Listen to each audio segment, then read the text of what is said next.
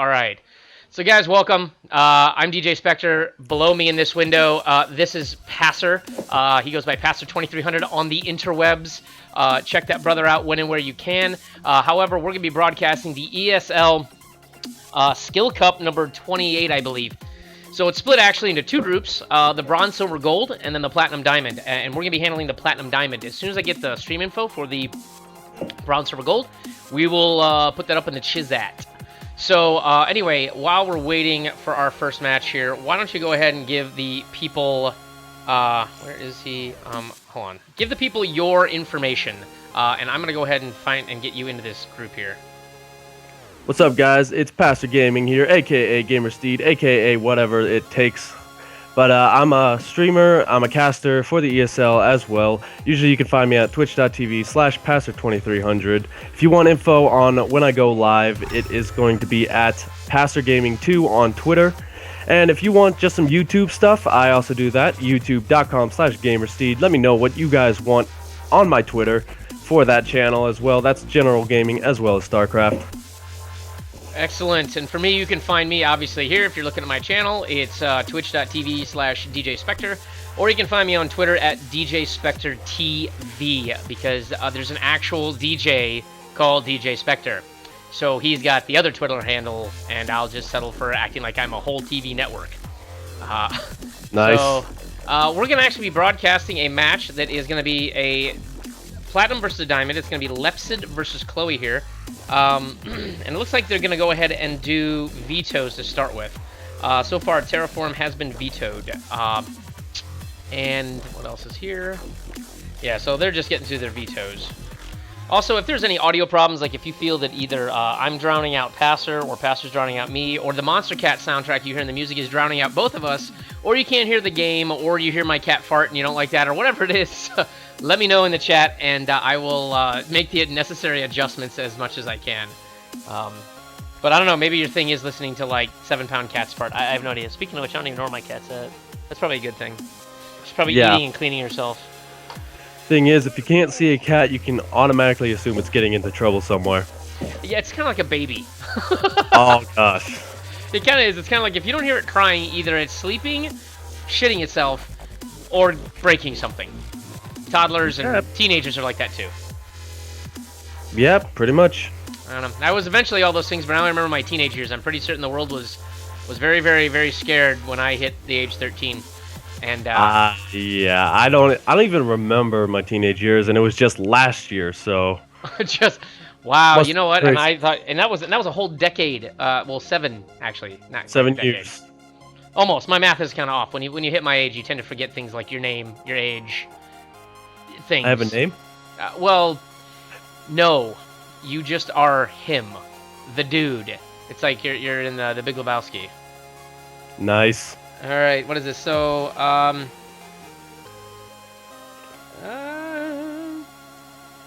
I forgot looks to like host. they're still trying to figure out what maps they want to do.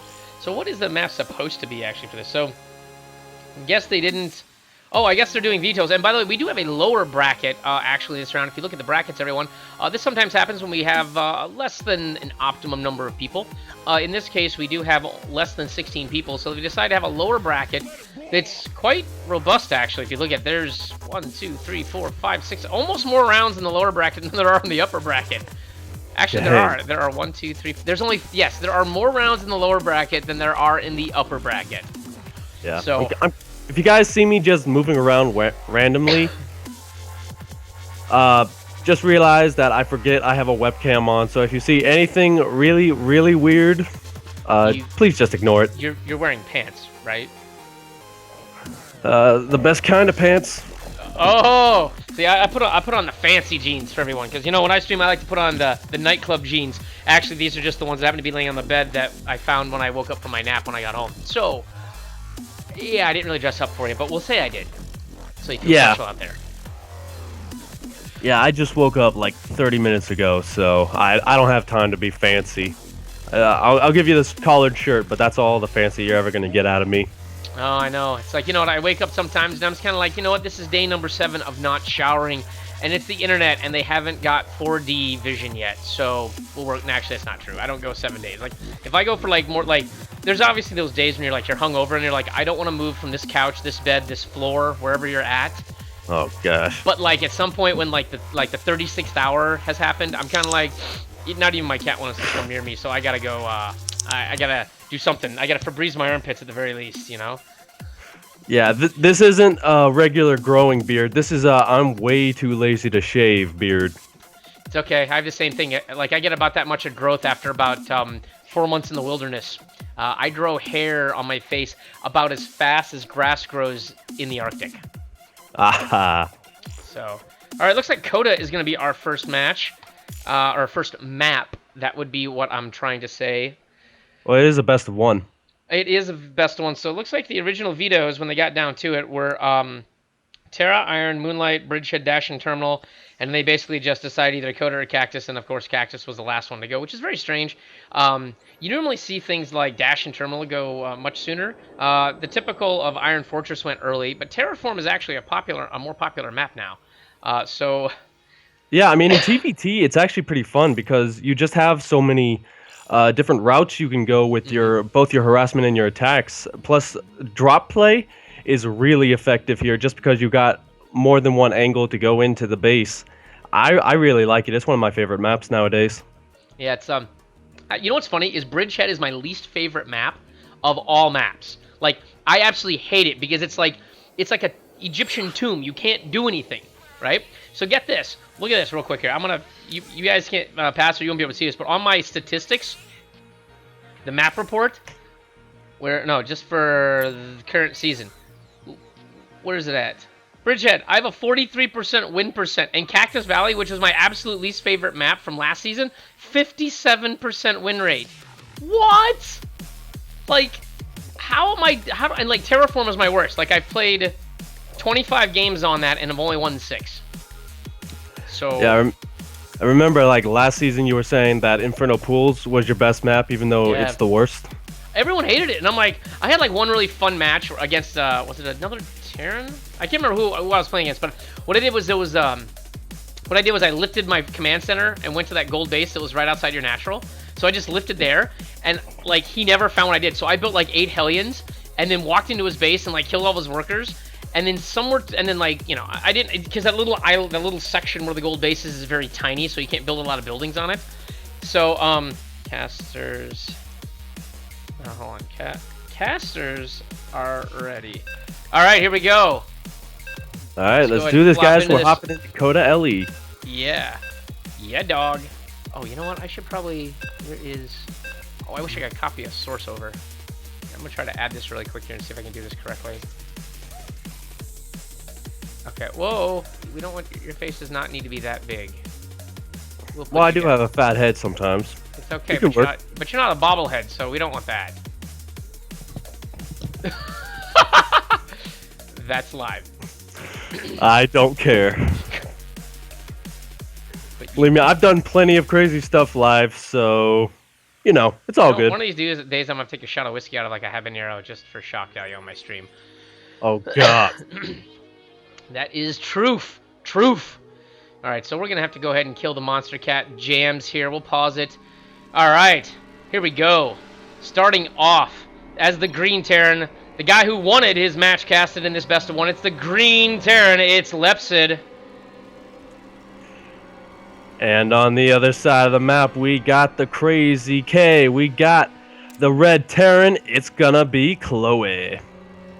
So you think Chloe's a girl?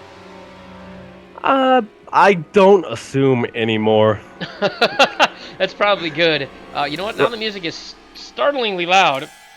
So I'm going to turn down the in-game music a little because my ears are bleeding. All right, so what do you want out of these players? Like, I mean, and I'm not saying like... like, we both know they're going to go either Hellions or... Reapers first. It doesn't matter, one of those two. But I mean, what do you want to see out of these players that would make it interesting for you? Since mirror matches are always kind of dull for everyone. Well, I mean, I kind of want to see a Reaper all in, but that's just me. Maybe from Lepsid, just because he's the one who always does crazy things in this. But other than that, I kind of want to see Mech versus Bio, just because of how many different ways it can go. Because either the meching player gets to that critical mass and steamrolls the bio player, or the bio player picks apart the mech player. But we'll have to see here. Chloe's just going standard, and Lepsid's following, so we'll have to see what both are going to do from here. Yeah, you know what though? The one thing to note is that Chloe actually got the the barracks out a little bit quicker. I didn't see if he sacrificed a worker to get that or not. It's very possible he did, because you can get either the refinery or the barracks out if you just delay one worker to do that. So the Reaper might actually hit Lepsid a little bit earlier, potentially. It depends on really if Lepsid goes Reaper also. But it looks like he's doing actually the Zerg tactic where you kind of harass that first worker. And I always think that's funny because Zerg always does that. They'll send that one worker over to try to like stop the SCV that's building the barracks. So Lepsid channeling his inner Zerg briefly. And as you see here, and I forgot to do the name banner, sorry guys, we do see actually Marines out of both of these guys. So no Reaper opening here. So very slightly different. I mean, not a huge difference, but no early aggression obviously out of either player. Yeah, I mean, the problem is, since Lepsid did send that guy out, he did sacrifice a bit of his early game economy here, so even though he got his factory out at the same time, he's not mining as well here. It's 380 to 540 in the income tab right now, so you can see that it's affecting him just that little bit. That could really hurt him in the later stages, but he is going to wall off here. That's a bit different. He's a bit worried about maybe Hellions, maybe just any kind of harassment. So he is going to wall off there, make sure that he is perfectly safe. Going to throw down his reactor. It's hard to tell what's going to go on from here, just because this is the point where stuff starts to diverge. But we'll definitely have to see what's going on. Yeah, and FYI, Lepsid, I do have you like on the overlays so they can see it both like over the stat bar normally on the left-hand side of the screen or right-hand side of the screen. So just be aware that you still are live on camera, my friend. Oh, did I do something weird? No. I'm just letting you know because most people usually during tournaments don't have that. So I'm trying to just do something different. So we do see a 1-1-1. I'll keep my hands at you. Yay! We'll do jazz hands here. Here you go. Hey! Anyway, we do see a 1-1-1 out of Chloe. We see also a 1-1-1 out of Lepsid. So this is not a bad thing. I mean, like Terran is one of the races that you can get to basically not your tier 3 units, but you can get at least to your tier 3 capable buildings, and that's one of the keys here. Because if you look the way the Terran works, and this is for people who may not be as familiar with StarCraft, maybe you don't Terran. The thing is that each of these buildings has their own auxiliary. You've got the engineering bay that usually gives you the upgrades for your bio, regaling to the barracks. You have your armory that flushes out your factory, and then you have either a tech lab or a fusion core to sort of complete the starport tech. And it looks like we're just gonna see a bio drop actually out of Lepsid. So this is gonna be the first aggression, and actually mirror attacks. My God. These two things are gonna pass each other in the air. The early Hellions actually are going to give the advantage. So it looks like it's a duplicate build. It's going to be Marine drop with Hellion push from both people. The only difference is that Chloe happens to have one additional Hellbat. But it's going to be a drop in both bases. So this is going to be very funny. And it looks like Chloe's going to actually probably do an elevator with her Hellbats into the base. Ladies and gents, I think we got a base trade. No, never mind. The Viking is going to clean this up with the SCVs as well. But now Chloe's got everything. There is nothing in here. There is not enough army here in Lepsid's base to really do this. The Viking's going to be picked off slowly by the Marines. Unfortunately, he rallies his only living Marine to death. And it looks like, yeah, he just decides to go base trade. You know what? Chloe doesn't move his workers back to mine. So he actually has no income right now. Of course, Lepsid has no base right now. Yeah, it looks like Chloe's going to take this. It's a bit early to tell, but Lepsid is going to try and come back here and defend this. That one tank against... Oh my gosh, that was his one lifeline here. If that would have survived, he would have gone on, but no, he's going to drop down to the loser's bracket for now. Oh, wow. That was really quick. You're right. When you do that rally stuff, that's the tough part. When you end up rallying instead of go back to the screen here. Sorry, because of the Skype call, oh no, my client actually just completely died. I'm glad I did it after the match was done. Whoo, that was close. All right, I got to relaunch StarCraft, peoples. In the meantime, I'm going to continue to chat. Why don't you give what you think the tipping point of that match was, Lepsid? Or sorry, not Lepsid. Sorry, Passer. It's all right. We're both platinum. It works. But anyway, guys. So basically, what happened there was both players decided to do a similar build, which is kind of the Nathaniel's build. If you watch his stream, and what that really does is puts on that early aggression. It really can hurt your opponent if done correctly, like Chloe did. And basically what happened there, if Lepsid was able to get that bunker up, was able to keep that tank alive, he would have held. He would have taken significant losses, but he would have held.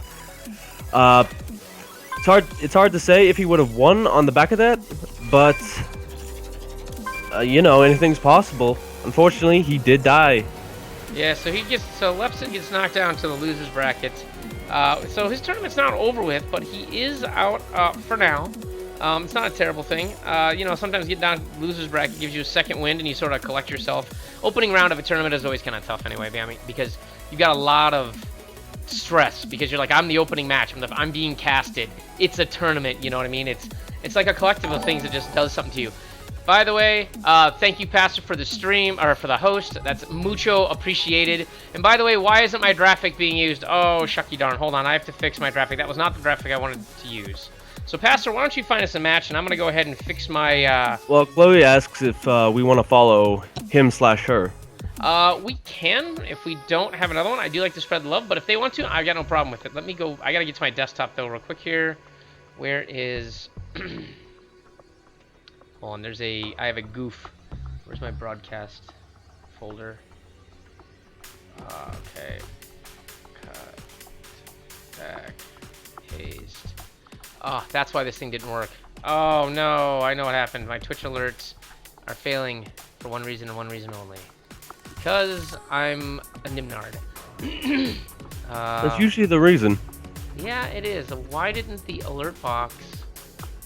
Where's the graphic for it? Background color, save settings, text. Where is...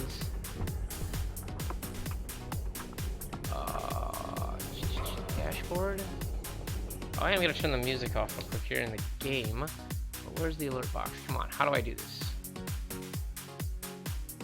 Alright, so it looks like Samus and Flood have already started, so Chloe's the only match we have right now. Alright, so we'll go ahead and get us into that, and I will try to figure out why my graphic didn't work. Oh, there we go. It's back now. Okay. My graphic is now back. Let's go. I'm going to send myself a test. Oh, maybe I don't have it for the... Oh, you know what? I'm an idiot. I don't have... Yeah, we're going to pretend like... Let's see here. Browse the gallery. Where's my... Cancel. Alright, we'll accept that. I know the issue. I know what happened. My graphic was in the right place, but... Drag and drop to upload to the gallery. Alright, so I need this. And then where's that picture? Come on. Why is it loading 30 megabytes? That can't be right. I don't want that. Sorry, guys. I'm attempting to fix a problem I have. Open. Why is this? Oh, that's a sound. I want images. Oh, I'm an idiot. I can delete that, right? I think so. I don't know. I like I said, I didn't do it. Okay, there we go. Images. Let's do this correctly, says DJ Spectre. Okay. Select. Wait a minute. No. What? Ah! Sounds. Browse the gallery. Where's the standard sound? I don't know it. I'll do this sound again. Oh, yeah. Let's hear. All right. I don't know what that one is, but we'll do that one, I guess. Ah, so they're still doing vetoes, and yeah, I don't know. That was really nuts. That they did mirror builds, and what it really came down to is Chloe's defense on that is what happened. Yeah, I mean, if he didn't hold that, we would be seeing a whole different game here. Maybe with Lepsid in this round, but you know, StarCraft is those games of 2 seconds. But if Lepsid would have turned around, he would have held that too. So Yeah, You because I know, don't think just there was small enough in there. I mistakes. mean, he lost a lot of workers, so he should have just basically focused them on the repairing the tank. But unfortunately he had the tank rallied to the wrong place, and it got killed before it even got transformed into anything useful. Yeah, that tank was the linchpin here. That die, you're gone.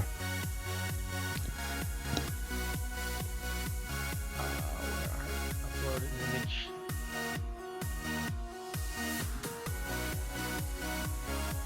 Where is the image I just uploaded? Uh-oh. Ah, what the hell? Hashtag streamer problems. Ah. There we go. Now I got it right. And then now I need to change my text.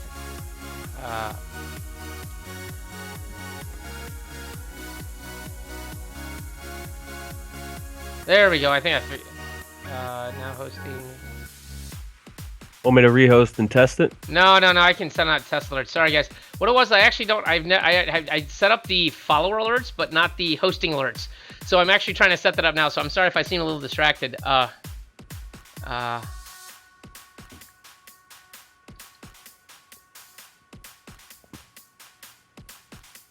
Oh, there we go. I think I got everything now.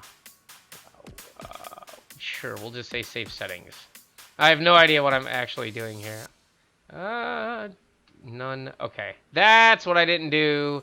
Yeah, I want none on this. Wiggling text is weird. Okay, now let's see. Let's send a testing host alert. Okay, there we go. I'm hosting myself for 6 viewers. What a badass. Nice. All right, That'd be kind of cool if you could host yourself for double viewers, like you have 10 and then you host for 20. Oh, there we go. Yeah, I know. It's like it's like, what is it? It's like Inception, so you like double view yourself. Yeah, just get a lot of accounts that go to the same stream. Mm-hmm. I don't know if you can do that, but just get as many people in them as possible and just keep hosting until you're winter gaming. What's it? Have you heard the news? Jack Attack thinks they should cut Pylon Supply Depot too. Yes! Yes! I love that!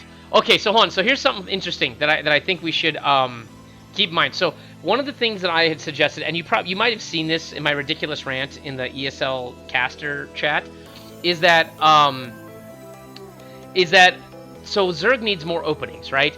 And one of the things they could do is early queens, right? Or like do like overlord puking. So a couple of things that I was thinking that they could do to try to speed up the opening of a game and give more versatility to openings for all the races, not just Zerg, would be to eliminate the requirement of the initial building that then requires it. So that means that you would not need a pylon to make a gateway. You wouldn't need a spawning pool to make a queen. You know, you wouldn't need a barracks to make, or I'm sorry, you wouldn't need a depot to make a barracks. Like, I know, like, role-playing wise, like, yeah, if you can't have a building that makes people without food to feed them. However, you do have a little bit of extra overhead, you know, in your supply if you wanted to, say, go a 6 racks, right? So you go 6 workers and then a racks, and then you make marines, right? So, I mean, that's always an option. But I think that they should cut that. The other thing I think is that nexuses should provide a power field so that you can plant cannons next to them without having to have a pylon. So, So Jack Attack apparently has been suggesting that pylon no longer be the requirement for a gateway, or that a depot be a requirement for a barracks. Plus, it also helps stop stalemates. Because, you know, if you want to build a barracks, but you don't have any money to build a depot or something, I don't know, whatever the thing is, that when those weird stalemates occur, I think that would be an option. So, yes, Nikki B, I agree. I completely agree. Yeah, kind of weird idea. Like, I don't know if you saw this a little bit ago. One of the suggestions was to make forward pylons. Mm-hmm. You'd have to upgrade them so that you could warp in. And he just started this right away. Holy heck! But basically, he wants to get this started. Yeah, I don't blame him. But anyway, like I was saying, so it was saying like you pay 100 minerals or 50 minerals or something, upgrade the pylon to give more supply, and then let you warp in offensively. So I thought that was kind of cool, but I said, why make it minerals? Why not just add an ability to the Nexus? Mm-hmm. Kind of like supply call down and meal drops. Mm-hmm. Gives them a little bit of something. But that's just me. Like No, I no, don't care. yeah, I'm looking for all kinds of like interesting things like that. I mean, one of the other options is that I mean, you could do something like really neat where it's like uh you could have it like pylons have like an overcharge ability, so like they can oversci themselves briefly, and you can get a little bit of extra boost, but it only lasts, let's say, 30 seconds or something, and it can't ever go over the max of 200. Something interesting like that, you know? Yeah, that's kind Um, of cool. but, however, we're not talking about Protoss here. We're talking about a TVZ. And in the upper right, upper left-hand corner, we've got our green Terran, who currently won his last match and is ready to go. It's Chloe. And in the bottom position, looking to upsurf him, he's like the fruit ninja. It's gonna be Ninja Slice. I have no idea where that came from. I don't know. Whatever. Just make it up, man. Go with it. Ninja Slice. Boom. Done. So yeah, I mean, oh, you know what? I don't have music going. There we go. We refs? No, we're not. They can't see what we're saying. Okay. BM. He doesn't know what BM is. He can't see you. Oh, yes, you're talking to the party, so yes. I mean, if they want to BM each other, I don't really care. It just makes it interesting. I honestly, shits were not given on this day about that by me. So. Yeah, but I'm an admin, so I have to pretend like I care about the rules at all times. No, rules, schmools. Anyway, so we do see a depot and we do see a proxy racks. Okay. Oh gosh. Now this is a clever position. Now the thing is that typically you'd make actually the racks over here in what would be the third, but it's easily scouted, and you can tell actually that he actually did send his overlord over here or something over here to scout that there was no racks. Now he didn't scout the whole thing, so he could have gone on the back of that area, but this is actually not a really super efficient position for this barracks, and part of that reason is that it's still halfway across the map from the main. So, yeah, that's going to be a bit of a problem here when he's trying to rally things. But the initial attack will be stronger. Usually when you do go this far back, you probably want to hold back for... Usually you start going in at 4, but you may want to hold back for 6 just because that resupply is going to take so long. But this is probably going to hit a little bit hard here. We do have a hatch first, so we'll have to see here. Yeah, I mean, and he's only pumping out Marines. Now, what I like to do here, and now he's bringing 2 workers with him, obviously to make some sort of bunker. But a variation on this is to pull all but 3 workers, all but 2 workers once you drop your first mule. And then what you can do is then you can use the workers as like sort of like a buffer between yourself and the queen, yourself and the lings, yourself and the other workers. And here goes the bunker coming down at the natural. The one Marine is going to slowly go ahead and chip away at this. And this actually this isn't going to be necessarily something that's going to be easy to stop. He's pulling 3 workers to come over here, but that's just simply not enough workers to deal with what's going to be 3 Marines and now 2 bunkers. I mean, he can't even, he can't get down this ramp. And now Ninja Slice is like, lol, because he knows what's going on. He's been rat proxied. However, Chloe is supply blocked because she hasn't been paying attention to that. This build does require that you make 3 depots prior to the completion of your second racks, but he did not decide to do that. And now we have bunkers chipping away at the natural. Yeah, I mean, that hatch is definitely dead, but if he can hold on to the main, he may be in a good position here. If he would have been able to cancel that, he would have been in a better position. Just take it out your third or your other third, or just proxy it across the map. Yeah, and he would actually be able to sneak, I think, a couple of drones maybe past us. The destructible rocks on that ramp might actually... Oh my gosh, in the main! Oh yeah, how you like me now? You're gonna attack mine, so I'll just expand in your face, and you don't have a building because your racks are floating. So 2 Marines are actually gonna send home, go home, but they aren't. But I don't think this thing's actually gonna be able to stop these 4 workers are not gonna be able to stop this thing from being finished. So it's gonna be very low on health. It's gonna be right around 370 health, but it will complete. Because basically the workers are only doing about as much damage as this thing is generating in health as it's constructed. Yeah, plus we're going to have at least 2 Zerglings pop out. That doesn't sound as bad, but when coupled with the roaches that are going to come behind it and all the stuff that he has in his own main base, this is going to be a very hard hold. Yeah, he gets supply block briefly, but does he have another overlord on the way? No, he doesn't, but he won't be able to make those roaches like he wants to right when they pop, and he doesn't have a queen either, so he's limited to only 3 larvae per, 90 seconds or something? He cancels the drone, he cancels it. What he needs to do is he needs to turn that back into another building very quickly here so these Marines don't totally get it. Like, go in. Oh, he's going to lose the drone. It's got down to 1 health. Oh! A good pickup by Chloe. It's going to stop the proxy hatches, but we do still have these bunker here, preventing all these Zerglings from running through. They could run past, but not without losses. Just waiting for that metabolic boost to pop in, and the first roach is on the way. Yeah, he really needs more larva. He's got the larva inject going, but he needs more roaches to punch through this. I mean, there's a bunker. He doesn't have any tech, but Chloe's deciding to double expand here, and this leaves him very, very vulnerable because he doesn't have any units that really damage armored. So he can run up this ramp with the roaches first and start picking away at the Marines. Meanwhile, the Zerglings can pick off one of the bunkers, or I'm sorry, one of the depots. Or the bunker itself. And if he researches ventral sacs, then he doesn't have a layer yet. But if he has a layer, then he can research ventral sacs and actually do a very slow drop in the back for added pressure. Yeah, I kind of want to see Banelings here. That's really the follow-up to Turax here. You just make a bunch of Banelings, you burst down the front, and you kill the Terran. That's usually what I do, but... Yeah, and the Banelings, you're right, would be highly effective because it could take out all 3 of these depots, and taking out these depots, even with this extra command center here, is going to cripple him for making units. I mean, Chloe's got, like, no gas. Seriously, well, I mean, not no gas, but no gas-produced units.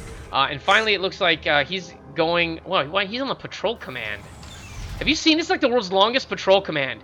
It's literally from his own natural over to the natural of Chloe. That is insane. Dang. Yeah, he's throwing down some spore crawlers in his main base, but unfortunately, I think he may have let Chloe just have way too much time. The siege tank production can start whenever he does start getting the gas for it, and there's plenty of SCVs here. Without that Baneling nest, which is just now going down, I don't think he can break this. No, but Chloe also can't really leave the base either because he doesn't have the composition to be able to do anything with this. Like, he's got 2 Marauders and 6 Marines. Maybe he's got more than 6 Marines. But the point is, though, he doesn't have enough to deal with this roach. I mean, there's 8 roaches here, and 8 roaches can easily handle, 2 Marauders and a handful of Marines. So, there is more than enough units here. The army value is very heavily in Ninja Slice's favor, so he's actually recovered quite well. He's gonna have the Baneling nest finished, and I bet you he morphs all these into Banelings, and there we have 4 Banelings coming in. So the siege tank, however, now negates all of this.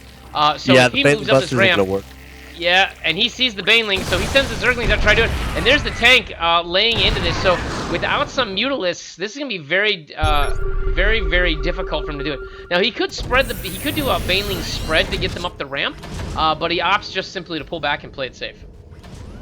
Yeah, I mean, any amount of damage he would be able to do here would have to be pretty big, just because you do have 3 mule production here. You have really oversaturated main. That's actually going to hurt his income quite badly. Well, because he keeps making workers. I mean, he's making workers out of 3 bases, and he doesn't even have a natural yet. I mean, he has 3 command centers without a starport, no less. I mean, if you look at Chloe, easily could afford a starport, could put 1 more person in the gas. We're just not seeing that sort of production out of Chloe. I mean, he's just not being aggressive. He's worried that, okay, fine, my 2 racks worked, but did it? It didn't really do anything. Like, it prevented an expansion that now has been retaken. Yeah, there we go. Hang on, I had to fix something there. All right. But yeah, that tank is in range here, so even if these roaches try and go in, yeah, this is pretty much a fortress here, and he is just now getting that fully saturated second base, so he's starting. So Chloe is taking the lead here. We do have the layer coming down now, but it may be too little, too late. Yeah, but you know what though? I mean, if you think about it, I mean, look at the oversaturation on the natural and the perfect saturation on the main. Chloe still hasn't moved out and taken the 3rd base. There are 3 hatches here, so technically, I mean, the larva production is on par, but the income is not for Ninja Slice. However, once that layer finishes, Spire comes down, there's no turrets, there's not even an eBay anywhere in this base to be found. So, I mean, if Ninja Slice does manage to get out Mutas, then he's got a very... Is there a free? I don't know what that means. I think he wants to redo it. No. Oh boy. It's a single elimination. I believe that the lower bracket is single elimination. Is it not? Let me look. Well, it is double elimination just because that bracket is down there, but But I don't think this is a best of 3 in this round. I believe the round of... it is. Oh, it is? Okay. At least I think so. I'll take your word for it, Mang. I'll never take my word for anything. Well, now we do see a starport with a reactor here. So, I mean, Chloe is now finally getting the tech structures up. The Spire, as I indicated, is now up and running, and this is actually going to be a very good composition against what we're seeing here. With the Roaches, Banelings, and Lings, and only a single tank, like Ninja Slice could take this engagement if needed. The Mutalist would sneak in the back, basically snipe the tank. Once the tank is done, then this force is basically toast. Yeah, but he's not even thinking about that right now. He's got that Nidus network. Oh, nice. But where's he going to put it? Oh, he does have one Overlord in here that he could sneak in and maybe put it somewhere between his main and his natural and sneak it in here. So, yeah, there is one Overlord that's strategically positioned that could be of use. So, Ninja Slice doing what he can to try to get back in this game. But if he doesn't act quickly, with the 4th Command Center going down for Chloe, I mean, time is running out for both of these players. And there are no upgrades for either one. So, right now, Ninja Slice needs to move out. As soon as that Spire's done, he needs to take Mutas and go wreck face.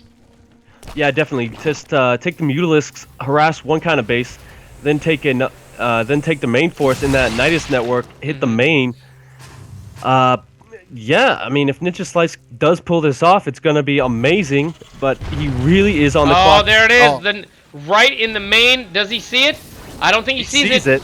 Oh, no, he's moving out. He doesn't see it. He has no idea there's a Nidus Swarm. He just moved his entire army out of his main. Everything's rallying. The Nidus Swarm is going to finish, and here it comes. The flood of everything. Banelings, Zerglings, Roaches.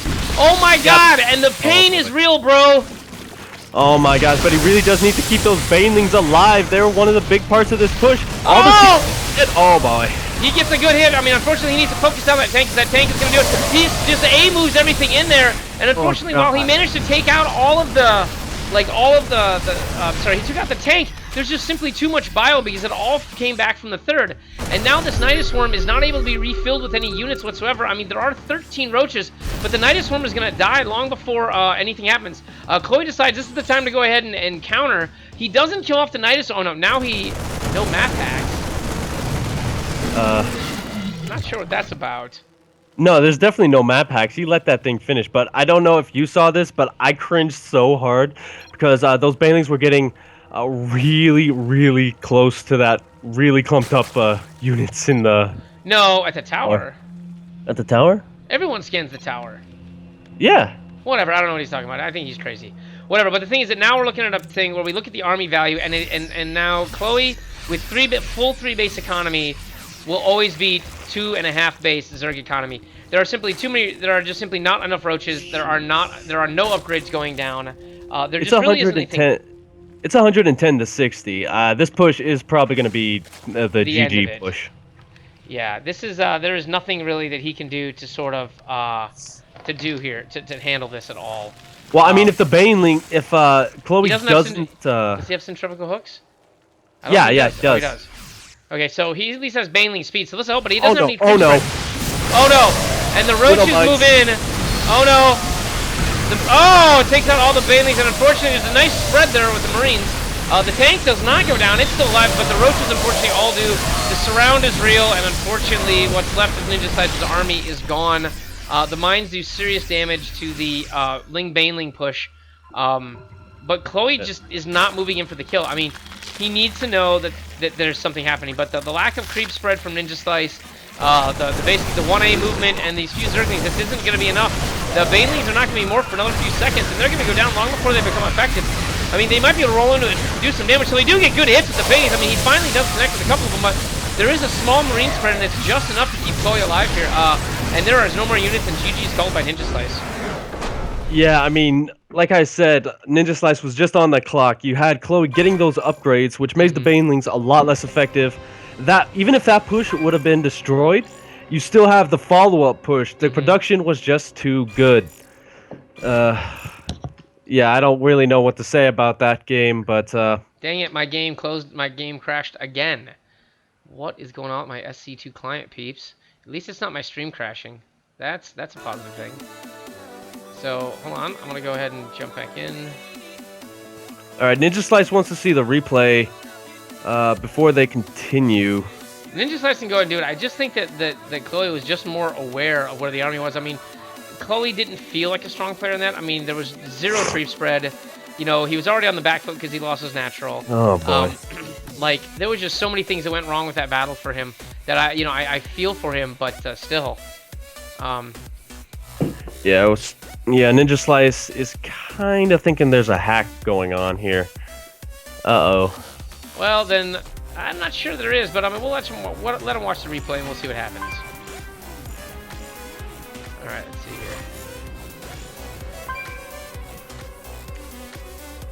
28.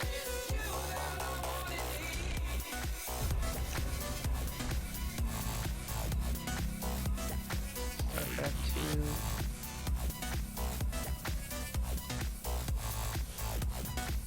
All right, I don't know if he's in replay, but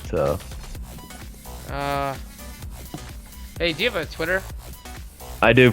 What is your Twitter? At Pastor Gaming 2. Master Gaming 2. There we go. Yeah, I let everyone know on Twitter as well.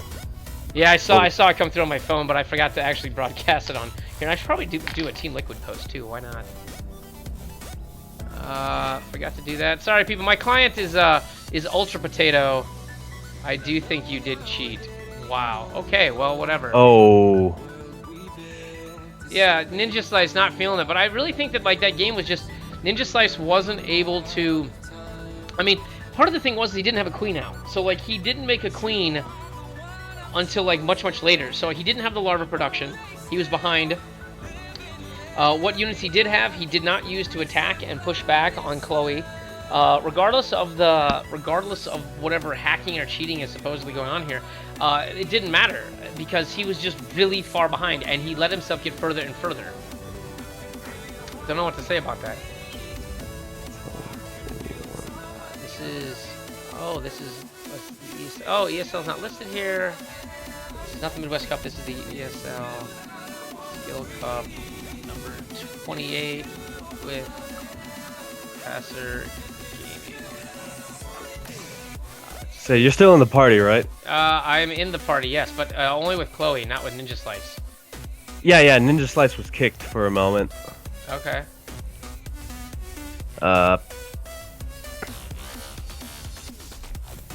Yeah. All right.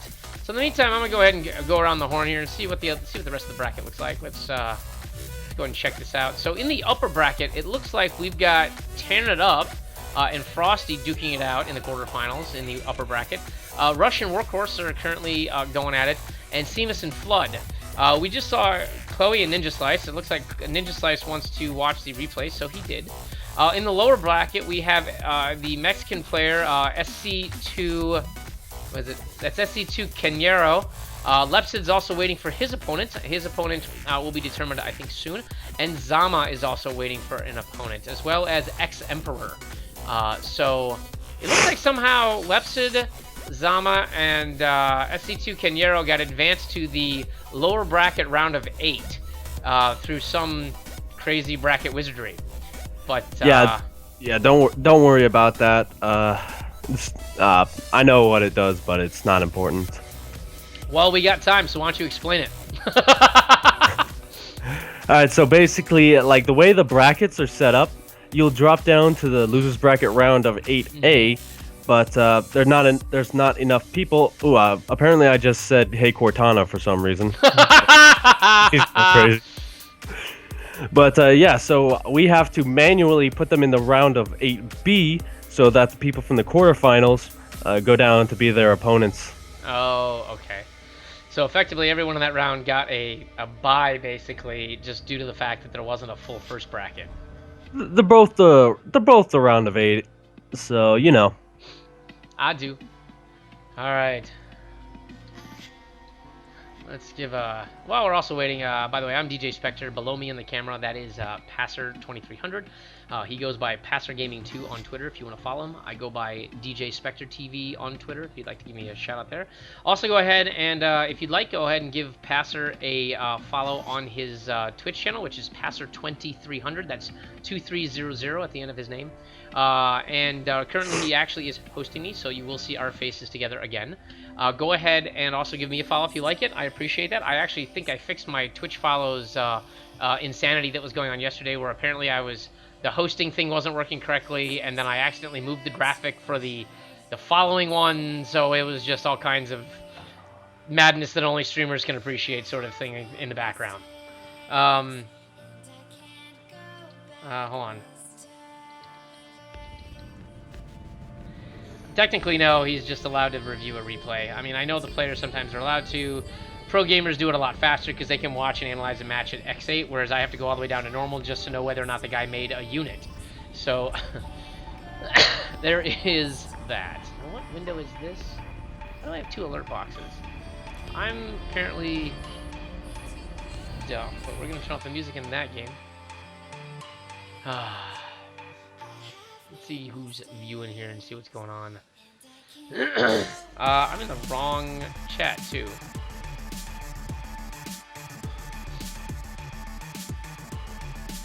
Yeah, so sorry about this, guys. It's going to take a moment here. Ninja Slice, just wanted to reveal the replay. He felt that maybe there was some wrongdoing or whatevs there. If you missed the match, I think what it came down to is that there was a 2 racks proxy that led to 2 bunkers being in the natural of Ninja Slice, and it took down his hatchery.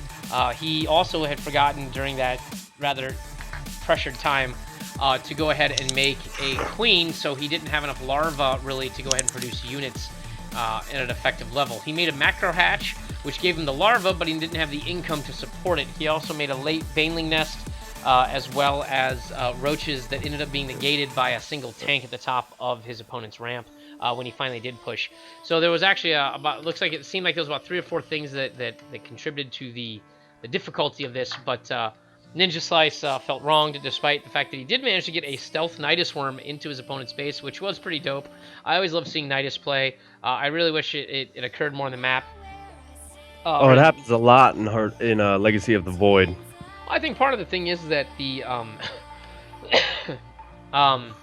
you don't necessarily have to. Everyone wants to like go for like the money shot, right? They want to go ahead and put the Nidus Worm in the natural or in the main and like kill all the buildings, right? You don't have to do that. All you have to do is put it somewhere near the natural, send your main force up, and use the Nidus Worm as a way of instantaneously reinforcing your unit. I don't see too many Zergs doing that, but it's probably the best way to do it. It's the equivalent of putting like a pylon there for a Protoss, or like a medevac boost across the map for Terran. So, I mean, if you use the Nidus Worm as a reinforcement, you can put multiple Nidus Worms all over the map. They don't cost a lot of money, and you can move your units from your base to anywhere on the map you want, to any one of the Nidus Worms. You can suck them back up in the Nidus Worm network and go from like the left side of the map to the right side of the map, to go from his fourth to his main, instantaneously. So, I mean, like, people I just think are not getting creative enough with Nidus Worms, and they really should, because as you saw in this, he killed the Overlord and the Changeling, but he didn't get the Nidus Worm in the end. Yeah, I definitely agree with you. I can honestly see the problem why some people wouldn't do that. They kind of feel that even if they put it somewhere far away, it's going to get sniped before they can get their whole army through. So I kind of get it, but yeah, I definitely agree. They should definitely use it more. Well, that's the thing. You don't. I mean, everyone's got this bad habit, and I mean everyone, of sticking the Nidus Worm in the mineral line, in plain view of 20 workers. Don't do that. Like, put it like outside the ramp somewhere where he's not likely to move his army out. Don't take it at a base that he's about to take. Like, if he's only on 2 bases, put the Nidus at his 4th. If he's on 4 bases, put it somewhere in the middle of the map. It doesn't have to be anywhere great. You're just using it as a way to reinforce. And I think it's placement that's the issue. And I think you're right. These people are just like, well, they're afraid it's going to get sniped. Who cares? You make 10 of them. It's like pylons. How many times do you go around and you find a random pylon from some Protoss player? It's 100 minerals. Who cares? Yeah, especially in the late game when you're when you have so many minerals. Yeah, or if Terran is meching. I mean, if Terran is meching, fine. You can't get the Overlord into snipe, but you can put Nidus Worms in other places and attack multiple places at the same time. And a meching Terran cannot have his shit everywhere all at the same time, unless he goes air Terran. If he goes air Terran, we have a better shot of doing that. But you know. All right, so here's the deal. We're gonna have to be like. All right, so it looks like he wants to leave. Add me to the party later. All right. Let's go ahead. They can continue this round if they like. He's taking way too long to do it. I think we should move on. Okay. Let those two deal with what they want to do. Okay, let's get out of here. Let's go find another match. Let's go see who's available in the chat that I got kicked out of. Sorry, I'm also eating the last of my dinner, people. My apologies.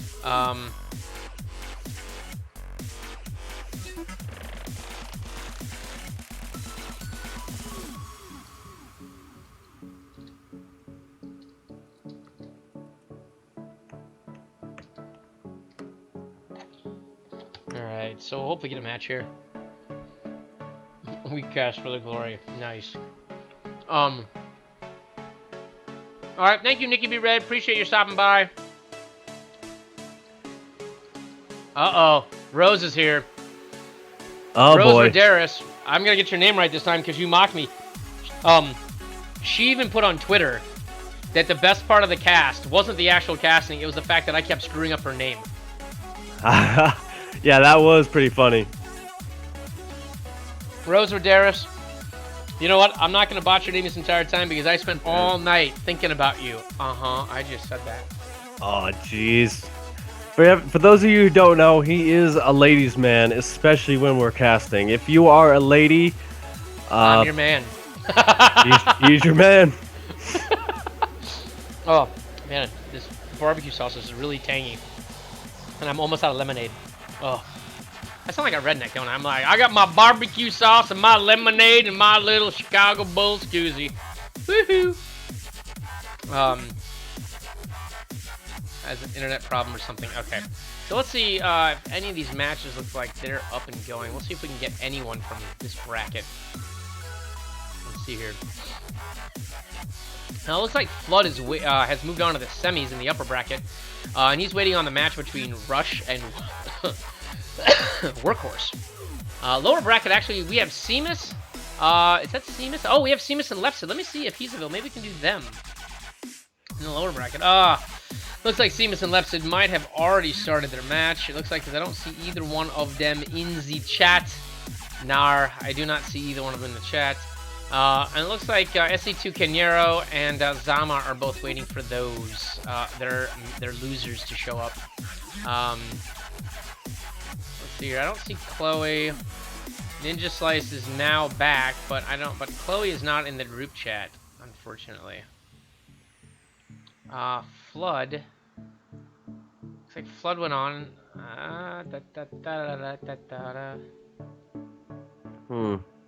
Yeah, I don't see it. We don't have a lot of people in the chat here, so everyone looks like they're involved in their matches, at least as far as the Platinum Diamond's concerned. Oh, you know what? Wabsitopian? I think that's his name. Wants to be casted. Alright, which one is he in? I think, hold on, let me make sure he's in... he's gold. Oh, wait a minute, that's the wrong person. Sorry, who did I confuse him with? Alright, we got Chloe back. Alright. So I guess we'll have to do Chloe and Ninja Slice. Yeah, you're the party leader. Let me go ahead. I just suggested him. Oh, you did? Invite. Why did I not? Oh, there it is. Invite. Here, I'll make you the party leader because I'm party-tarded. You are party leader. You just suggested someone to yourself. Did I? Yeah, you did. Alright, we got Ninja Slice back.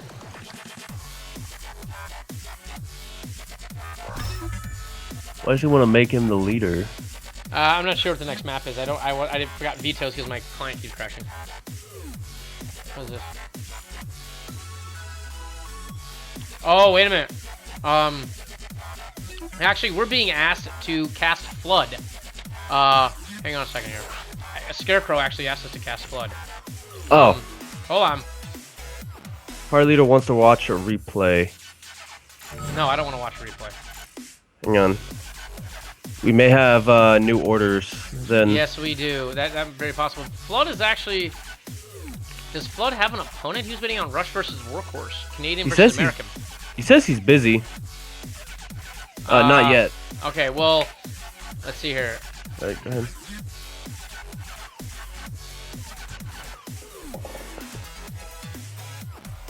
I guess he doesn't have his opponent. No, he doesn't.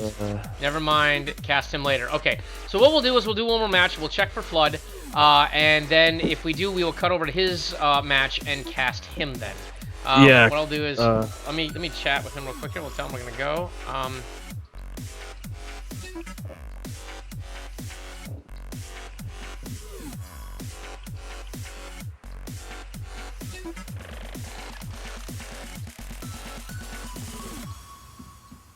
Yeah. Yeah. Total redneck read, DJ. That's what Rose is saying.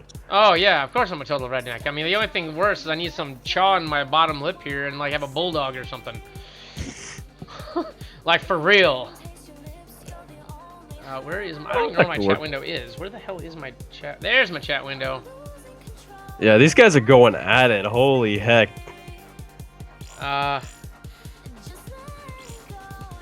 Okay.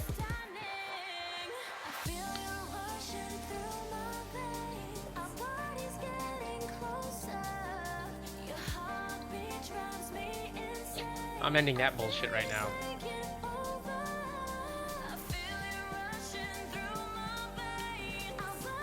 Alright, so Flood is watching the stream, so that we'll be able to go ahead and get on.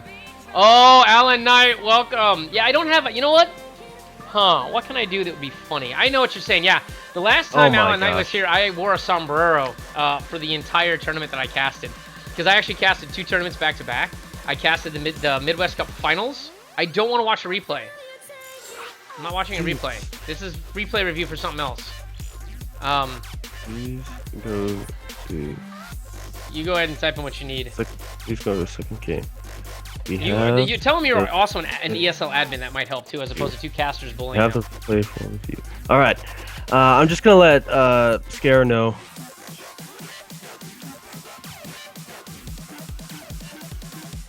I am sending it. Here, hold on. Sending it to the admins. Contact Scarecrow, who is the active admin for this tourney, about the accusation and replay review. For now, Pastor, I know you're an admin, but Scarecrow's the active one running this. So I know. I'm just going to. I mean, I know that. I mean, it helps. I understand Ninja Slice's frustration. I mean, I get it. He's a bit upset, you know. And Diamond is the kind of place where you start getting hackers, but you know, we didn't really see anything. Yeah, and like I said, I really think that it was less to do about the scan, less to do about a map hack, more that the Queen was really the biggest of the dominoes that fell in the beginning. So I really think that was because he just didn't have the larva production at the beginning to really hammer Chloe's weakened position where he floated his racks halfway across the map, you know? Yeah. Alright, are we gonna do this? Alright. Yeah, let's do this.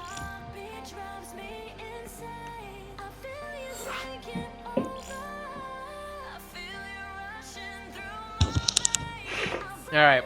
So this is game 2, guys. We had a very, I would have to say, one-sided victory in game 1. Where Chloe took a convincing lead after a 2-racks proxy that ended the natural base. Here we go. Caster's ready.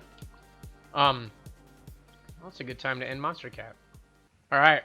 Alright, he's making us ref just in case. Alright, fair enough.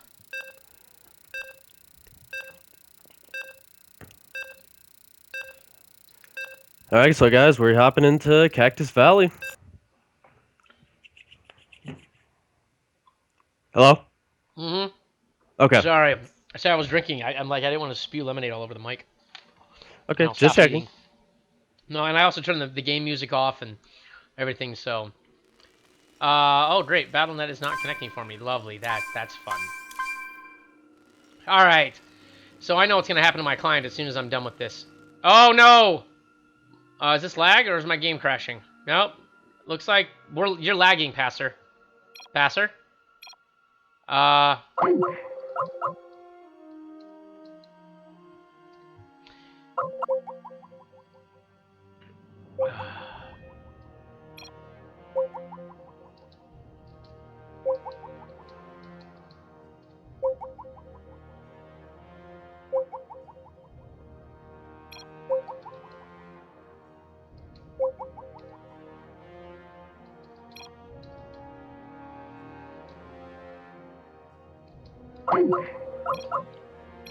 I don't know. Yeah, it looks like he's gone.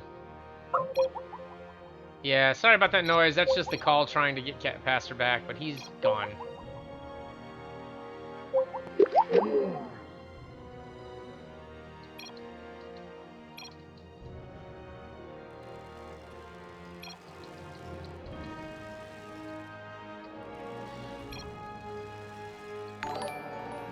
Oh, by the way, Wobs23, thank you for the follow. Awesome. You've joined DJ's crew like a boss. Okay. Game paused.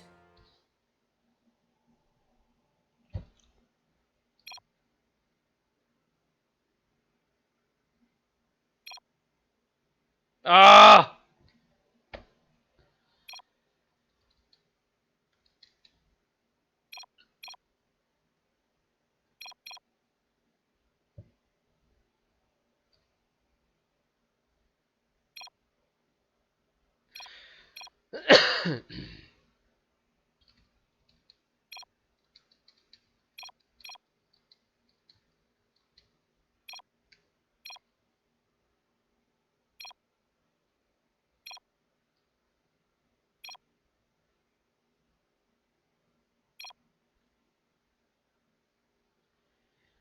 Ah.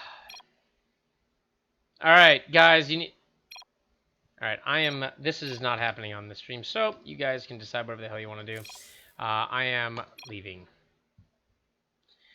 We'll come back to that. We'll come back to that little kitty fest and drama thing later. Anyway, so that match went terribly. Apparently, our other caster dropped out. Those two, they wanted to go ahead and let's see here. Oh, why can I not select? Did my game crash again? Ah. Nope. StarCraft crashed again. Yeah, sorry, X. I don't know what happened. I've been having these issues all night. And then Passers, I think PC died entirely. My co-caster. So anyway, what we decided to do is the two players were arguing. I decided I did not want that to go ahead and continue. So I quit out, which would force them both to basically quit out or not be casted.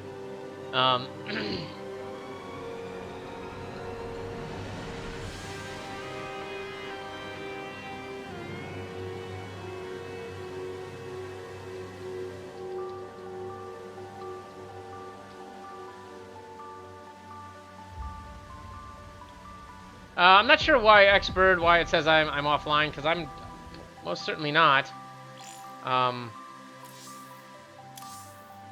But I am here now, but that is how this sort of goes. So we're going to go ahead and pop back into the chat. There we go. Now we're back in.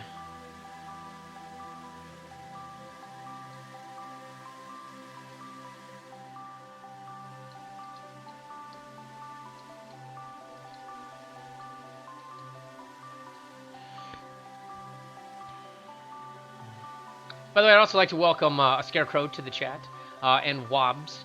Thank you very much. Thank you, Wobbs, for the follow. And Scarecrow is one of the ESL admins, so I'll give him some love as well. What's going on here?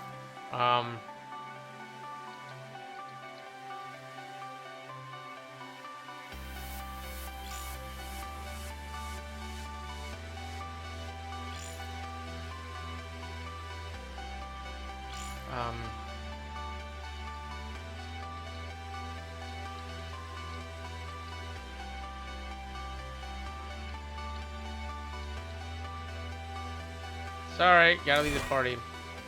Bye, guys. So what we will do is I will invite Flood, invite to party, and then where is the other guy? He said he's workhorse.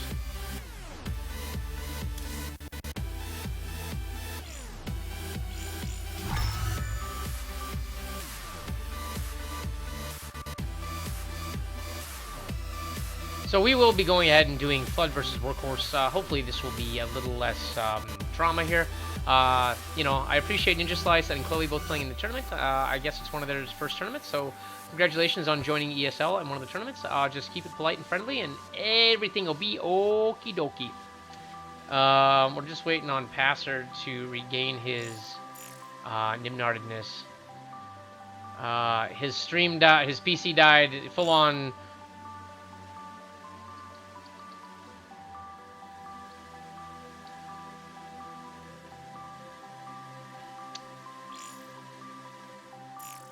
We'll see if Passer has rejoined the party. He has not.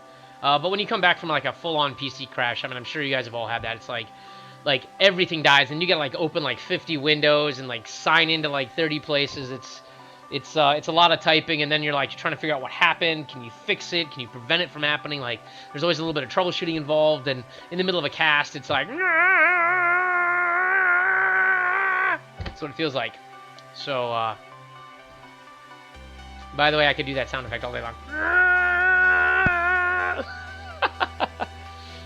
My cat's looking at me like I'm losing my... Never mind.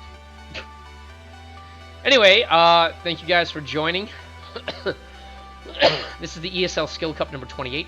This is currently the Platinum and Diamond tournament. So that's how we're rolling today. There is also a Bronze, Silver, and Gold tournament. So for those of you guys who are not Platinum or Diamond, you guys can still join in the fun. We really encourage it. It gets you guys some tournament experience. It gets you over some of the initial nerves of being in a tournament. It gets you over some of the nerves of being casted. Allows you to sort of focus in on your actual gameplay, improving your gameplay. You also can get a chance to play against better players, and you know, you can review and save those replays. Or I'm sorry, save and then review those replays later on to see maybe you can improve it. In a tournament, I was a Silver Leaguer and I got paired against a Grandmaster at one point, and he was also a Terran, as I was, and so I was able to pick apart the things he did, and it vastly improved my economic play. I still lose, but the thing is that I still have like an insane economy, which is something I need to work on, and I learned a lot of that from playing and losing against that Grandmaster. So... do this. Where's Passer? Passer is still not here. I want to see if he is in... I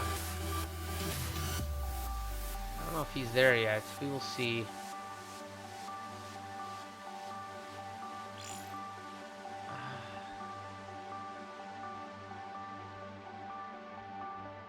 So we are doing, as you can tell, like down in this corner right here, they're just doing, looks like so far, Iron Fortress, Bridgehead, Cactus, and Moonlight has been vetoed, which leaves, I think, Coda, Terraform, and Dash and Terminal as the 3 remaining maps.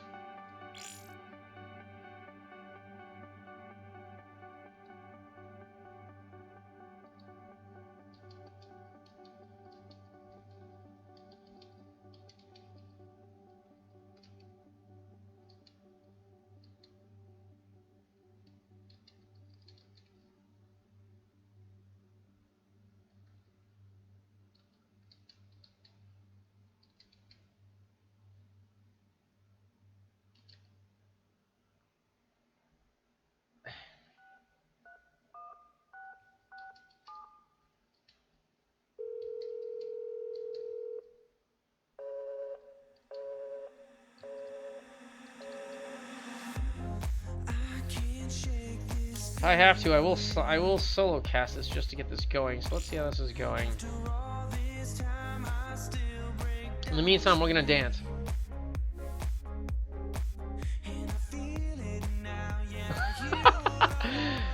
Sorry about this. They're still doing vetoes. Looks like they've picked the first map. The first map will be Coda.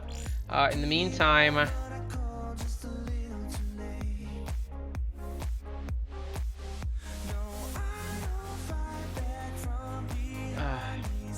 as the drama continues in the chat. We'll just skip all that. I do like Passer's Twitter channel though. So here we're gonna do, where's this at? Let's go here to the dashboard. This is a nice chill song. This is a very chill song. I like this. Okay, so it looks like things are going well as far as this this here fancy Twitch thing goes. My stream is going well. Currently, I've got Team Liquid out there pimping the fact that we're casting. Looks like we've got.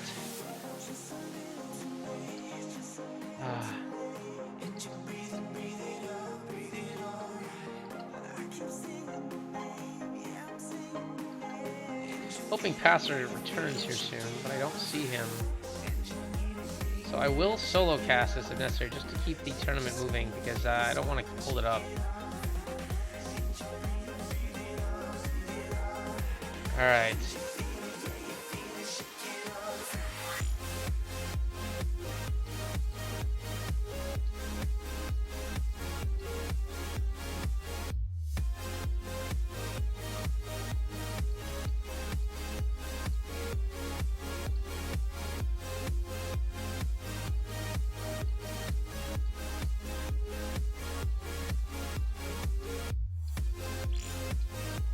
Oh, there he is. He is back. All right, so let's get him in here. Where is Passer? He's here. So let's just invite to party. Let's get him back on Skype here. See if we can get him back on Skype. Hello? Hello? Hello? Hola, senor. There you are. You have returned. I'm not dead. I'm not dead. Not dead. Let me re-add your window here. There you go. So what Sorry happened about exactly? Well, there's this small bug. It doesn't really happen a lot. This is the first time it's happened to me. When you upgrade to Windows 10, sometimes when you have like Google Chrome and StarCraft open, it kind of screws up. All right. Well, because you know how both are like heavily RAM intensive. Chrome, that's only because you have to have less than 37 tabs open. Didn't you know, bro? Well, I have to have your stream open. Use multi-twitch. It saves resources if you use multi-twitch. Well, it wasn't multiple Twitch things, but no. I'm saying multi-twitch. The website multitwitch.net. Yeah, I know. Okay. Just making sure you're in like the 21st century here, not like this 1999 crap. Yeah. All right. So looks like the maps are Coda. What is it? Coda, then let's see here. Just want to know all three maps so we know.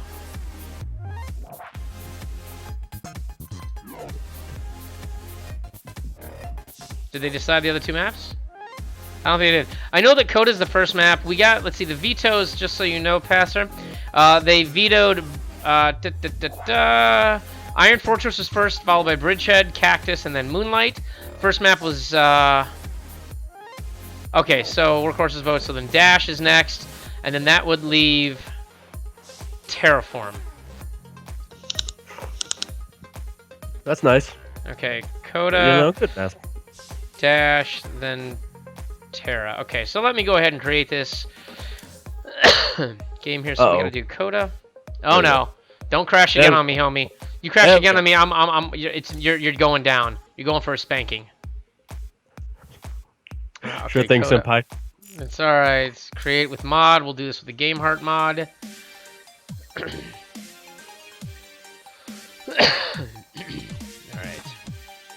Where's the Game Heart WCS mod? Oh, there it is. Wow, it's not even one of the top 15 Game Heart branded mods.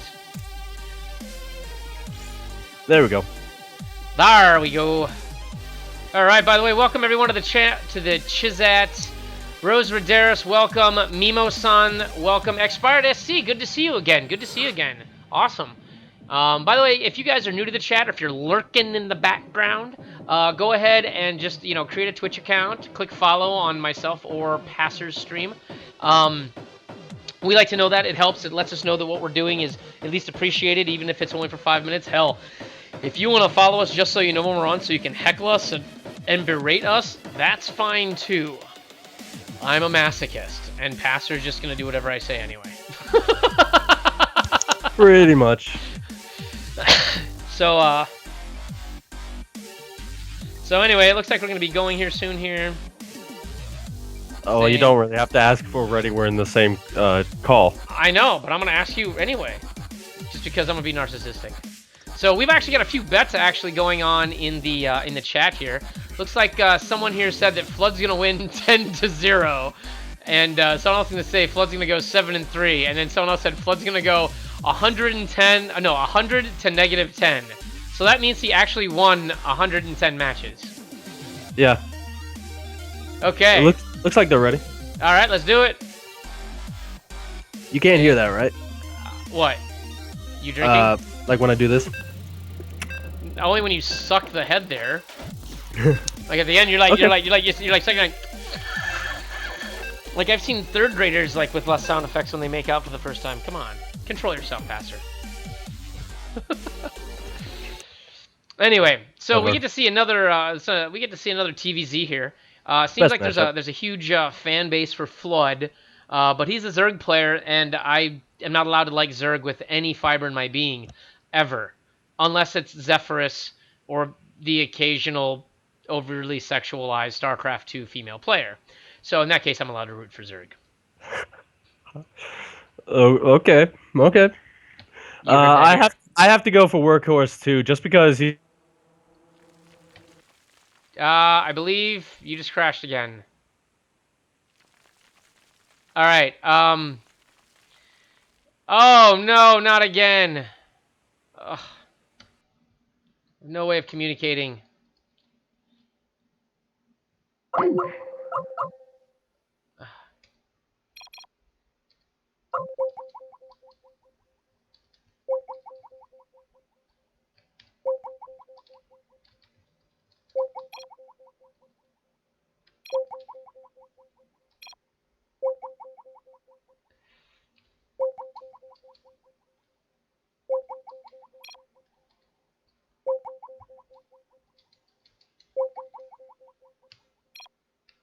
Number win 8.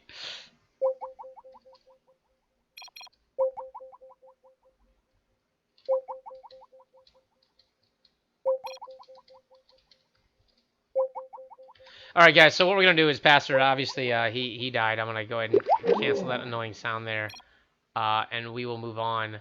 So in the Zerg player in the lower right-hand corner, he currently has a very large fan club in my chat. So right now, it's the Pink Zerg. It's Flood. His opponent in the, I guess this is like the 10:30, between 10 and 11 o'clock position. It's one of my more favorite colors. It's purple. It's also a Terran. You know what that means? It's Workhorse. So anyway, typically what you see in these matches is you'll see a Reaper little go in. It wants to get the scout. It wants to know how soon the pool is. It wants to know if there's a Roach Warren going down. The Reaper will try to do some damage. Usually it doesn't do a ton just because the Queens are so strong versus Reapers. But that's probably what we're going to go ahead and actually see out of here. I really like that opening. Versus Zerg, I personally follow it up with Hellions, simply so that you can have a Reaper, a couple Hellions, and then you can snowball that into a pretty decent attack versus Workers, and it's pretty powerful against the few amount of Lings that usually are on the map about that time. On the flip side, though, for Zerg, there are some options here. They're risky. You could do things like a Roach all-in early off of one base. It's very difficult to do, but you can time it. It hits somewhere around the 5-minute and 30-second mark when you're able to hit the base.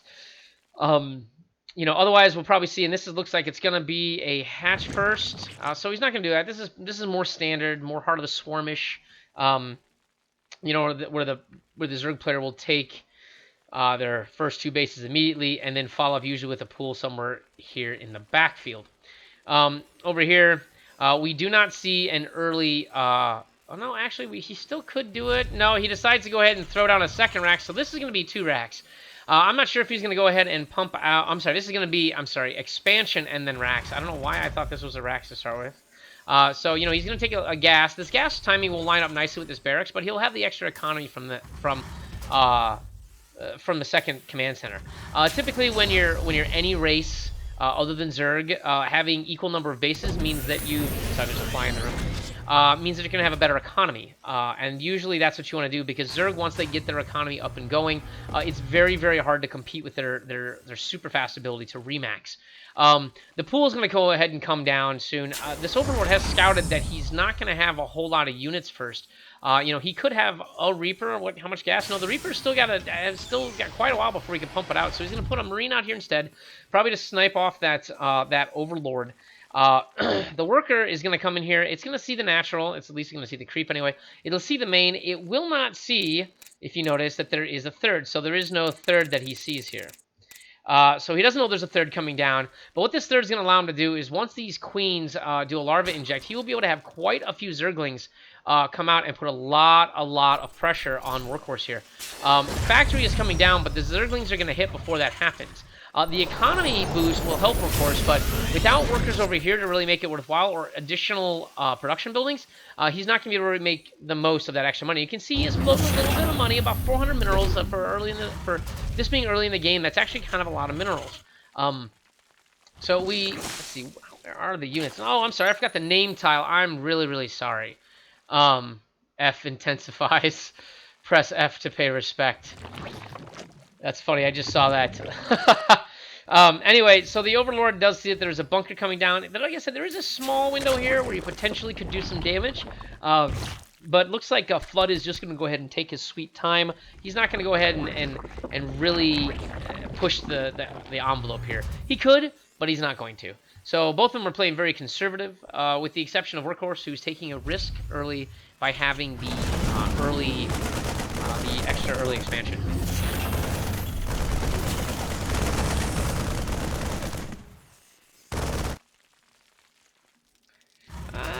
Yep, there is no Hydron vision, so this Overlord is going to be able to sneak away. Third base is now up and producing at least something. The Queen pops. There will be a larva injection here, we think. Let's see here for units. There are 10 larvae on the field, but there is a Roach Horn coming, so we are going to probably see a Roach push here. The tank is just doing Hellions, and unfortunately, Hellions do, like, negative 21 damage to Roaches. They do so little damage, they probably, like, the flames just tickle the Roaches, and they get all warm and fuzzy, and then they're like, girl, I feel better, and they just wreck stuff, which includes the very Hellions that warm them up. So, creep spread improving here. He's going to probably have to join these two bases, obviously. I'm looking for the Roach aggression. The Roach Horn is going to finish right about now. The Evo chambers go down, as usual. And do we see the Roaches? Is he saving up for Roaches? He might be saving up for Roaches. He hasn't built any Roaches yet, but I know they're going to come. You know, after this round of drones, there's going to be Roaches. And when there's Roaches, there's Terran Tears. And actually here, the weak spot would probably be either this depot here and this depot here. These two lined up, So the Roaches will have to sneak around it, but they'll be able to pretty much one-shot these, because even with 4 Hellions, they do not... It takes several rounds to kill Roaches due to their armored capability. I like Terran's position here. I mean, he's decided he's gonna go mech. I mean, that's what he's doing. He's bringing out the tanks. He's got the Hellions here. I assume he will have and I don't see where it's at. I don't see the armory yet, but there will be an armory. There is a third factory going down. Holy cannolis, that's a lot of factories off of 2-base Terran, my friend. And now it's getting to the point where he really needs to push these Roaches, because once this tank is out, those Roaches are gonna not be as effective. Let's see what total units he has out here. He only has 6 Roaches, which really isn't a lot. He's droning incredibly hard. I mean, he really needs combat units, considering this push is coming across the map. And while, yeah, the Roaches will help handle it, he really just needs more units. I mean, he's going to need air units eventually. He goes ahead and he picks it off. I mean, the Zerglings now have speed. You never want to engage on creep with those. And the Roaches take out, between the Roaches and the Zerglings, they do take out 2 of the Hellions. And it looks like Zerg actually took the better engagement of that with taking out several more units, or value. Units worth of value. Wow. Yeah, they literally heal the Roaches. So anyway, as you can tell, they did attack the Roaches, but Roaches regenerate faster than any other unit in the Zerg army. If they burrow, their amount they regenerate is ridiculous. And what's crazy is that when you do burrow move, then that's just absurd. That'd just be cray. We don't see the burrow upgrade yet, so I don't see any upgrades coming out of the roach horns. So unless they already have speed, do they? No.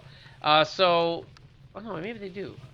No, I don't see it coming. I don't see the upgrade. But 9 more roaches. I mean, he's really making a concerted push for this. And these hellions, I mean, sorry, these roaches will easily take out this many tanks.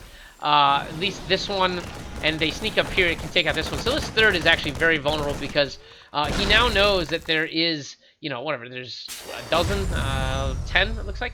10 Hellions that should be transformed to Hellbats here, because usually with that many Hellions you go, and there it is. There's the armory. The Overseer flies in to see it. He spots the armory. He spots the fact that this Rax is being lifted and that there are now Vikings. So he has decided to go Tank, Viking, Hellbat, which is a very, very strong composition. It's not as strong as having a couple of Thors, but, you know, and I'm sure he'll be making some here soon. Pardon me. And he does decide to go ahead and push, but there just are not enough roaches. There are way too many siege tanks here. We're talking 5 siege tanks will kill an unlimited number of roaches. There's a 6th one rolling out here. Roll out, I think is what he says. Indiscriminate justice, I believe it's another one. Oh no, I'm about to dispense some indiscriminate justice. These tanks are now taking positions all around this third. He has basically no way into this base. He could do a narrow attack here and maybe pick this off, sneak up, and then run up in here, take this one out, and then move on. But he's going to take heavy losses doing that because when he's taking this one out, there is another one here that is within range. So the roaches would have to sneak up this very narrow path right here, bunch up, arc, take that tank out, walk up here. They're going to take fire from this tank no matter what, but they can get out of range and then pick this one off. So he does have options, and he does have a plan of attack. It's just, does he know he has that plan of attack? And it looks like he's just not doing anything here right now. Meanwhile, Workhorse has got a perfectly saturated main, a perfectly saturated natural, and a mostly saturated third. There is a 4th going down, but it's in its infancy. Right now on these bases, Workhorse has by far the income advantage. You can look here. Oh, yeah, he has a slight income advantage in both resources. He does have more harvesters, which is very unusual. The creep spread is kind of not as good as it should be. It should be at least out to this tower, give a reinforce along this path, or push through this path and break down these rocks. Okay. Passer looks like he's back alive, but he is having issues with his PC, so he wants to test that out before he comes back to casting. And why is there no music? Oh, look at that. Now there's music. Sorry about that. That is a lot of roaches, my friend. We are talking, that is 48 roaches. They are upgraded 1-1, but are the upgrades over here stronger? No, actually, there is a slight advantage for our Zerg player, but the number of tanks here is absurd. Now, the Vikings aren't going to be able to do a whole lot versus this roach army, so once these roaches actually are able to get in and start picking off these tanks, they'll be fine. The 4th here will be vulnerable. The 3rd here is actually kind of vulnerable. He can take out this turret and this and basically sneak in and take this out and take out a bunch of stuff back here because this tank's range ends here. So once he gets units back in here, this entire base is exposed because even though he's got these tanks here, they don't cover anything in the rear. And so there's a huge pocket right here that roaches can sit. And here's the engagement we're talking about. He decides to engage. He now has Hydralisks. He scans. He now sees that there are Hydras. Bravely, he goes ahead and commits to this 4th base despite knowing that the Zerg army is here. He scans. He sees the entire units here. The entire army. Wow, the yawning is real, bro. Oh, I know. But look at this. He does have, what was that upgrade? Muscular, what was that? Was that augmented movement for the, what is the speed for this guy? No, oh no, the muscular augments is the Hydra speed upgrade, I believe. So now you got this very large roach army. They're gonna go ahead and take this out. There's actually plenty of space here for them to just sneak by and disappear. The only detection over here is this. Now there is a planetary fortress going up, but it still has almost a minute to finish. So he can actually push this army up. He will see if there's tanks, but he'll see if there's only 3 here, and he can take this engagement. The rest of the army is over here, and now the Vikings and everything get pulled back. The scan goes down, but once again, the quick reaction by Workhorse has prevented the attack by Flood.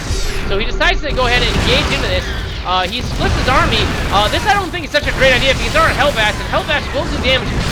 So he does bring this army back. He does take quite a few losses there. I mean, he took a decent amount of losses. I believe he only had a few units lost before, and he now has 4 times the losses of his opponent. So... Exactly, Scarecrow. He missed a lot of... he actually did miss quite a big timing, actually, there. We had a big window, but now there are simply too many tanks. There's now a sensor tower up, thanks to this little, I don't know, phallic-looking symbol that the Terran has in their building capacity. Literally nothing has been made out of this 4th base. This is slowly falling out of Flood's favor more and more and more. I mean, he had an advantage. He squandered early game. He allowed the Terran to get to mech up. And this is the situation where if you do not do aggression as a Zerg, then you are gorked. There is actually something I can help Passer with. Give me 1 second. I can help him. It is a screenshot I have on my desktop. Hold on.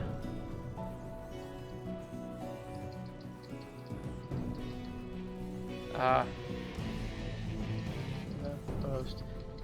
Delete the game cache.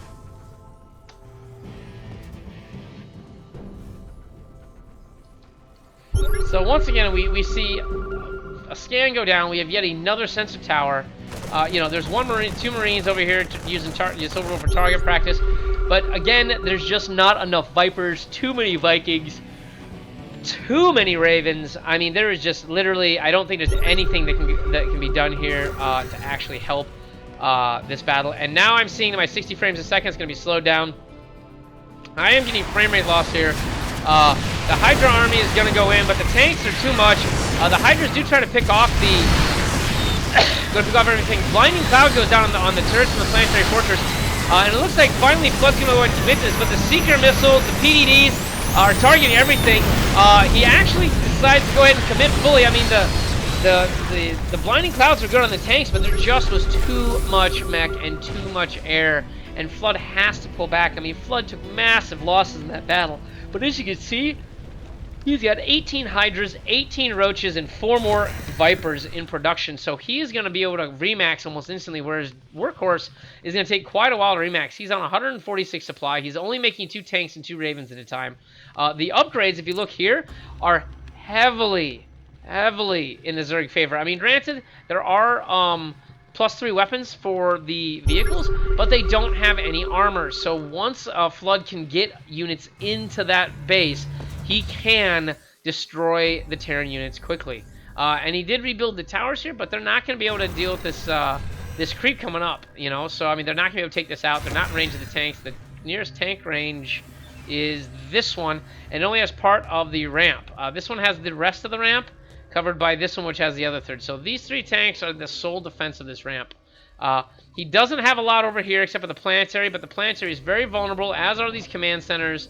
So I really think he should stop trying to attack up this way and go over to where the third is and start picking away at these bases, this economy, and take out these other 2 turrets. I'm sorry, command centers.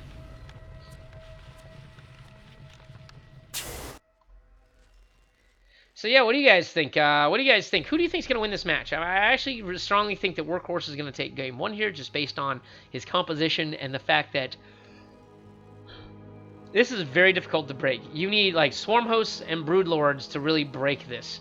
And you need Vipers and Hydras to complement it, to pull the air away to protect your Vipers.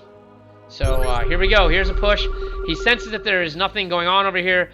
He sees the workers moving, so he thinks he can move in here. Vehicle plating level 1 is coming down, so once again, another timing window missed. But he's going to move up all the way up to the third. The planetaries are actually not going to finish. He throws down the Blinding Cloud, but he's actually going to be able to get this first planetary. It's going to do minimal damage. The second one comes up, and despite the fact that it's repairing, the +3 weapons are actually doing quite a bit of damage. He finally kills off all the workers, and this second planetary is going to go down. So base number 4 and 5 actually fall, or I'm sorry, 5 and 6 actually fall here. But now he's got himself into a pickle where the entire army of Workhorse has moved in here and now has it trapped on the ramp. And he's not able to move down the ramp with all this, so he goes and he tries to do as much damage as he can. The Seeker missiles obliterate everything. And he's like, well, screw this, I'm going for Hydras. He's got all of his +3 happening, but unfortunately he did lose next to nothing. And once again, Flood, despite superior upgrades, loses his entire army almost and takes the crap end of that engagement. And now the Workhorse Tech Marin is coming back to defend his 4th. And look at this. I mean, we see 60 Zerglings, a bunch of Roaches, and Ultras, Dope, and Hydras. So the Ultras will help with this. The Zerglings will be able to run past and hold these tanks in place. I really like this play. There are no more not Hydralisks, sorry. There are very few Hellions out on the map. Like, if you look at this, there are only 2 Hellions. In fact, these are his only 2 Hellions as they streak across the map, like the you know, Dante's Infernal version of Dune Buggy. There are. And here it is, the tank moves in, the one Ultras goes in, but the Thor is there, the Zerglings flood in, and they really need to actually focus on these tanks and get close and let the tanks actually do the damage. Instead, the Zerglings actually misfire and don't get in close enough and let all the tanks just do all this damage. I mean, there are over a dozen tanks here. What he really needed to do is move the Zerglings in here into the tanks and let the tanks kill each other. That was a very big blunder actually on the part of Flood, and Flood unfortunately is not playing very well. I mean, he's just throwing whole armies away, like throwing them away. And now I see 5 bases for Workhorse, now with another planetary coming down. Flood's 4th base still isn't fully saturated. He keeps pumping out units. I mean, he's got a hell of a bank. I mean, and I guess not a hell of a bank. He's got a decent bank, but he just isn't putting out the right units, and he's not attacking in the right places. He's not sending in you know, changelings to try to get any scouting information. He's attacking blindly into these locations. He's not sending his Zerglings in to do what they're supposed to do, which is surround the tanks and force the tanks to kill themselves. I mean, now is an opportunity he could attack, for example. All the tanks are on siege just sitting here because Workhorse is too busy making planetaries and bases within his other bases. But here we go. There's now Mutas out on the field. The Mutas are going to be useless against this, like, mass of Vikings and Ravens. So I don't know why he made Mutalisks unless he's trying to attack the Broodlords. So, but the Broodlords get morphed out of the Corruptors. So I really don't understand his logic here for the Mutas unless the Mutas were accidental. But now, once again, Flood, who had a superior army size, has now been eclipsed by Workhorse, who now has not only a larger size, but a bigger army. Or, I'm sorry, but the right composition, I should say. And you know what? Workhorse is content with just taking every map that he can on the base. There is finally a 5th coming down for Flood, but at this point I think it's too little too late. It gets scanned. You know that the army's going to come over here and kill it. You know, I mean, there's 3 workers, but what are they going to do? There's nothing he can do. His entire army is way out of position. There's no creep connecting really this base. And here comes the massive mech army. I mean, he cannot attack up here. There's one Banshee here, but he does manage to catch the tanks out of position. Oh, this could be really fortuitous, but once again, he doesn't attack, or he doesn't A-move in the right position. So the Hydras come in here, but the Hydras just get evaporated by all these tanks and all these Thorns. And once again, he loses all of his supply. And GG is finally called after taking what looked like an absolutely terrible engagement for the last time. Blindly walking in there, not getting his units up into the base quick enough to attack. So, hey, Regret. Yes, I am a big-nosed, loud, eccentric ass bag. However, you just suck at life. So, that's that. I guess I won that argument. Anyway, so it looks like, yeah, that really didn't go. And if you look at the army value, Flood just never... Like, he just kept taking bad engagement after bad engagement after bad engagement. And let's just hide that window.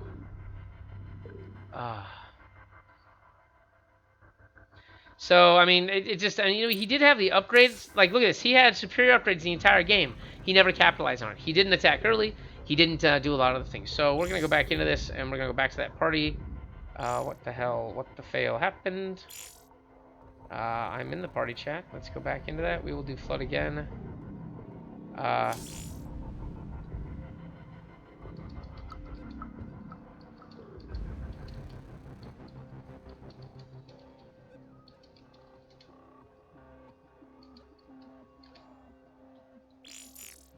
Is Passer back?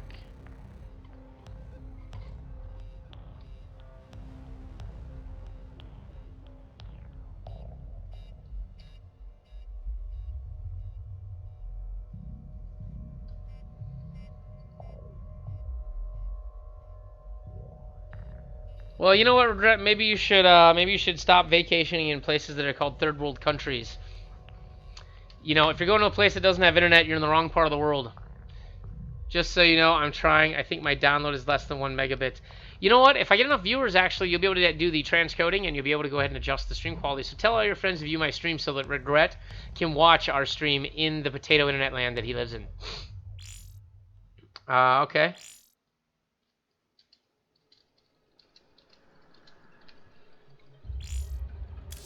Okay.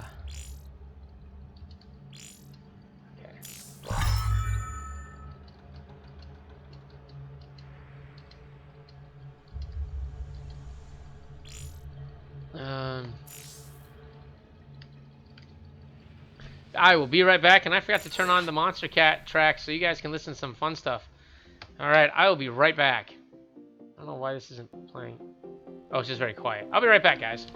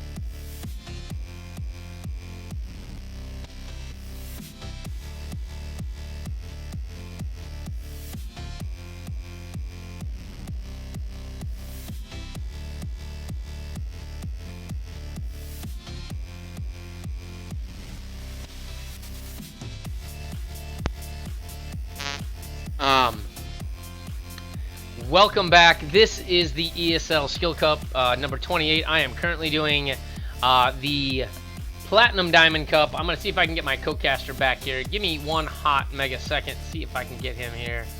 Don't know if he's going to be around. Let's see.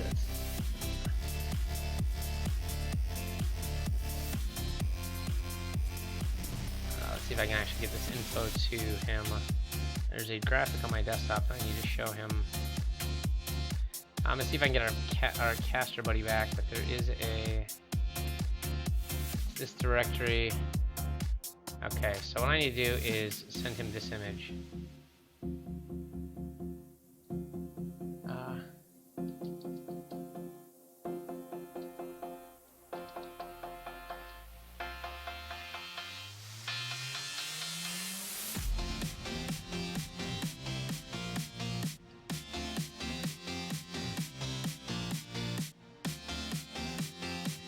I'm trying to get our other caster back here. Let's see if I can get him.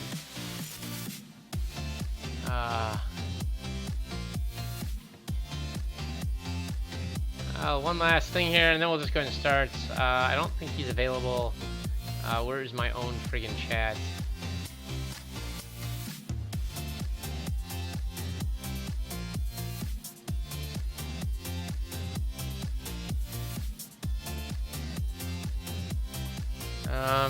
We'll give him just a minute or so here. I need to drink some water anyway.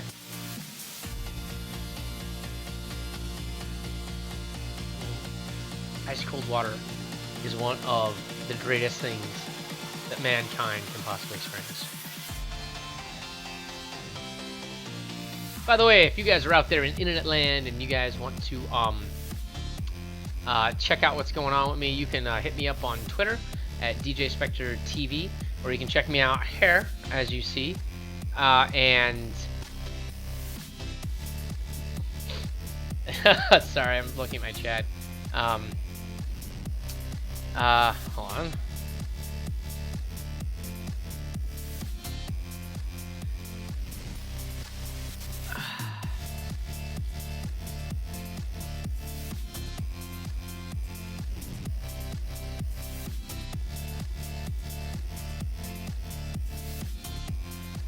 Anyway, so Pastor actually he was my co-caster earlier. He's actually supposed to be down in this blank space down here. He had computer problems. His computer's crashed twice. We're going to try to get him back before we do this, before we try this one more time. If not, then I'll just finish solo casting this tournament with his instability issues. He recently... Okay. So he deleted the BattleNet cache. If you guys haven't done this, there's actually, if you go to program data, well, you actually got to go to your C drive and then program data and then BattleNet. There's actually 3 folders in there. There's an archive and something else. You just delete the cache and it'll recreate everything. And sometimes that gets corrupted when your PC crashes or when the game itself crashes.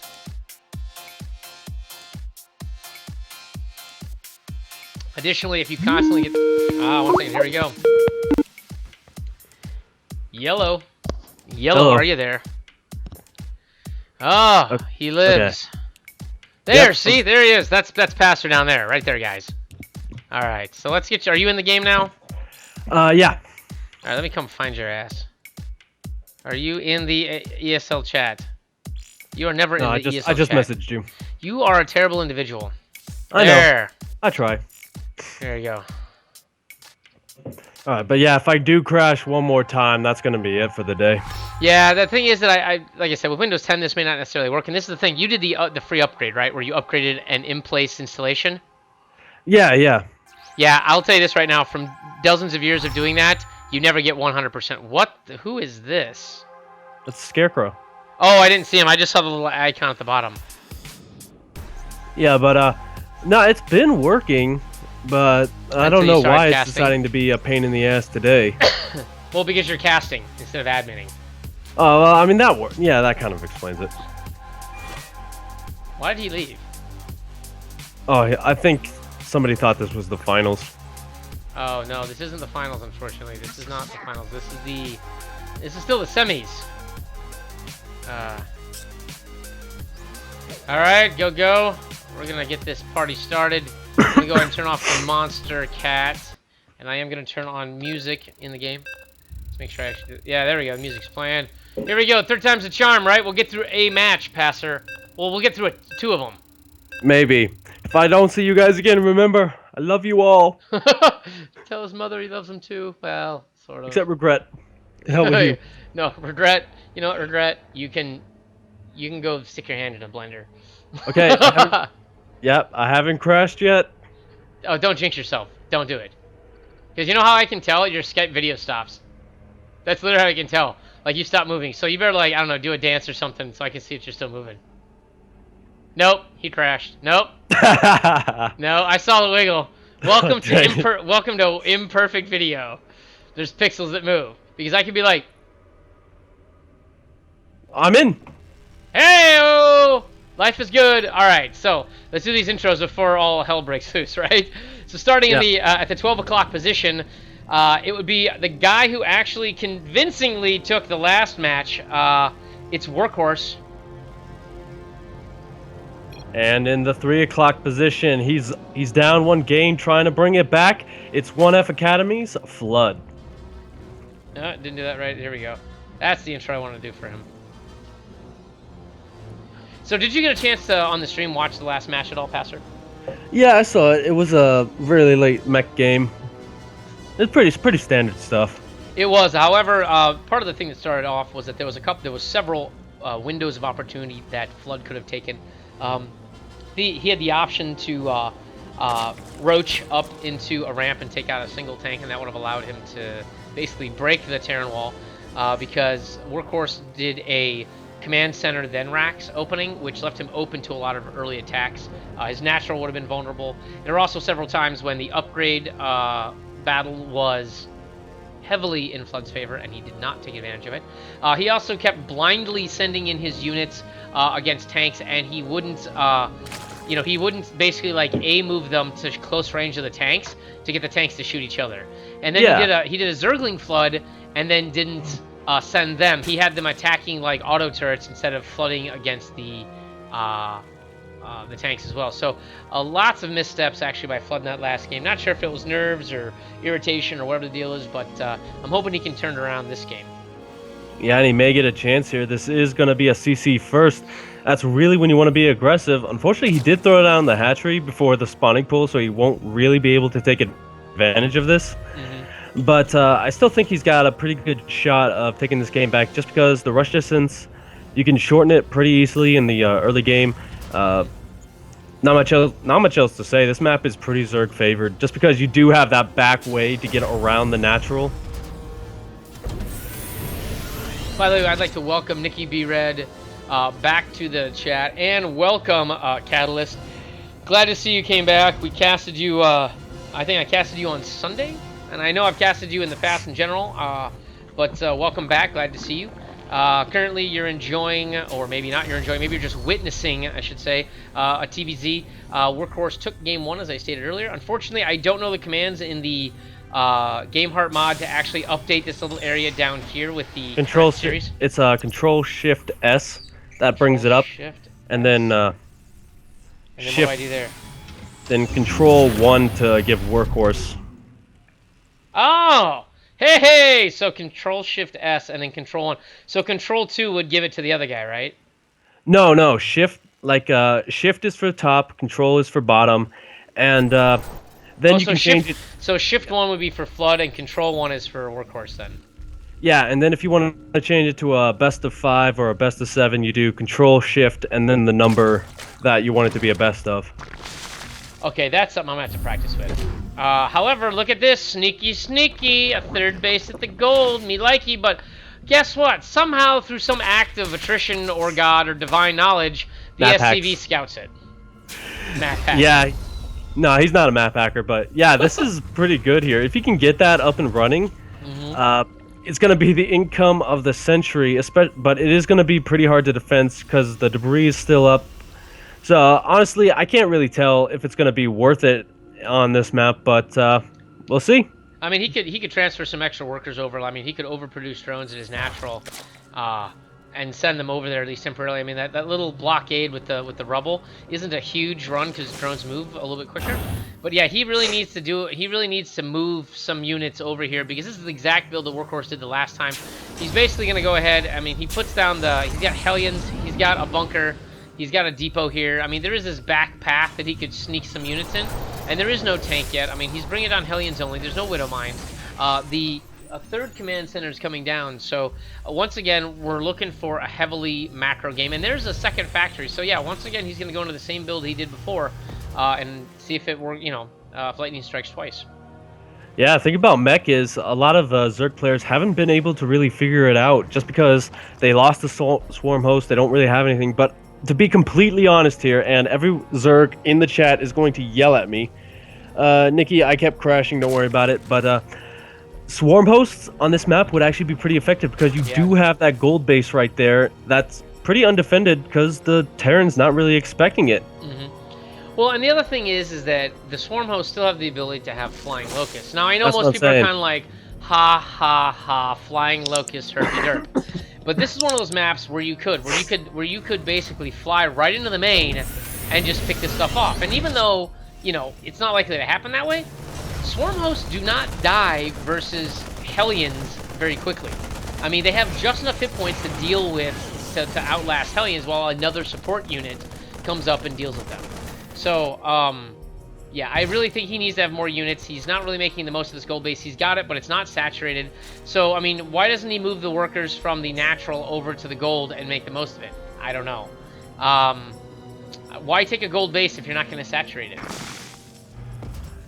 Yeah, he probably was planning on saturating it, but then he saw those Hellions, and the thing about it is, it's a lot closer to your opponent's base, so he probably was a bit worried that if he sent way too many drones over there, they would get roasted pretty much instantly. So I'm guessing that's his thinking, but, he's a person with different thoughts.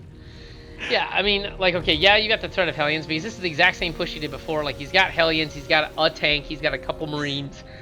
He now has a faster third base than he did before. He's walling off at the only point that he can. He's going to defend it with the tank. What we're seeing here is a Terran who's macroing up like crazy, and a Zerg who doesn't have a Baneling nest, and who's only making units that are basically defeated by tanks. I mean, Roaches have a bonus against them versus tanks. And there's enough Hellions here to at least wear them down. So, once again, we're talking Ling Banes to potentially do this. You need Speedlings to come in here. And where did I just heard the sound effect for Bane? No, that's not a Baneling. Sorry, that was an Overseer. Yeah, he is doing some things right here. You know, he's going for those really early upgrades. Looks like he wants to go to a fast hive as well. So that's actually one of the moves he needs to do. He has to stay ahead in upgrades, especially in the mid game, just because mech is so cost efficient. Yeah, very. I mean, unlimited units fall to only a small amount of tanks. And basically, like I said, there's not enough aggression. I cannot stress this enough as Zerg players. You have to be aggressive. This idea of taking 3 bases before doing anything is not viable against a Terran doing the same thing. If he's going to 3 base, you need to 2 base and hit them with everything you've got. Right now, as it is, there are 3 tanks, 4 tanks all sieged up, and he's got less than a dozen roaches about ready to walk into this. This is, once again, him not knowing what he's walking into, and he's going to lose his army again. And this was the MO he did the entire last game. Yeah. He has no air. There's there's 1 turret in the main. Mutas would have been perfect. Does he have a Spire going down? No. Yeah, he's definitely going for a Roach Hydra here, but I haven't seen the Hydralisk Den yet. He's very late on it. Yeah, that's going to be a huge problem, especially as that air count keeps going up. Soon we're going to have those big Raven pushes in the later game, and he did take some hits there, I think. Yeah, but here's the thing. He has an opportunity now. He has an opportunity to wipe out the natural by taking out these rocks, because these tanks aren't in a position to defend the natural. There is a narrow path right here. He can sneak in, wipe out everything in the natural, and get out without taking any damage. Actually, yeah, Warforce does see this. Yep. He does see the 3 going down, but he is bringing everything back. Oh, that tank there it is. That tank down. is gone. Now, he takes the tank out. All the Hellions are going to go down, but it doesn't matter. That's exactly what we wanted. He's got this narrow window where none of the tanks can actually engage into this. The tank's at the bottom, and by the... Wow! Holy cow! Did we just see what I think we saw? Yeah, that was a really premature GG, but that was a really good play out of Flood. He took advantage of the map, and that's just awesome. Yeah, Catalyst is saying if you hit F11 in game, it will tell you all the commands as you DC. Yeah, of course I DC, because whenever I'm streaming with someone, and hold on, I gotta do this because it's gonna show my username and all this other crap online, and I don't want that.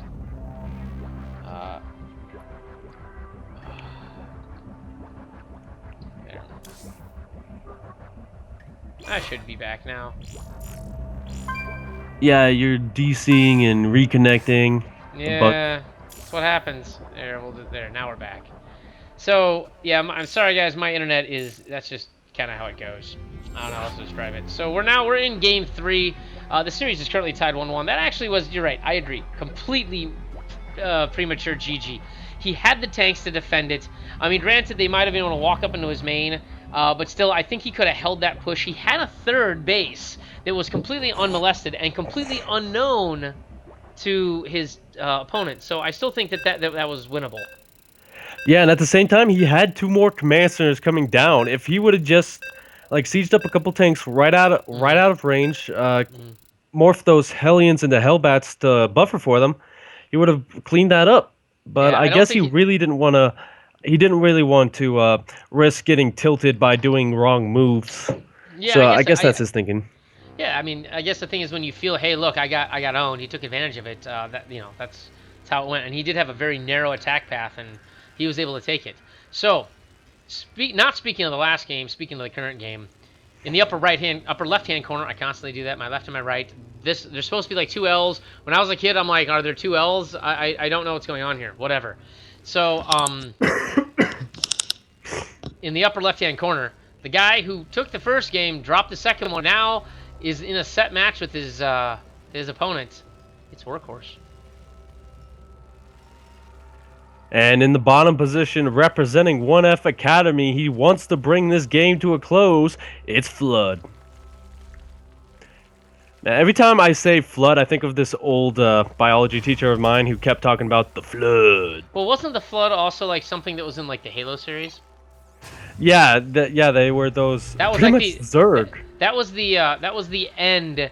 Like, because what it wasn't like Covenant. It wasn't like the way Halo 3 ended or something. Wasn't it the fact that it was like humans and the Covenant took on the Flood, and that's what ended up ending the game? Is that like the first 2 games you were fighting the Covenant, and the third one we joined forces? Well, spoiler alerts. Whatever. Base. It's an Yeah, old game. I mean, we've had 4 games since then. I know. So basically what happened is a bunch of the Covenant rebelled against the Covenant, Yeah. tried to join with the humans. Then the Flood blew up Halo. Then the Flood tried to kill off Halo, and then you blow it up. Well, because that's what it was. Is that Flood ended up? Flood was actually a virus that developed. That was a living virus. Yeah, That built the basically Halo ring. kills stuff. Yeah, that was the thing. Is that they built the Halo rings. Well, I don't think they built it. I think it was meant to kill them by killing every sentient thing in the galaxy. But I don't really pay attention to Halo. I'll ask Cortana. Hey, Cortana. Hey, don't What do are that. Okay. That's don't. You know how much I hate. Oh, the SCV goes down. Oh, that's funny. Actually, that didn't really delay a lot because the timing for that actually worked out really well. Yeah, but it's a good pickup nonetheless. Mm-hmm. A little bit of mind games going on there. Sorry, and I do this every time, guys. I always forget the nameplates. I'm sorry, but these guys are similarly colored. It's pink versus purple. What's funny is the nameplates actually, because of the gradient on them, actually makes them look very similar because it almost looks like his name is fading into the other one. So it's like they're one color. I don't know, whatever. People who are artists will know what I'm talking about. But here we go. Flood deciding to go on the aggressive. So he goes ahead and he drops not 1 but 2 hatches. His pool isn't even finished, and he's got 3 bases. Yeah, he's definitely going for that macro game. It's one of the things that Zerg tries to do going against CC first. It's either that or just Ling Rush. But yeah, I mean, this will keep him ahead in terms of economy. If he wanted to, he could probably take that forward. What do you call that thing? Gold base. But yeah, I mean, he's doing pretty much what he thinks he needs to do to win this game. Well, and there's nothing wrong with that. I mean, if you think about it, I mean, he's got some momentum. Like, I mean, he got his opponent to basically tap out. Like basically be like, all right, I'm done, no more. Please, hammer, don't hurt him, sort of thing, And in those scenarios, it's always a good thing. I mean, he's got a good feeling. He's like, wow, this guy crushed me definitively in game 1, and then I made him, beg for mercy super early in game 2. Yeah, so now that's really what he has to do, beat him early so he doesn't have to deal with that maxed out mech army. Yeah, which is exactly the way you beat Terran. You have to kill Terran early. Yes, Terran late game is damn difficult. Why? Because Terran early game is not as strong as the other 2 races early game. Yes, there are some strong builds and there's some cutesy little things like you can run Hellions into the base, but a Spine Crawler negates things like that.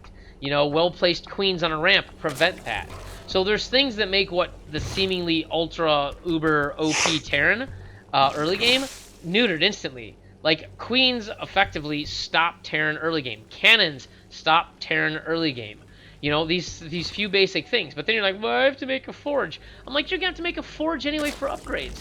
And here we see Flood being like, all right, fine. I've got to out-macro the macro Terran. And this is exactly what Zerg is meant to do. Zerg is a macro race. And so hopefully Flood can take advantage of this and really stick it to the man, so to speak. Yeah, it looks like he wants, like a Workhorse, wants to take siege tanks a lot earlier than he did last game. I'm guessing he is worried about that big roach flood that we saw last game. But unlike Dash and Terminal, there's only one path to the natural base. So, I mean, that automatically negates it because all you need is 1 siege tank on the low ground, 1 on the high ground, and bada bing, bada boom, you're magic. Yeah. And that's the thing. Now, this is another thing. Now, Flood has an issue where he's not fully aware of what's going on in his opponent's base. Like, if you look at his vision, he sees that there is some depots and a bunker there, right? And he sees that, obviously, the natural is mining. What he doesn't see is that there's only Hellions behind it. So if he moved that Overlord over there just to see it, because actually what it is, see, Workhorse doesn't see the Overlord spying on his base because it's out of vision because of this, like, dome-shaped thing on the corner. But if he moved the Overlord over there, he'd see that a Roach push or a Baneling push would do wonders here. So, but he's not making any units. He has no additional structures. Like, where is... I mean, he's got a roach warren, but where are the roaches? Where are they? Why make a roach warren when you make a roach? Sorry, 2 roaches. Like, if you're going to make a roach warren, you need to do a timing push. You need to hammer the hell out of this with roaches while he only has units that punish light. His first tank is rallying was to a bad spot, actually. He only has 1 of them. Now's the time to hit with roaches. And once again, Flood has delayed with his roaches. Now, he won in the last game, but that was out of dumb luck and a rage quit. That's not going to happen 2 times in a row. Yeah, I mean, he is trying to get that economy going, but you're definitely right there. He had like 23 larvae. If he made every single one of those into roaches, he probably could have pushed this out. But, you know, we're going to have that second tank popping right now, and that pretty much kills it. Kills the push when there's a big buffer with all those Hellions. Yeah, and once again, he's pushing out with a lot of Hellions, a couple of tanks. You know, he's trying to secure this area. He's going to go over and make sure his third's fine. He doesn't have anything that can shoot up, so... Yeah, that's not going to be Oh, for a and while. Flood does the cutesy thing where he drops the creep, so the command center actually cannot land. Nice. So, he is deciding to move out with it now that he knows that this thing is vulnerable. And actually, with the tanks now here at the third, there's actually an opening where this one tank doesn't cover any of that ramp to the natural. So, if he walks out of the way, guess what? He can get in there. He can move all these roaches in here, and there's nothing to stop him. Yeah, I mean, he saw the tanks moving out with that one Overlord, so he should know that that is the case. He's hanging out back there, probably going to wait for path. one. Look, if you click on the one tank, there's a narrow path where this roach army can sneak up and get into the base, and the one tank that's in the base is not sieged up. Neither one of them are. Yeah, I mean, if he goes right now and can catch these supply depots down, he would take like maybe 1 tank shot just because it does cover one of the supply depots, but yeah. he could get on top. He can get on top of this entire army with +1 roaches this early. He could pretty much wreck face, but he's gonna go for the third. It looks like no, instead. There's no way to get to them. I mean, well, he's gonna take the long way around to the third. I think this is a poor choice because there are 2 tanks defending this. One of them is covering basically every attack path except for the refinery, and the other one is the A move path. So here comes the roaches. They're going to walk up into this, and they're going to get shelled. Yeah, I mean, that's not a really good place there. He's Oh, going he to does try and go for it anyway. The A move, but there are too many tanks in the way. He actually goes ahead and tries to get on top of the tanks. Oh, he does get in. Oh, he gets one tank down. Holy cow, he actually managed to take down all 4 tanks, Passer. Wow. Roaches OP. Lizard, Roaches OP, please. you heard it here. Holy cow. And wow, Flood takes an insanely decisive victory with only a handful of roaches. That was insane. Gosh. Yeah, if a couple of those tanks would have just sieged up, that would have been a completely different fight. But +1 roaches, 2 unsieged tanks. Oh my gosh, that is one of those things. Because he had 2 that were sitting there they managed to pick off, and then he had 2 more that actually it's gonna do this thing again, isn't it? Hang on.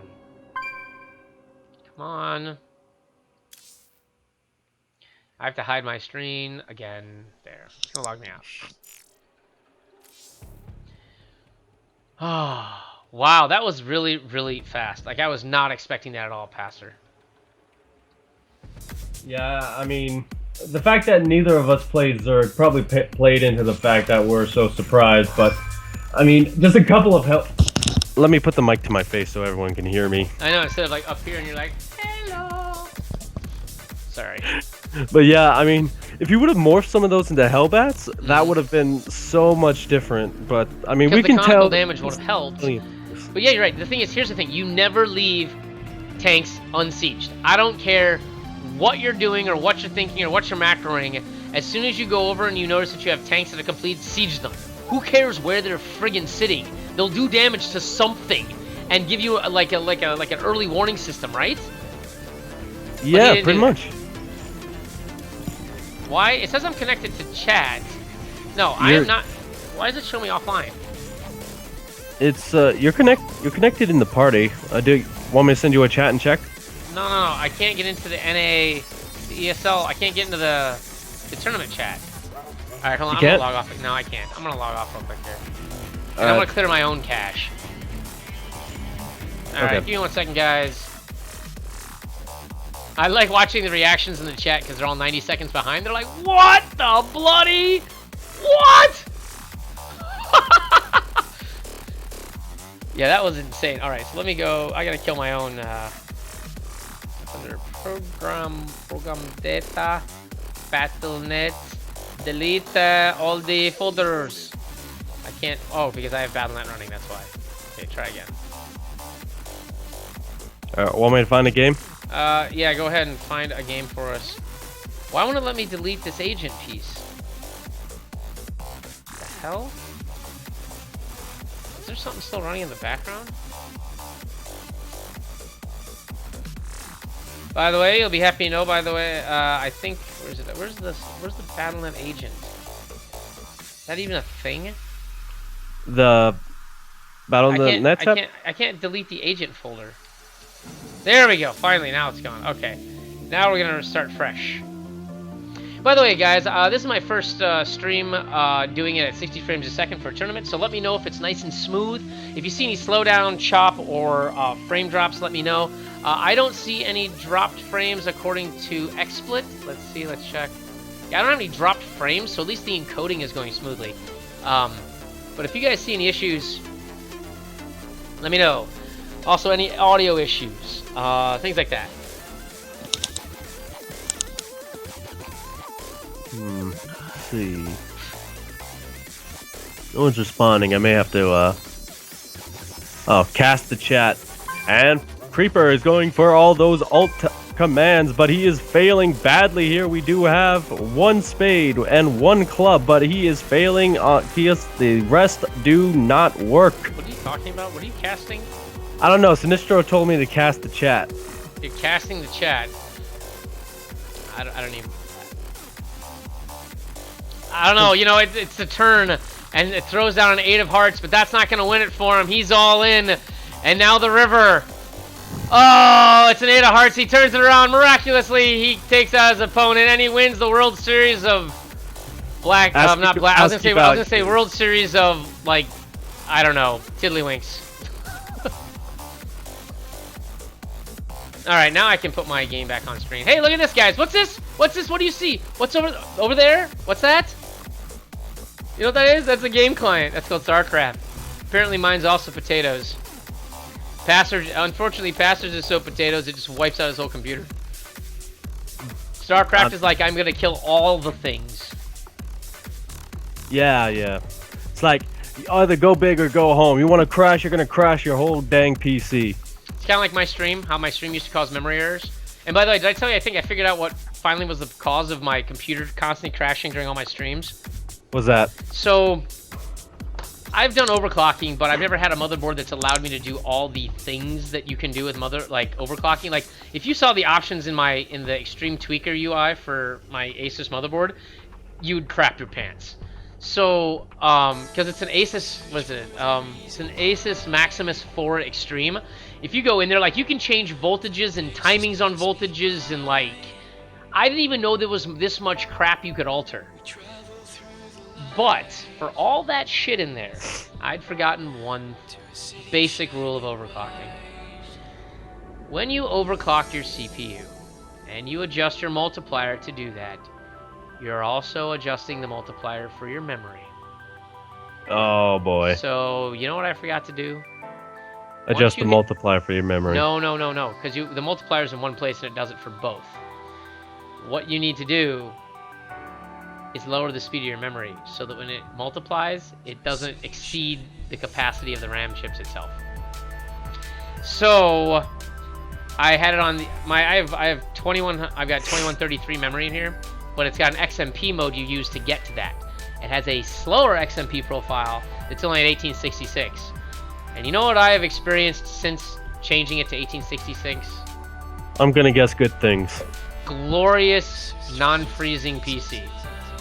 It only took me half a year. And Pluto telling me I should turn down my overclock, which I told him no, I want to go faster. So Pluto, eat it. Alright guys. So we need a match. Let's see how the brackets are shaping up. Why don't you give us a rundown on the brackets here, Pastor? All right, ladies and gentlemen, in the winners bracket finals, we have our first winners bracket finalist. It's going to be Flood. He's waiting for the winner of Tearing It Up and Chloe, who took out. No, Chloe just got it. Chloe just advanced. The bracket just updated. Ooh. We can do So their we match. Yeah, we have either that or Frosty and Workhorse in the losers bracket. Your choice. We can also do what has Tearing It Up and Seamus already started? No, I mean if it just advanced for me, so they may just be getting started. We could. Who would you rather see? Would you rather see Workhorse or would you rather see Flood? It's your choice, honestly. I don't really care. They're both Terrans. Oh, by the way, I thought I had mentioned this to you. So Ninja Slice apparently got knocked out. Was given a bye in the lower bracket twice, and then he logged off. Oh, he left. Yeah, I wonder if he still was angry about that topic earlier. Yeah, I'll probably be dealing with tickets on it, and for some reason, my entire ESL site is now in German. Well, hey, no big deal. It is a German-based company, you know that, right? Yeah, but usually it's in English. All right, you know what? Let's just do Flood and Chloe since they're here. Okay. We'll just do Flood and Chloe. All right. Oh, Works hold for on. me. Frosty's also available. Is Frosty in the lower bracket? So Yeah. you know what? Let's give the lower bracket some love. Let's see if Frosty will do it. Here it is. We haven't done Frosty yet, and I want to do a lower bracket match also since we haven't done it. Okay. We're gonna do Frosty Phoenix versus Workhorse. So okay. Okay, that works. And Passer when ready. I think Flood just IM'd me. Did he? Yeah, hold on. I'll let it. Hold on. Let me tell him.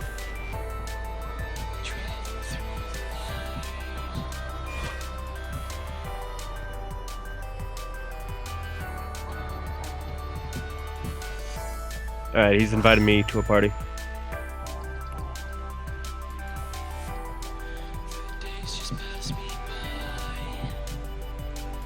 Yeah, I'll be right back. Then I Sure gotta thing, grab no something. problem.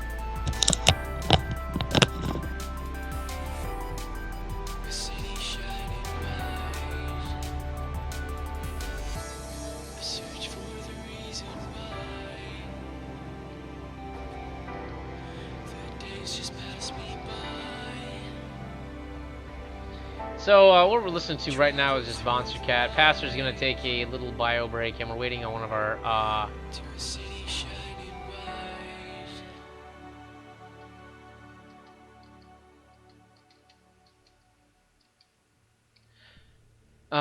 so what we're gonna do, expired, is we're gonna do one of the lower bracket matches, and so the lower bracket match with Tearing It Up actually has already started.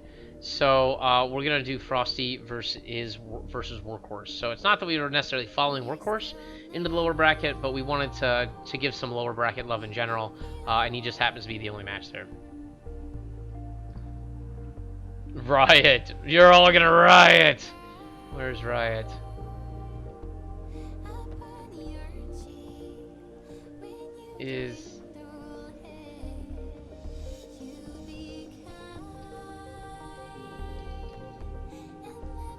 Yes, finals are a best of 5, by the way. Check news tab in ESL. You know, it's okay, So Triggered. People like that exist everywhere. You just have to accept it. I'm not sure if it was your first tourney or if it was his first tourney, but, you know, these jitters happen. People get frustrated and they say things maybe they don't necessarily mean or whatever, but in the end, it'll be reviewed. And we'll, you know, everything will be sorted out by then. Yes, winners brackets finals. Actually, so the winners bracket finals are a best of 5, but how that works is you still have to get the lower bracket winner. So we got to do the lower bracket finals, and then that does the other half of the upper bracket. So we still have at least 5 or 6 more matches to cast here, and I don't mean individual like games. I mean matches. So we're talking probably another like up to, you know, 20 games could technically happen here. You sure? Well, think about it. I mean, if everyone goes best of 3, and then the upper bracket winner, so Flood hasn't lost. Let's say Flood goes on to the finals. If he loses, it becomes a it becomes like another best of 5. Because he would technically go to the loser bracket, but he automatically wins the loser bracket because he's never lost, and comes back and plays another best of 5. Is there? Oh is no there no a no no third no! Wait a place? minute, no. It says winner bracket finals, best of 3. Finals are. I'm an idiot. Yeah, the winners bracket finals are best of 3. Finals are a best of 5, and then the winner of loser bracket round of 2 goes up to the finals. I don't think Flood will get a second chance in the if he loses the finals. Okay. No, because you're right. This is the winner bracket final. So what happens is that if whoever loses this goes down to the lower bracket. Well, no. What if Flood loses in the finals? Whatever. I'll just follow the bracket and we'll cast whoever the hell we're supposed to cast. I'm not an intelligent individual. All right, so it looks like we're gonna get into Frosty versus Workhorse. Frosty is a diamond level. If I'll stop yawning. Diamond level Zerg, so it's gonna be another TVZ. Wow, we've seen lots of those. No Protosses today at all.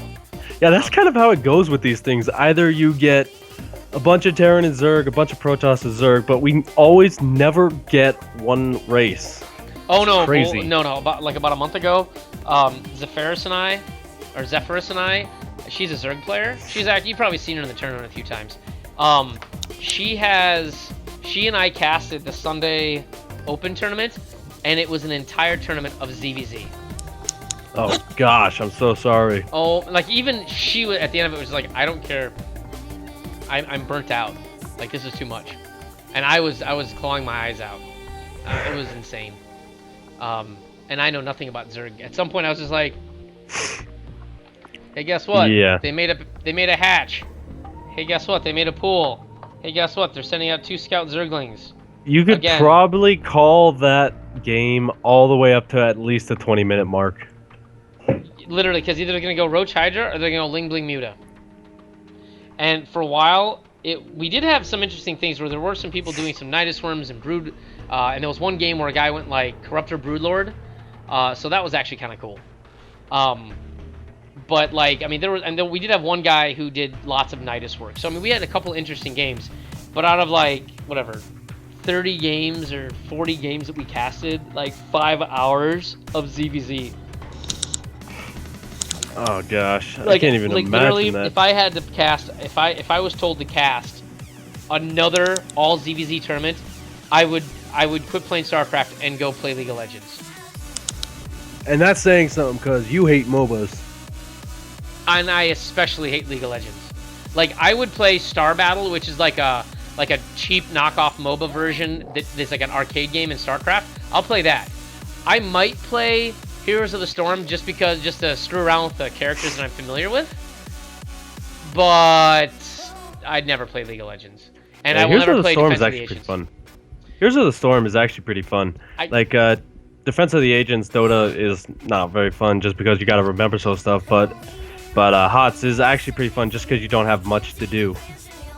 Well, what I do is I won a beta key when it was in closed beta from a tournament that I participated in. So I did play it, but then I found out that the only character you're allowed to play in the tutorial, which is Raynor, you have to pay for him when you buy the game. I'm like, Well, what? That's retarded. Yeah, that is pretty stupid. Yeah. By the way, have you seen? You got to watch the Honest trailer for Heroes of the Storm. It's hysterical. I'll definitely check it out after this. It's funny. And here we go. ESL Skill Cup number 28, Platinum Diamond tournament, winners bracket. This is the lower brackets. Was this the lower bracket quarters? Round of 4, yeah. Yeah, lower bracket quarterfinals. So here we go. In the upper left-hand corner, we've got our Zerg player. We haven't casted him before. In fact, I don't think I've ever casted him. It's Frosty Phoenix. And in the bottom position, we can't say the same for him. We've casted him bunch. He's the Mechio Workhorse. Now, I was thinking of something. We'll see if Frosty here can keep up with the way Workhorse plays. Now, we've seen Workhorse in 3 games straight go super fast command center into Marine, Tank, Hellion, Viking, eventually Raven, right? So if he can hit early, I think he can take Workhorse out in a very quick 2-0 and advance to the next round. Yeah, I'm starting to think there's something sneaky here. This is a really, really early scout from Frosty, so he may be thinking just the same thing. He's been watching our cast, and he just wants blood. Yeah, and he's got to know, is he going Command Center first, or is he going Rax first? And he's on attack. He's on the attack move, so he's got a rally point. And then from the ramp, he's then an attack move. So here we go. We see actually, wait a minute, we don't see anything coming out of Workhorse. Yeah, it's What? a CC first once again. Where's the CC at? Oh, he's just saving He'll up. drop till 15. There it is.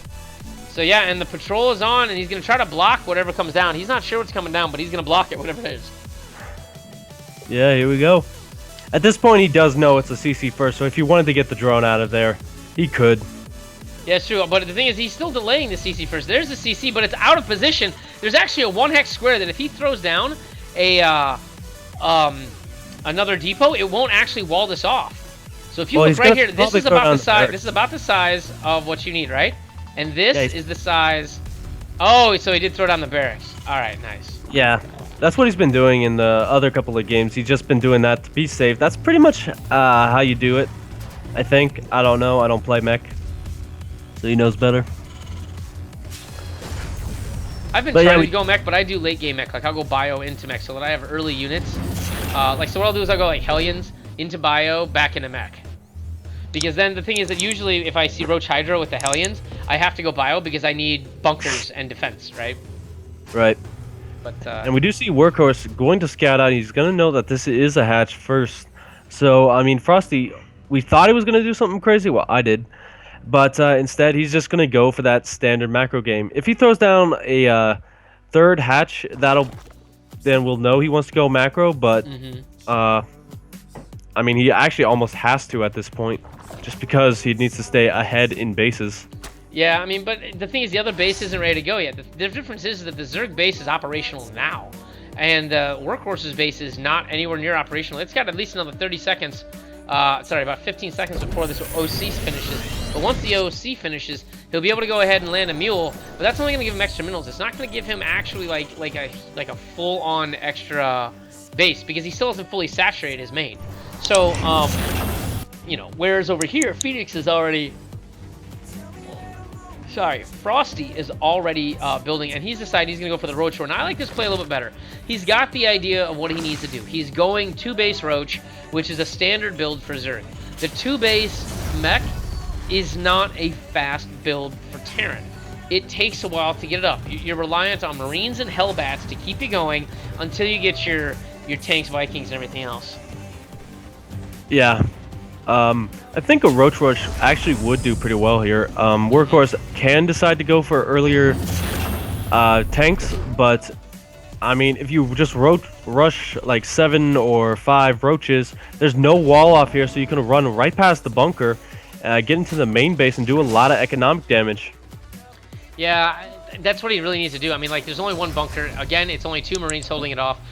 Like, 2 Marines versus any number of roaches will die. In fact, I believe 1 roach can kill 3 Marines, I believe, before, like, all out. Like, if you had 3 Marines versus 1 roach, the roach wins, I think. Or it comes really close to it. So, like, roaches versus Marines are super cost effective. And, you know, we do see 3 roaches, ironically, coming out. So, 4 roaches. 5. Does he have any... Where's the... 5 more in production. Oh, 5 more in production, but I see 4 crossing the map. That's what I'm looking at. So 4 roaches versus 2 Marines and 2 Hellions. Unless he puts mines out, then he's in trouble. Yeah, and he's not even close to being able to produce mines. He's still got about, what's that, 5 to 10 seconds left. So this Roach Rush could actually do a lot of damage here. Yeah. The only thing is that all of his roaches are kind of like streaming across the map. He needs them all in one place, and he needs them now. And what he needs to do is he needs to creep up in this corner, attack the bunker. The one worker is not going to be able to repair the bunker fast enough. But yeah, here are 8 roaches coming up, or 7 roaches coming up, and here he goes. 8 roaches on the way. Yep. He goes ahead and he takes out. He uses the melee attack in case he got the attack. And look, I mean, the Hellions are just simply... Oh, he gets the bunker! And now this is trouble. No, go ahead. No, finish what you're saying. No, I'm just saying that pull was way too light. He's going to lose a lot of SCVs here. He will have that 3rd CC, so this is not enough damage to kill Workhorse just yet. The bunker does go back down, so you need to attack either the debris or the supply depot. They both have the same amount of health, but tank production is about to start here once he has the minerals for it. So I mean, Frosty really needs to do what he's gonna do right now. Yeah, and I think he heard you. He moves in. He goes ahead and takes out the workers for the bunker. So like the Marines have no place to go. He is taking some out. He gets the Marine taken out. I mean, he is slowly chipping away at these Hellions. And while Hellions aren't necessarily designed to kill roaches, in certain numbers they do start to become effective. So I mean, he is, and the thing is, they are being repaired by the SCVs there. But these roaches, he's sacking them all for the sake of getting his bunker down. And finally, the bunker completes, but there are no Marines to go in there at all. And these this mass Hellions have actually held this off. There was 0 reinforced and no extra base, nothing thrown down. I really think that was like an ultra all-in. But if I do say so, it was one of the worst ones I've ever seen. Yeah, his attack, if this attack is over, that one siege tank has the support to really stay alive for a while, and he only killed 6 workers in that, so that was really not really worth it. Yeah, I mean, he lost 6 roaches versus 13 units. I mean, 606 in resources. I guess there's also, how do you get 606? Like, seriously, how do you get these weird numbers when all the units all cost end in zeros? Or gas. He must have canceled something. Yeah, that doesn't make... How do you... Anyway. So, yeah, he... Anyway, so now he's got enough roaches, actually, to push up that ramp. But the problem is that now there's 2 tanks, and this battle's over. I mean, he's prevented the 3rd from being taken because he's got the Clever Overlord there. But he himself has not taken an additional base. Yeah, but this is actually a pretty smart play here. He's going for the Spire Tech. We do have the Engineering Bay coming out, so a turret can start soon. But, I mean, if you get to just one place where there isn't a turret, like the Natural, where one's not going down, you could start to get on top of this production and really slow it down immensely. There's nothing that shoots up. Nothing much to say about it. There's Vikings now, but still not very many. There's a Viking. And yeah, a Muta attack on this would be great. They could take out the... I mean, he doesn't have... Let's see here. He is double producing Vikings, but Vikings do not counter Mutas. So, I mean, they do, but it's like the hard counter versus to Mutas, you know? Like, yeah, they can technically kill it because it's an air unit, you know, and they do a good amount of damage. But Vikings are meant for killing things like Broodlords and Corruptors, right? So, right. But, like, typically, a small amount of Mutas can deal with a fairly decent amount of, Vikings. And hold on one second, my apartment's really cold and it's making me tired. One second, I gotta turn my air conditioner off.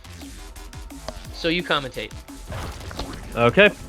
So we do still have one Overlord blocking the 4th base. The one at the 3rd base was cleaned up. We do have 1 turret in the main base, a couple more going down. So these 8 Mutas really had to get out just like maybe 2 seconds earlier. But now it's going to be a lot harder for them to get any damage done because Mutas are so soft and so squishy. We do have the 3rd base about floating over as we speak to go get that extra mineral and resource income here. Plus the 3rd base is going down for Frosty Phoenix. Not much else to say here. A workhorse is really oversaturated here in his Natural. He does have the 4th base as well. So if he can hold off this... Oh my gosh. That is an insane amount of workers. I mean, he's got, what, 24 plus 8? Wow, he had a lot of workers in that base. Holy crap. He's got a big problem with that. Like, he expands... But, oh, he doesn't have the command center landed. He accidentally lifted it. Ha! Oh, boy. But yeah, I mean, see the little Mutapoke there. Yeah, the Mutapoke didn't kill too much off. Only 1 worker died in that. But really, what he needs to do with these Mutas right now is get rid of the gas income. You get rid of the gas, and the minerals are worthless. You can see Workhorse has a lot of minerals because he doesn't really have the gas to spend on what you need. He's also supply blocked really heavily here. Yeah, and the other thing is that what you gotta do against a meching Terran is you gotta Baneling the hell out of everything. Like, you just have to keep making Banelings and keep the pressure on. Eventually, you will get units through and you'll chip away at his defenses. I mean, these Hellions are not transformed into Hellbats. They're stationary. Does he have the Hellbat? Does he have the Hellbat tech? He does have the ability to transform. But here comes the Mutalist, and once again, he let this critical mass of Vikings appear. I mean, there's now 7 Vikings that can deal with, 5 Mutas easily. Now he's at 5 plus a bunch more. He really needs to send all these Mutalisks in and just wipe out these Vikings. And then after that, then he can do other cutesy things like, you know, kill tanks, workers, all the other things that don't shoot up. Yeah, it's going to be a lot harder for these mutas. Well, just because you do have the missile turrets everywhere. There are 17 of them, but Thors plus missile turrets equal GG mutas. Yeah, where's the Thor at? I don't see a Thor. Is he making he's making one now, yeah. Who just popped. Ah, that's why I didn't see them. I was like, I don't see none in play. So, but yeah, this needs to be a 4th base fast, maybe a 5th base here for Phoenix. I mean, he needs to ramp this up, and the only, like I said, the only way you stop this is you go like Corruptor Broodlord and you break his defenses. And then after the Corruptor Broodlord, you know, gets taken out by the Vikings and Thors, you flood with Zerglings. And that's how you win this. And, you know, I know it's expensive because you're like, well, Thor, Viking, Hellbat, blah, blah, blah, Zerg tiers. It's the only way you're going to do it. Unfortunately, these 16 Mutalisks going across the map are not going to get a lot done. The Thors and Vikings are here. They're going to fly in. They're going to run into 2 turrets. And there's the 2 turrets. They do take down the 2 turrets. Ah, no. He decides to pull out. Doesn't lose it, though. That's really good. Yeah, but the range of the Vikings and Thors are real. The Vikings actually, wow, they take out quite a bit because he's got, well, he's got 11 Vikings there, but still, that's plenty to take care of that flock of mutas. Yeah, and we do have a lot of Zerglings on the other side of the map. A Baneling nest going down, so I think he's hearing us. Baneling's really good against Hellbats, but not so much against siege tanks, mainly because bats are in front. Here's the thing, though. So these Hellbats are upgraded. So Banelings only have 35 hit points, right? Right. The thing is that Hellbats upgrade with +1 do 33 damage versus light. So basically, when you got more than one Hellbat, all Banelings are one-shotted. Yeah, Hellbats. but the thing is, the Hellbat here does have that upgrade, but he's got the range of 2. Banelings explode at a range of melee. Let me click on one. Melee. Yeah, which is 0. Yeah, but they do have a pretty good splash. I don't care if Andro's a lot. Nah, never mind. They do have. Here's the thing. They do have a good splash radius, so they will eventually take out the Hellbats. The problem is that before they get there, the Hellbat's conical damage will kill them. Because what happens is you're gonna have 2 Hellbats that are gonna swing towards each other, and that Baneling will never get near it. So there will be some damage done at range, because the explosion is like a range 2 or something also, or a range 1. It won't matter. The point is, though, that the Hellbats will clean up all the Banelings. That's why I said you gotta go Broodlords, so the Broodlords are occupy the Hellbats, and you flood with Zerglings and Banelings, and that crushes all the ground. The Broodlords all die to the Vikings? Yes. The thing is that you crush the ground army, and you continue to flood, because it doesn't matter. Once the ground army is gone, there's nothing to protect it, and the Vikings don't shoot down, and you can't really use Seeker missiles versus Zerglings.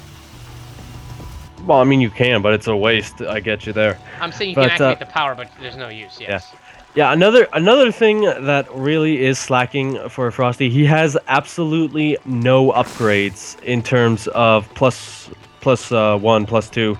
He's just now building all 3 Evo chambers, and with the Workhorse's bank, I mean, he could honestly just push right now and kill what little is here. I mean, the Evo chamber is late. I mean, he's got +2 weapons for all of his vehicles and ships. You know, in the meantime, he's got Ultras, which is a good, and he's got Banelings and Mutas and Roaches. There just simply isn't enough of all of those things. Yeah, it's 134 to 115 in army supply. It's not enough. You know, I mean, he throws on a whole bunch of Marines to come up here, but he knows they're not his. There is a small hole through that bunker. That's kind of funny. I don't think he realizes it. And here come the Banelings. They do get they don't actually connect entirely because of the planetary. But like I said, if he had a couple of Broodlords to go do it. So they do attack the planetary. They take out the turret. The planetary is being attacked by Ultras, but the tanks are just attacking everything. He gets to the planetary, but it's at what cost? Yeah, he pretty much just lost most of his army there. He's going to try and remax on Mutalisks. That's not really something you can do effectively in this situation. Way too many Vikings, way too many Ravens. I mean, I honestly just can't see how he can win this game without the Corruptors, without the Broodlords, like you were saying. Or Swarm Hosts or something. He needs a siege. He needs something to break this. And then what you do is, in order to win this, you send your Zerglings, your Banelings, your Roaches to the other bases, and you choke him to death. what you do is you send them over here, you choke him to death, you prevent him from expanding, and you keep sieging his main point, because as long as you keep his army in one place, he won't move. He can't move. And you send your extraneous units out to kill and prevent him from moving out. And that's what you have to do, and unfortunately he's not doing it. I mean, this Viking count is crazy. This Viking count is at 15 Vikings. He's got 8 tanks, he's got 5 Thors, he's got 2 Banshees, and a partridge in a pear tree. At this point, I really want Workhorse to start getting rid of his workers. He has so many orbitals. He's got, what's that number? 6 orbitals. With that many mules, you can really afford to sack a bunch of workers. Both players are maxed out, but yeah, it's not really in. Yeah, and here it is. This is what you do. So he sends the mutas over here. He pins on all the workers with the Zergling. This is actually a good thing, but unfortunately, the entire army is moving this way, and he needs to leave now. He heeds my words. Not a single tank is a shot off. There's one Viking that takes a pot shot on Overseer, but excellently done. He prevents the expansion. He gets the Overlord in there. He's going to deny this expansion. And while the army's in here, he needs to move in and do it. And that's exactly what he does. He decides to go in and engage, and he takes it, and he brings in the mutas. Now, the point defense drones do a little bit of damage, but the mutas are actually doing a really nice job of cleaning up the Vikings, but he decides it's just simply too much against the Thors and decides to leave. He leaves the Roaches and Thors down here, but against the durable materialed auto turrets, that's just not enough. Yeah, he does pull out the supply game. Yeah, he pulled out the mules, which was the good thing. These guys can still try and be annoying here. If they had the upgrades, really, they could be more annoying, but, I mean, there are a lot of missile turrets. If he goes into where this 4th base is, he could actually get rid of a lot of siege tanks here. Just sack a couple mutalisks for it, free up some supply, and then if he wanted to, he could use that supply for some more late tech units. Yeah, you're right. I think what he needs to do is he needs to send his mutas into this 4th base here, destroy that command center that basically isn't doing anything. It's just a regular old command center. Kill the tanks and keep chipping away. And like I said, he's got to choke him out. He's got to go ahead and keep these bases from mining. He's got to keep remaxing. He's got to keep the pressure on it. If he doesn't do that, he also needs to attack from this side over here. So this 4th base out here needs to be hit from both sides at the same time. Ultras from one, mutas from the other, and then just wreck base. Yeah, good scan going down on this army is going to hurt everything. Yeah, but he does not have the army. For the first time in this game, the army supply is even. And here comes the Ling Flood in. He goes to throw down a command center. The tank is there, but he doesn't know how many tanks are there. He sends in the mutas to check it out. Sees that there are too many Vikings. He gets pummeled in the face for his efforts. Yeah, and I mean, these Banshees are going to be the biggest nuisance here because there is no detection with this army. No, all the Overseers are dead, and these Banshees can pick off all the Ultralisks, just unabated. Yeah, and the thing was is that he threw the scan down almost immediately. He saw the army coming in, so I don't know if that was just dumb luck or what the deal was, but the Phoenix here delayed his attack when he should have just simply gone in. Now there are a ton of Banelings being morphed, almost 60 Banelings. Every Zergling is being turned into a Baneling. This is gonna hurt. Unfortunately, though, this base here, this planetary, doesn't have all the workers. It's only got 11 workers at. The main production facility is actually, wait a minute. He's not mining at his 3rd at all, for whatever reason. He never resaturated that. His natural isn't being mined. His main is mined out. Does he only have 2 bases he's mining off of? Well, he just threw down a couple mules in his natural to clean up what's left there. I think he's going to throw down some in the 3rd base soon, but yeah, he is only mining off of 2 bases, really. Here it comes. Oh, you're tempting me with fate, buddy. Right there, the scan again goes down. Finds the army on the first try. Yeah, that was the money scan right there. All right, in come the Banelings. Everything rolls in. The Ultras go in for fun. And you know what? Here it is. Everything on the ground gets wrecked. The Seeker missiles go off. But most of these tanks are actually gone. The Ultras are doing what they can, but the Banshees once again. Oh wow! And wow! Holy cow! In a matter of seconds, you look at that, and he was at 26 supply from that attack, and he is now back up to 96 supply. But still, he is taking a major hit. And here it is, the move out to try to take this. I mean, there's no ground army. It's all air and Thors. What he really needs is he just needs the single greatest collections of mutas I think the world has ever seen. But instead, here comes the Zerglings. The Banshees are finally pushing out. The Zerglings and Ultras are here. This is when he needs to take all these workers and move them to his 5th base. He's not mining out of his 5th base. Phoenix Oh, just boy. forgot to get his workers moving. And all the ultras just get cleaned up really easily with the 7 Banshees. And not that, the +3 weapons that they actually have here. So that is insane, and GG. Yeah, that was crazy here. Frosty not able to take the engagements he needed as you disconnect once again. Oh, well, I'm going to And- disconnect every time.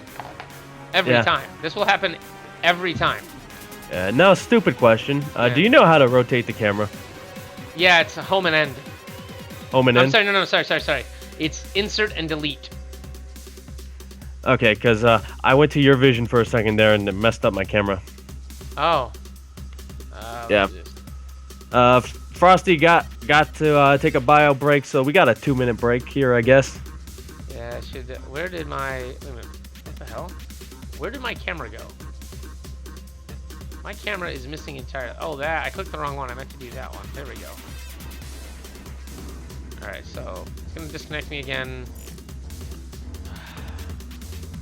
It's something about Skype like interrupting. I mean, I just upgraded. I literally upgraded my internet service to get double the upload to try to prevent this, but it doesn't seem to matter. Anytime I'm on a Skype call, it does this. I don't know how people like Base Trade TV can have 2 cams going, 3 cams going, 4 cams going, no problems. I have 1 conversation and problems. Well, they use like I forget what they use, but They use Skype though, right?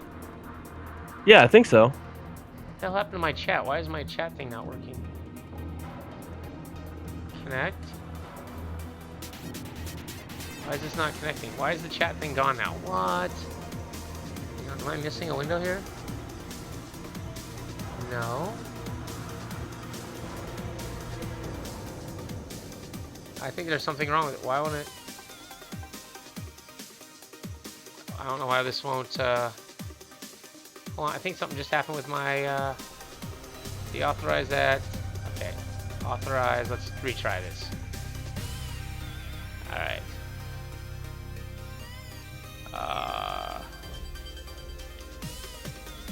On the other side of things, while he works on that, the losers bracket is still going on here. No updates just yet. I thought there were going to be, but nope. Well, apparently my chat window thing just broke. Darn. Yeah, it was actually kind of cool having it up there. We'll just remove that, and we'll add it back. It's Twitch IRC chat viewer.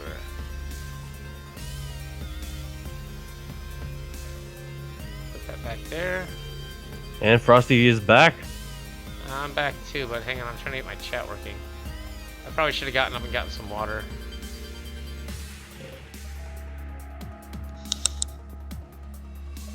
Okay.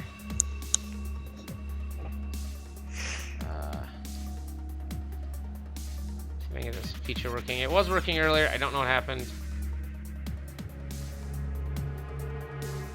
Now it's not letting me log into my own Twitch. Okay, I don't know what the hell was up with that. It needs to go quicker. Okay, there. Connect. There we go. I think it's working now. It's, There we go. Huzzah! We have a winner. Alright, so invite me back to the party. And I'm going to go ahead and grab some water real quick, and then we can move on to game 2. Okay. Alright, 1 second. I'll let you inform them of that. All right, guys. So it looks like we're gonna be on Moonlight Madness for this.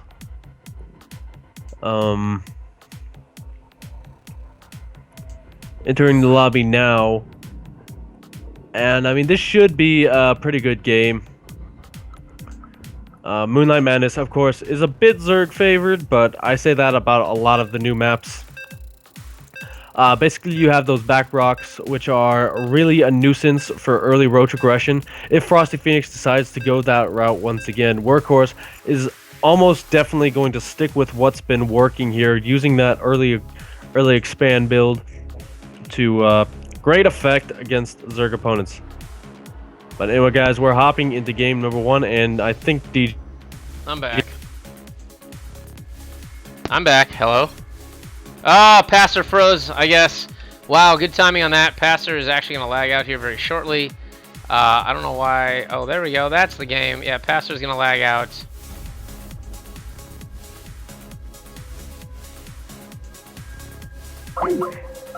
Yeah, we'll just cancel that.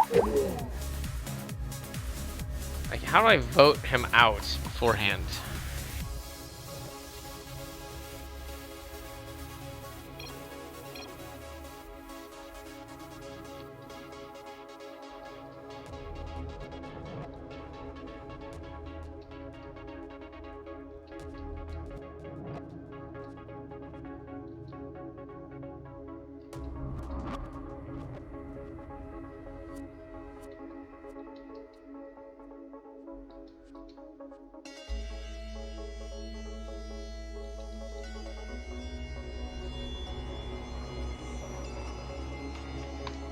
Sorry about this, guys. But as soon as he's gone, there we go. So I'm gonna have to go ahead and solo cast this one. This is game 2. Phoenix was not able to take that last match, so he's our underdog right now. This is Frosty Phoenix, our blue Zerg. His opponent doing some tricky mech. Not tricky mech, just standard mech that annoys everyone. It's Workhorse. So once again,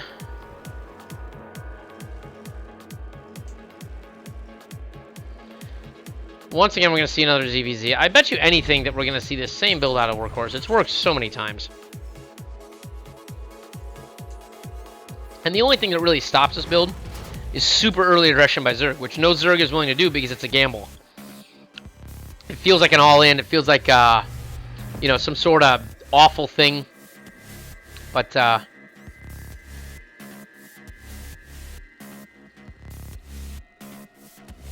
yeah, it looks like Passer's out for the rest of this. I'm going to end up having to solo cast the rest of this tournament. But if you like what I do, if you liked what Passer was doing, you can go ahead and check him out. It's Passer2300 on Twitch. And I think it's Passer Gaming 2. Yeah, Passer Gaming 2 on Twitter. For me, you can see my information over there. Check it out. You can go ahead and follow me if you like what I do, how I cast, etc., etc., etc. Just give me a call. Just go ahead and click follow, and we'll keep it real here on DJ Specter's channel. So, anyway, we do see a similar build. We're going to see a command center first. I mean, he builds it right out in plain sight as opposed to his wall. He doesn't feel there's going to be any early pressure whatsoever. The base here goes down. So if you look at the production tab, you see that the bases are pretty well lined up. I mean, this one's a little bit further ahead than this one. So his hatchery will pop sooner. But hopefully you'll be able to capitalize on it. Otherwise, we're going to see a fairly normal game here.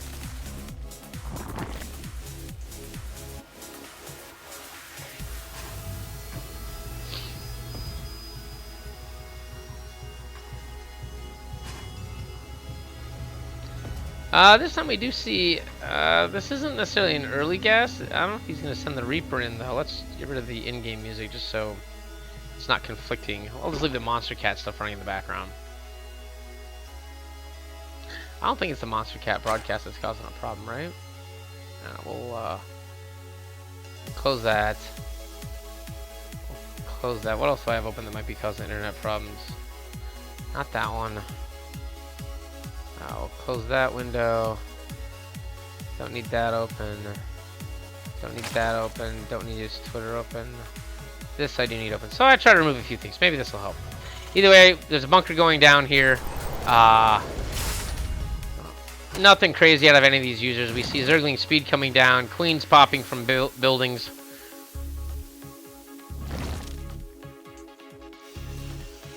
All standard is all stuff that is good and standard here. Actually, I can get a better angle. Nah, I can't really get a good angle on this one. Bunker goes down. 2 Marines will go in there. Reactored. As we've seen in the past, we're going to see a reactored. We're going to see a reactored factory here, and there'll be a couple of Hellions. He will really defend with 6 to 7 Hellions. It does seem to help against the Roach push, which you do see a Baneling nest, so he's going to go for a Baneling all-in, which I think is the proper choice in this situation.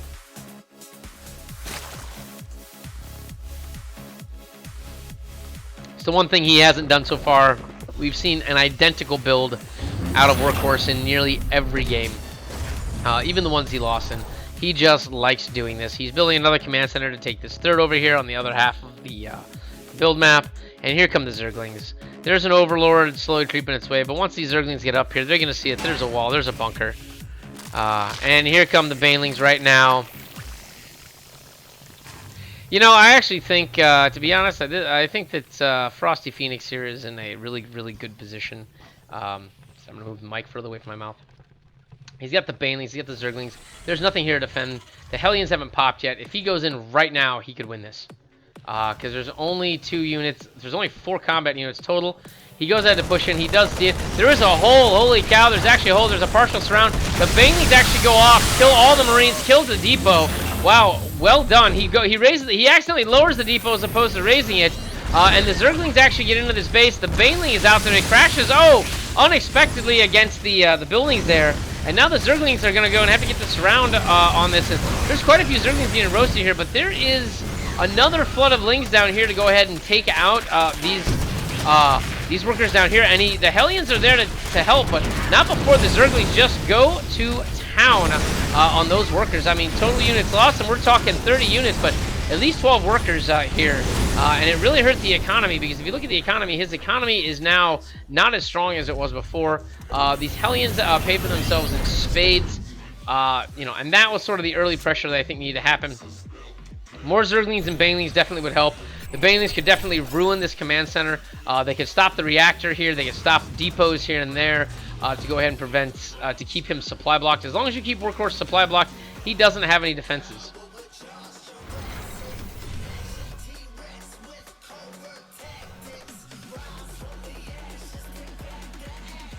By the way, Mushu92, welcome to the stream. I'd like to invite you to follow me if you are so inclined. If anyone else is out there lurking and you haven't followed me, go ahead and do so. This is the ESL number 28 Skill Cup.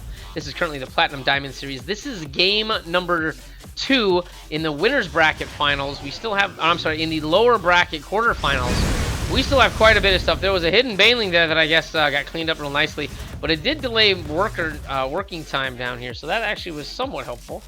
There are more Zerglings here, but there are no higher tech units. We do see a Roach Warren, but now that we have tank production, Roach Warrens are going to be less useful. He really should just go Ling Bling Muta, skip the Roach Warrens, go straight to you know, Mutatech, but he just doesn't have the income. I mean, he put a lot into the initial push. I don't think he did as much damage as he thought it would. The Terran's income has now returned to what it normally was. And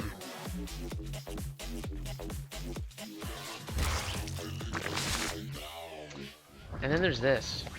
Roach Ling. If he goes Banelings, though, he's actually got a good shot at stopping this. Like, but this tank here, this cross zone, this right here is the kill zone.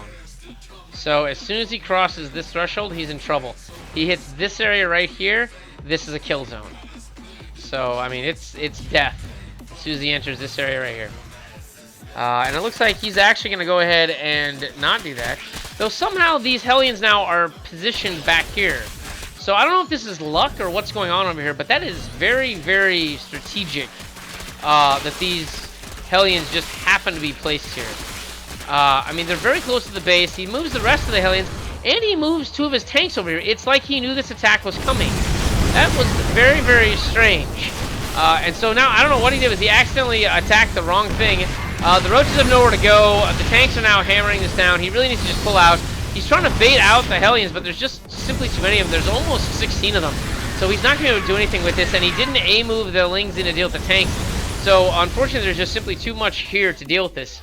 And once again, yeah, Workhorse with like a perfect defense here with Matt.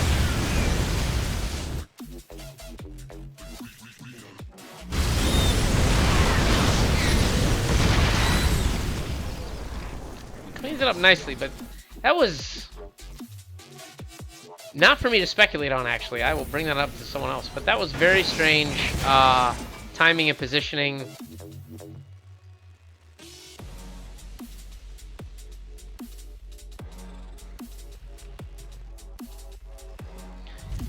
But otherwise, we are back into yet another slow TVZ where at least Frosty tried something.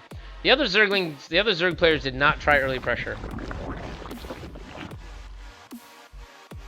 However, the army value is 29 to 59, and there is absolutely no way that he can ever come back to this. There's a 4th base going down.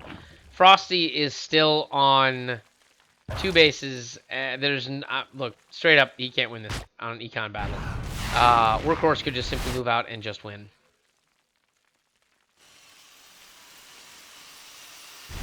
There is very little he can do. Frosty would need to literally tech to air units right now. All of a sudden, just spontaneously have air units. And unfortunately, as per usual, Ling, Bling, Roach did not work. And now there is a, well, I guess he's supply blocked at the moment, but there is a double Viking production going on here. I don't know. And then mass depot wall.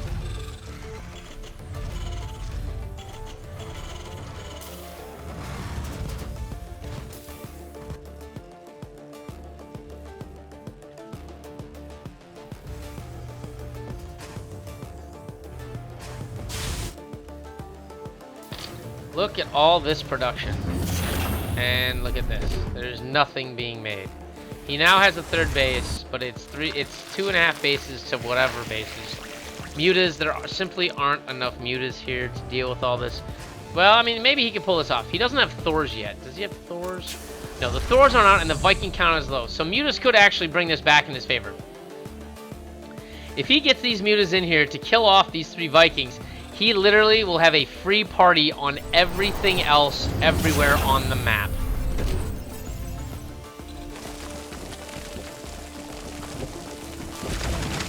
Not sure I approve of the Spore Crawler choice, because this usually isn't what's been killing this guy.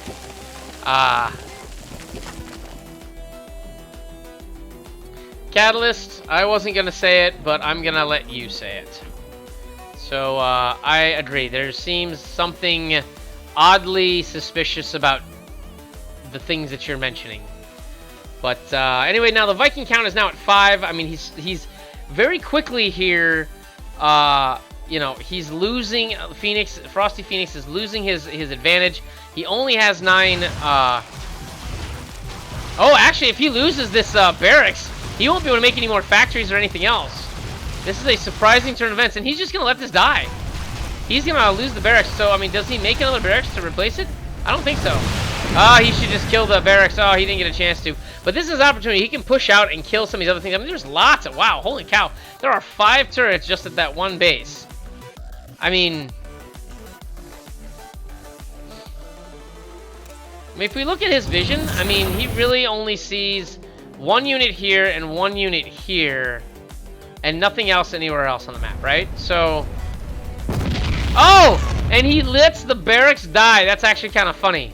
So if we see, is he rebuilding the barracks? No, he's actually not rebuilding the barracks, because I think he's in his final configuration for buildings.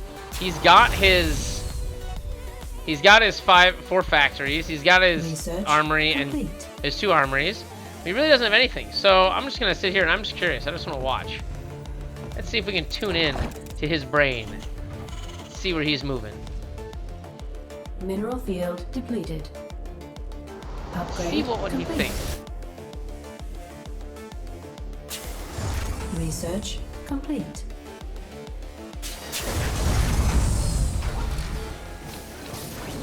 So now this is just him taking and Mineral defending field his newest base. depleted. Upgrade complete. We do see corruptors coming down, 6 of them actually, but that's not going to be enough to deal with this Viking Raven army. Unfortunately, there's just simply too many of those units, and the Ravens especially will cut down all that. You really need in this case mutas and corruptors, because you need the mutas to chase down the Ravens and kill them, and the corruptors to deal with it. But he is placing turrets, just all the way, just generally all the way around. And then there are the... He does go ahead and decide to take the tower now. He saw something out of the corner, but I don't know what it was. So he's going to send the Hellions out to kind of clean up some of these creep tubers here. There's the entire army. He spots it coming in there. Now he sees what the composition is. And what does he do?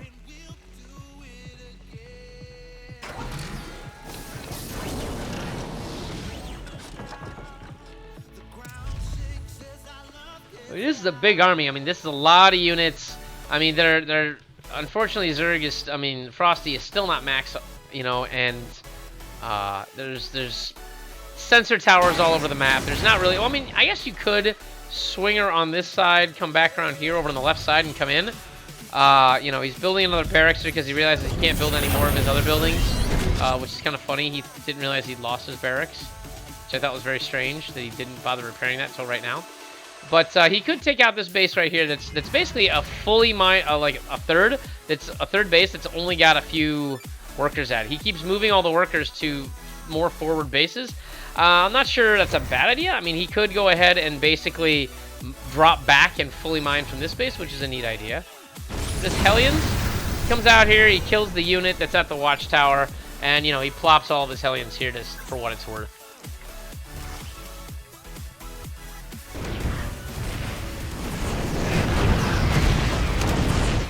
Yeah, but there are... How many Thors does he have in this mix? He's only got 2 Thors, but he's got more than enough Vikings and more than enough Ravens to be able to deal... I mean, how many Ravens does he have? He's got 7 Ravens.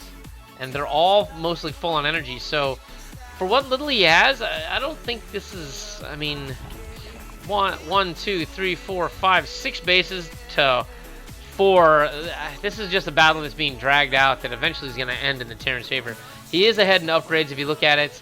He's got +2/+2. This has only got level 1 flyer Zerg Carapace. That's nothing versus Thor missiles. All this era is going to evaporate, and it's just going to be over with when this engagement takes place. And once again, this scan goes down. How does he know?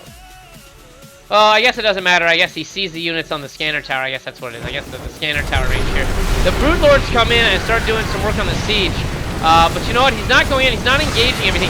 Now he's like, screw it, YOLO. Everything goes in. Banelings explode on everything. He tries to fight with what he can. The Brood Lords, the PDD damage is real. He brings in the Corruptors. The Corruptors and Brood Lords are slow and going to work. The Brood Lords are actually still alive because the Vikings are having to focus on the Corruptors.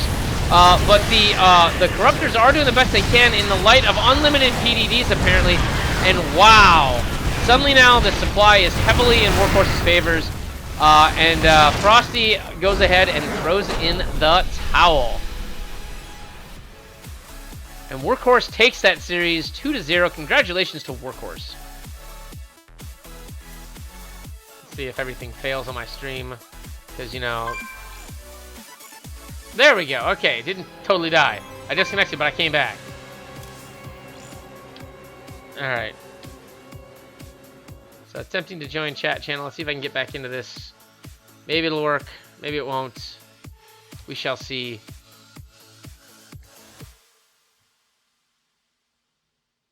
Alright, this is kind of dead. So we're just gonna move me back down here. And what I'm gonna do is I'm gonna go ahead and take a... Well, I wanna let me join the ESL chat. There, no. Okay, I'm back. Yay!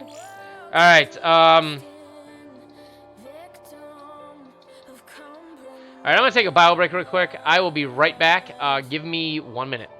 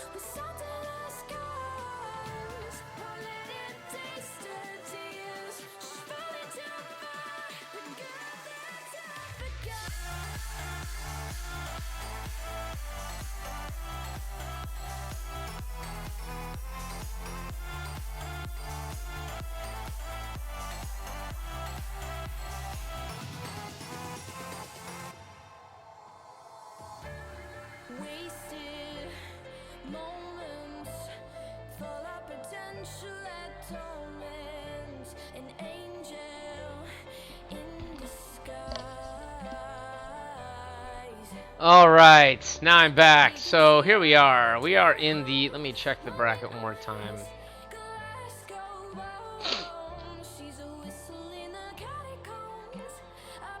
All right, so it looks like we're waiting for Tear It Up versus Seamus in order for Workhorse to have his next opponent, and I keep yawning because I'm tired.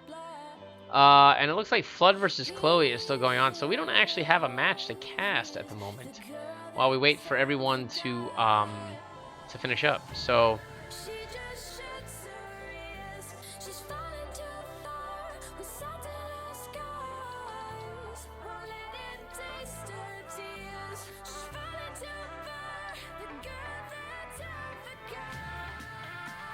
Alright, let's make sure this is updated.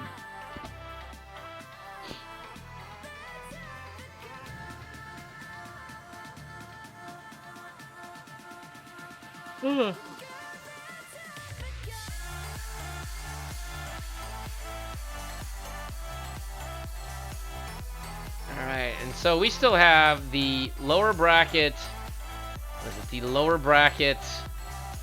Well, we're still gonna have one more match. From the. So what happens is the loser of this match ends up down here, and then the winner of this match pairs it up, and then the winner of this match goes up here to fight the winner of this match.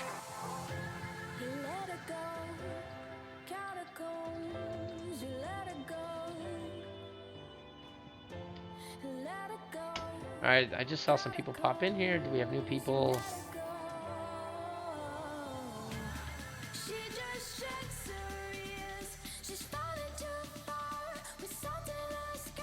I'm yawning on stream, Catalyst. I am yawning on stream. Oh, it is so unfortunate. But, yeah, so anyway, I'm DJ Spectre. This is the ESL number 28, Skill Cup number 28. What that means is that it's broken into two tournaments. The first one being the Bronze, Silver, and Gold, representing the bottom 3 leagues. And then the middle 2 leagues, which is Platinum and Diamond, is represented by the tournament you're watching right here. So anyway, if you haven't, go ahead and click the follow button if you like what I do, or if you want to come back and heckle me at some future date. I suppose that's acceptable as well. Or you can go ahead and follow me on Twitter at DJ Spectre TV. All those things will eventually appear here on my glorious cell phone. But let's see here. Well, let's see here.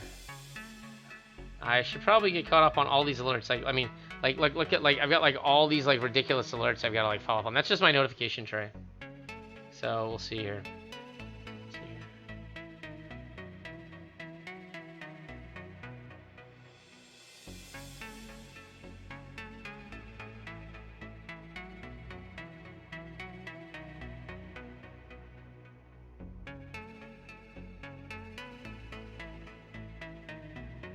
So we'll just listen to some beautiful Monster Cat.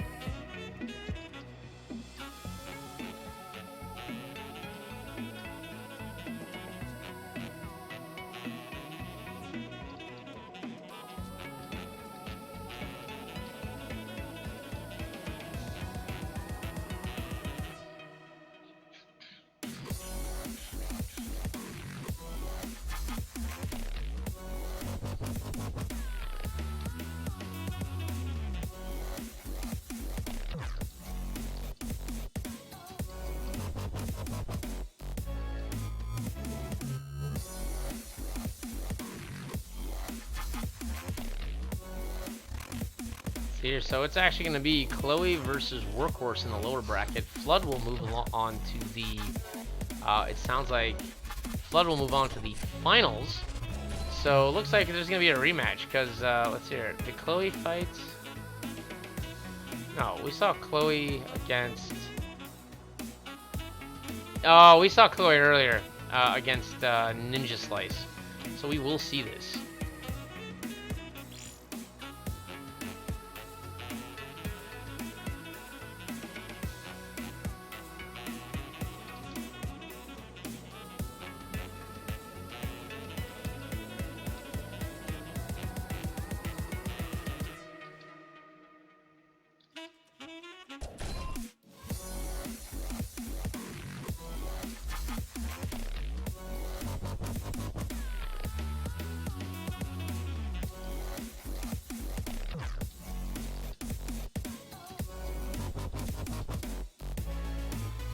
Alright, let's see here. Alright, so it looks like we're going to cast Workhorse versus Chloe.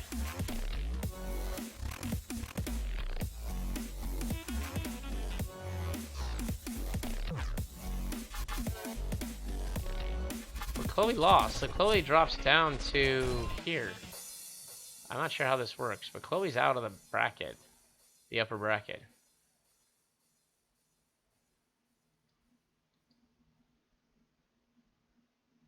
Tearing it up. Well, still, I don't think I've got a match to cast. Oh, no, the winner goes here. I guess I could always pop over and cast with Oslord. No, he's doing the bronze, silver, gold. I can't do that. I think we just gotta wait, guys.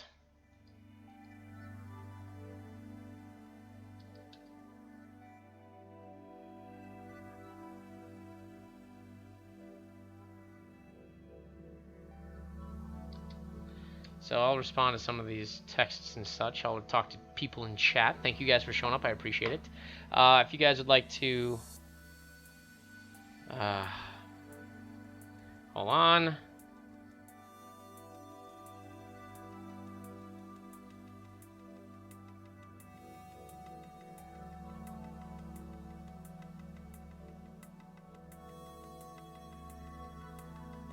I'm kind of happy vacation's almost over. 3-Rex proxy on Bridgehead with float into natural is probably the dumbest thing I've ever done. You know what's funny? Is actually Nikki B. Red, that's actually not a bad strategy. It works against Terran. So if you 2-Rocks proxy Terran, that's actually not a bad thing. And it can also work against Protoss for the same reason, because if you meet a greedy Protoss, they won't have enough Stalkers to actually stop the Marine Force. They'll have Photon Overcharge, but you just hang back a little bit, because even if their Warp Gate finishes, it won't matter, they lost it. So, no, Catalyst, there's not always a lower bracket in this. There's usually one in the Bronze, Silver, Gold because we have fewer players there, but not usually in the Platinum, Diamond.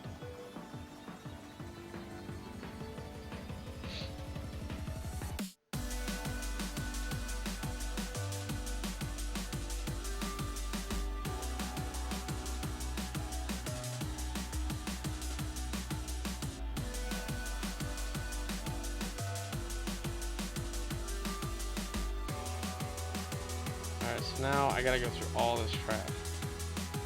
What is all this shit?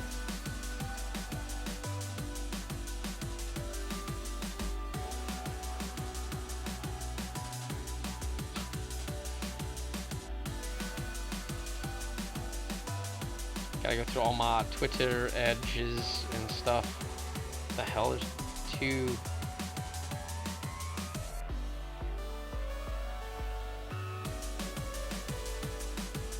Oh, these are the other ones.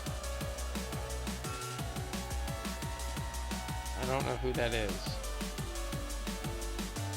I don't know who that person is. I like how I don't know what any of this stuff in Twitter means. It says my contact on Twitter. I don't know who that is. Oh, maybe I do know who that is. But we're going to keep watching this bracket and see who we can get. I mean, if Tearing It Up is back, we can maybe cast one of his games. Nah, I think they're all duking it out. So Chloe gets knocked down there, but he's still got to work on Workhorse. Tearing It Up and Seamus are just... I think what is Tearing It Up? Disconnected. Logger is up 1-0.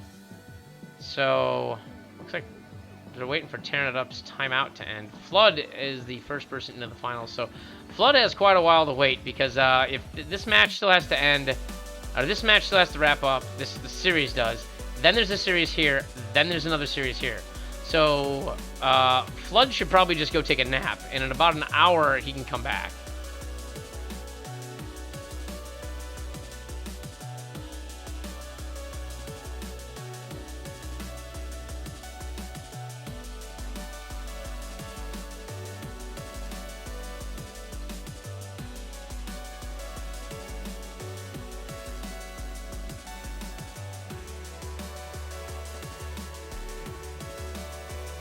Yeah, the proxy hatch was actually funny, Nikki B. Red. The proxy hatch was hysterical, where he put the hatch in the guy's main base after he'd already had a natural. That was a riot.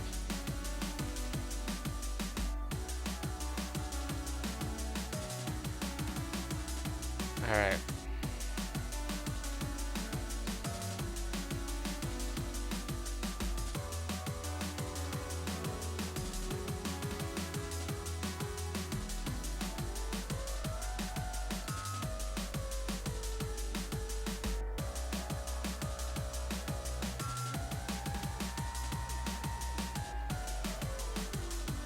So it looks like he'll have to wait for 2 series. It's gonna be Workhorse versus I guess his name's Lager, but he goes by Seamus.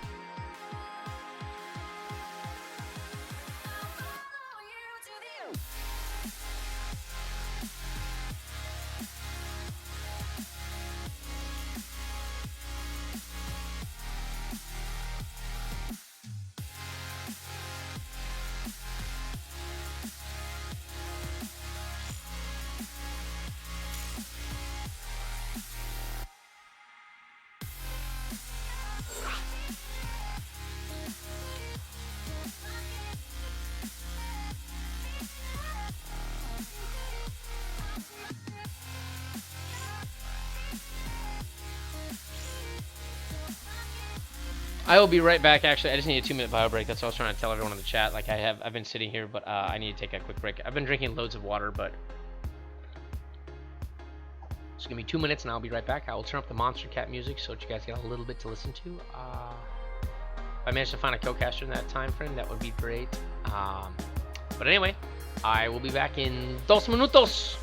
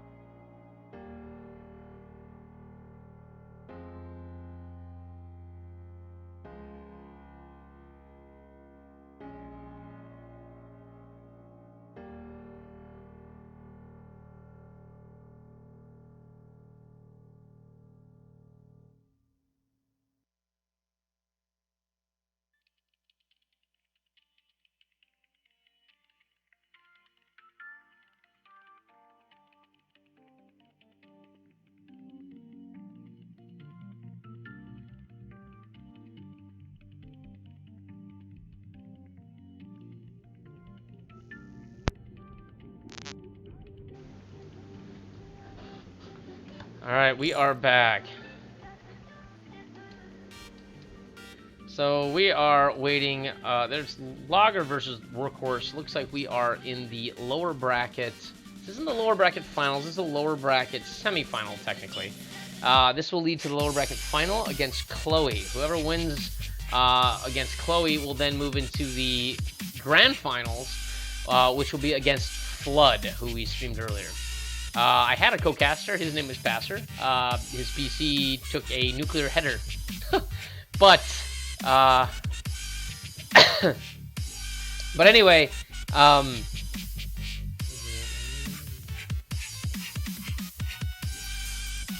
is this? Oh, expired SC. That's okay. You don't have to. I appreciate it. You don't have to go ahead and do that. I volunteered for this, so I will endure. Because I'm a hardcore nerd. I guess that's how that statement goes. So anyway,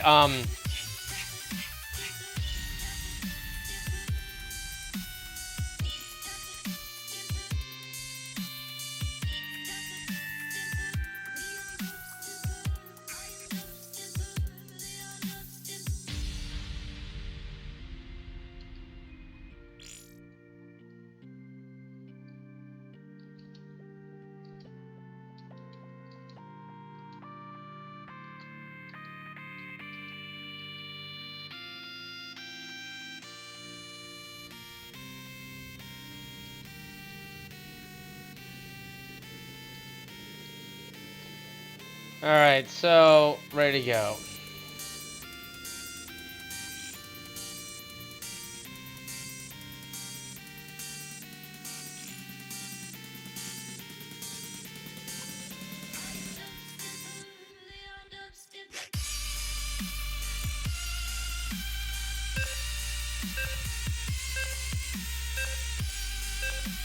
We're gonna close that all. Well, no, we'll leave the party chat going.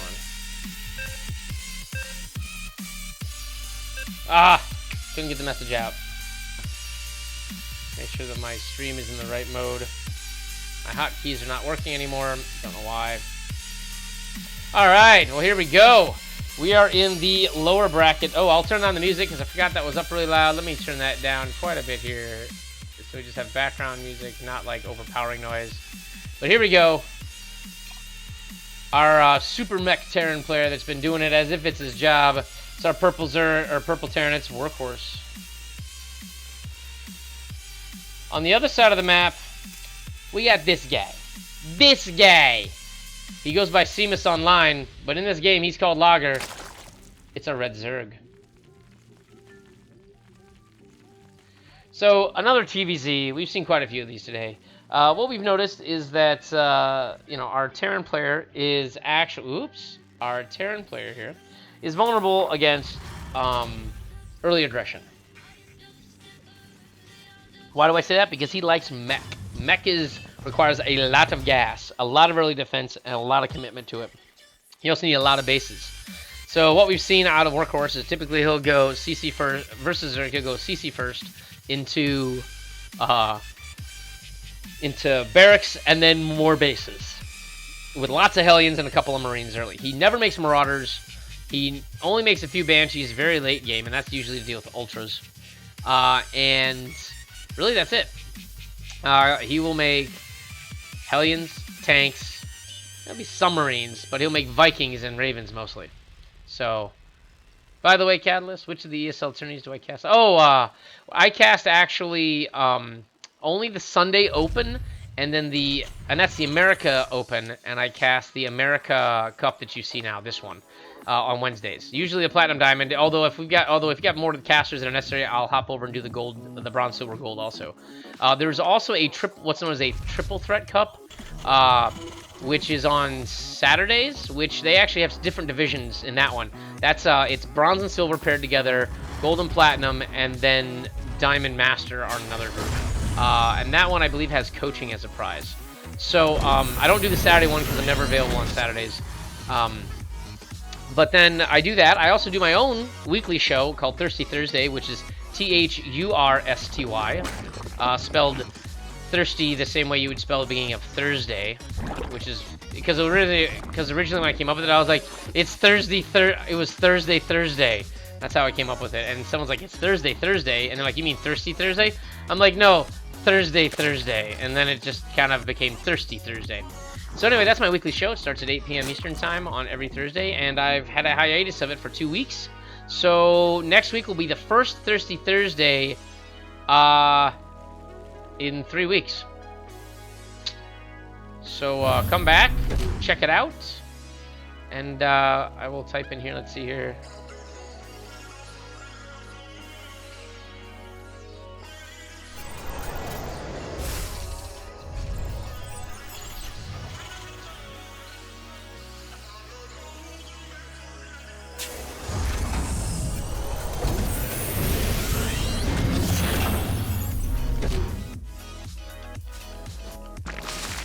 So we see a standard build, his standard build of make a barracks, make 2 Marines, make a factory, make a bunker. Game paused. What?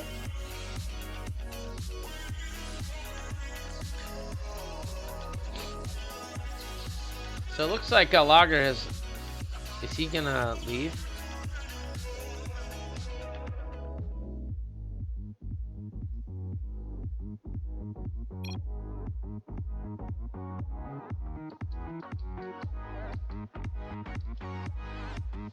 Can't really do much about that, actually, to be honest.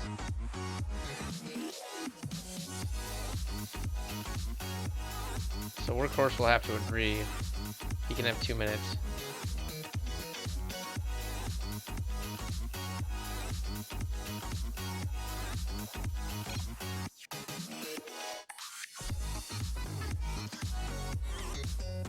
Alright, so we'll say 2 minutes.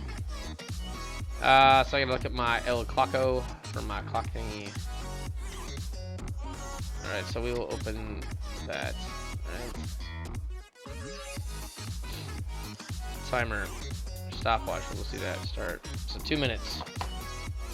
Anyway, just so you can see, since I'm an observer, I can kind of move anywhere I want. I'm not limited by the players. What we do see is we see the standard build that Workhorse always does. You know, we see his factory being built. I mean, if you look at the production tab, I mean, his factory is about half done. He's got his bunker in place. He's building his other depot, which is where? Here, so he can wall off. On the flip side, though, we see the pool about maybe 20% done with speed. We don't see any other buildings being built. I mean, this is a fairly strong, this is a fairly weak defense. I mean, it's only 2 Marines at 5-minute mark. I mean, you could 6-pool this guy and have wrecked his shit by now. It's like, see, good to know. So the tourneys I will be playing in, you will be casting. Yes, they will be, Catalyst. I don't always do them. Like, I've been, like, last Sunday I had, I casted the entire Platinum, or on the entire Open. It was actually brutal because I had I wasn't feeling well, and plus I also woke up like 30 seconds before the tournament started, so I was kind of caught off guard. And here we go. Looks like he actually stopped beforehand. So nice. So the game's actually going to begin. So Lager not feeling so well here, unfortunately. Sometimes that happens. Tournaments don't line up really well with human health.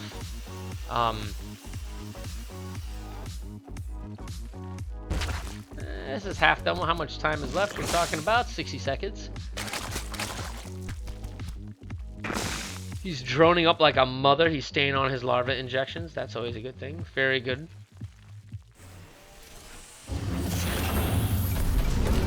Like I said, this right here becomes cannon fodder for early aggression. Like 6 minutes, and if you look at the army value, I mean, like, Zerg has, well, 2 queens, and where's it at?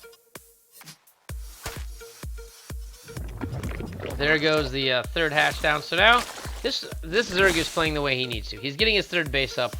I think now that he knows, you know, he's watched the way Workhorse plays. You know, he knows what to expect. He knows this guy does the same build against Zerg every game. And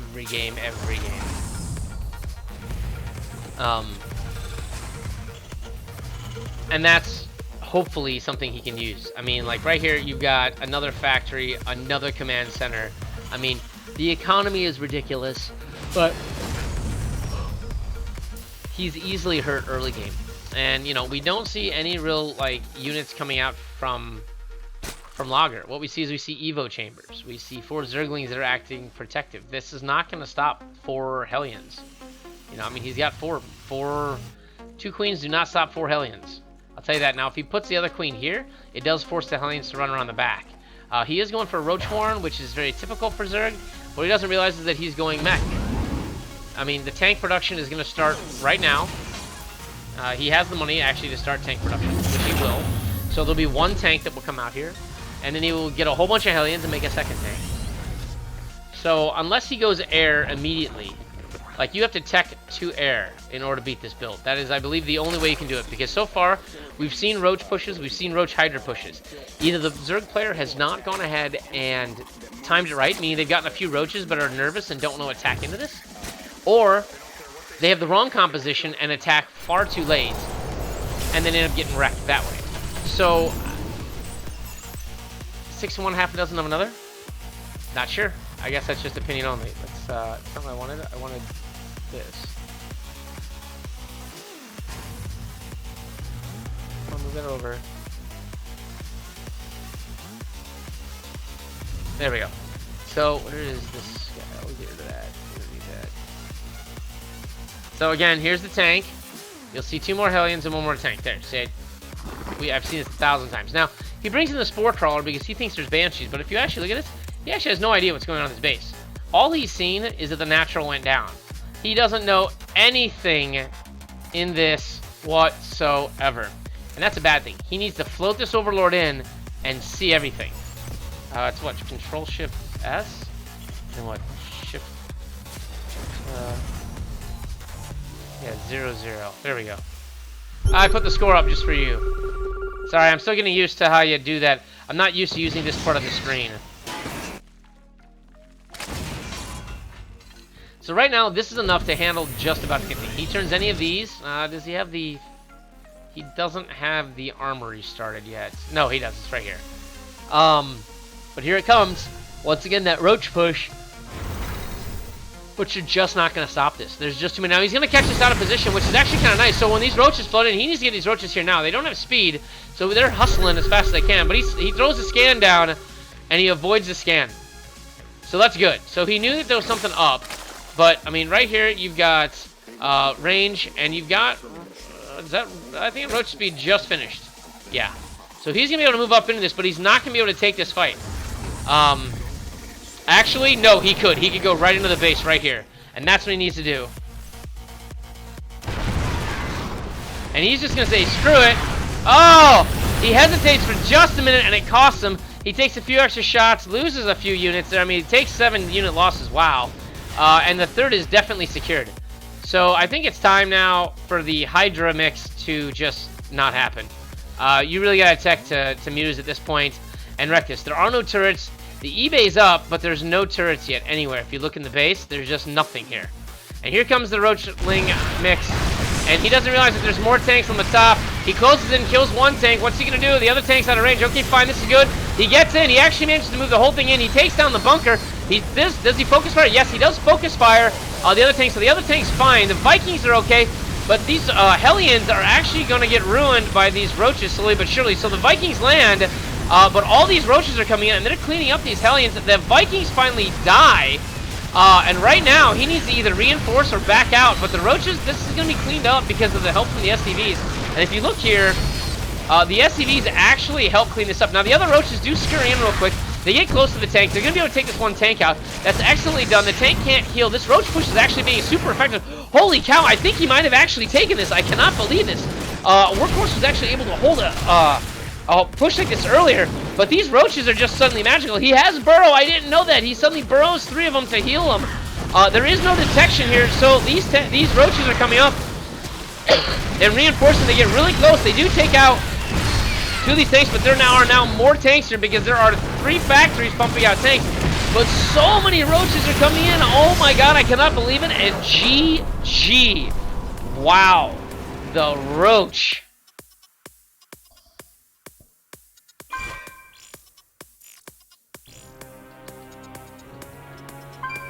And by the way, thank you for watching. I appreciate it. Nikki B. Red, you've come around a couple of times. That's awesome. Thank you. If you haven't followed, which I think you did already, follow anyway, just to be safe.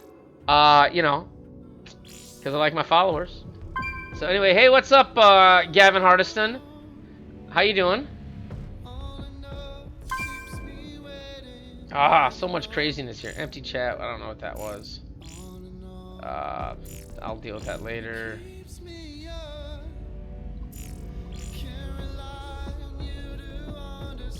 Close that one. Close that one. Gotta go back. I don't know. None of my. All right. It's okay, Gavin Hardison. You can always come back. There's a Sunday Open that's worth $50, so you should come back on the Sunday Open and show up. This is the ESL number 28 Skill Cup. Going into game number 2 of the lower bracket quarterfinal, or lower bracket semifinal between Workhorse and Lager. Lager defeated Workhorse's normally very strong mech play with one beautiful Roach all in.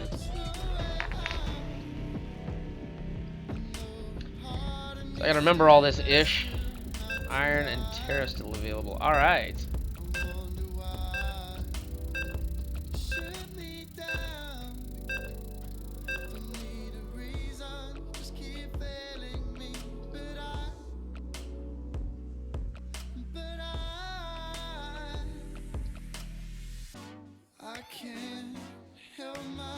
Alright, so let's get into this game here. Starting down in the lower right-hand corner. Usually a very stalwart mech player. We have Workhorse. Currently down 1-0. Oh, I should probably add that, right? So then what is it? Is it control 2? 1. There we go. By the way, Galvin Hardison, thank you for the follow. Hope you like the little girl on a wheelie, because you know what? You joined DJ's crew. You're a boss. Sitting down in the lower left-hand corner, we have the Red Zerg. We've got Lager. He handed Workhorse's ass in the last match. Gotta hand it. That was pretty impressive. I really didn't think he was gonna be able to hold it. He only had a couple of workers. He only had a couple of roaches left. I think Burrow completed like during that battle, and he was able to sort of keep 3 roaches down and heal them a little bit. Get rid of that. We'll just turn off the in-game music, listen to Monster Cat while we do this. By the way, Gavin Hardiston, I'm only gold. I was plat. Exo Bird, I don't believe in roach. I believe in roaches. It's a little different. It's the inflection, right? Anyhow, thank you for the follow, Gavin Hardiston. And Exo Bird, you and I are going to have to talk about roaches and all that jazz. Whoa, sorry, hold on, I'm like going off screen here for some reason. Bam. And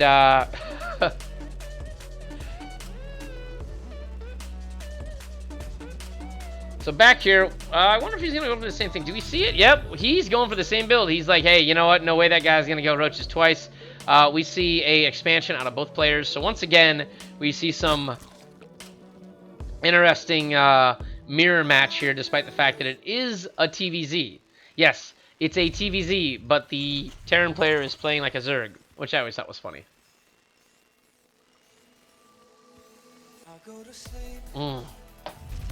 Cold water. I said it once earlier in the stream, but for those of you guys who missed it, it's one of the great joys of being a human. Ice cold effing water. Anyway, there's an overlord in the base that's gonna come in and be like, hey dude, I see your base. I see your base. I don't know what's over here though, because I'm slow and fat and I'm an overlord.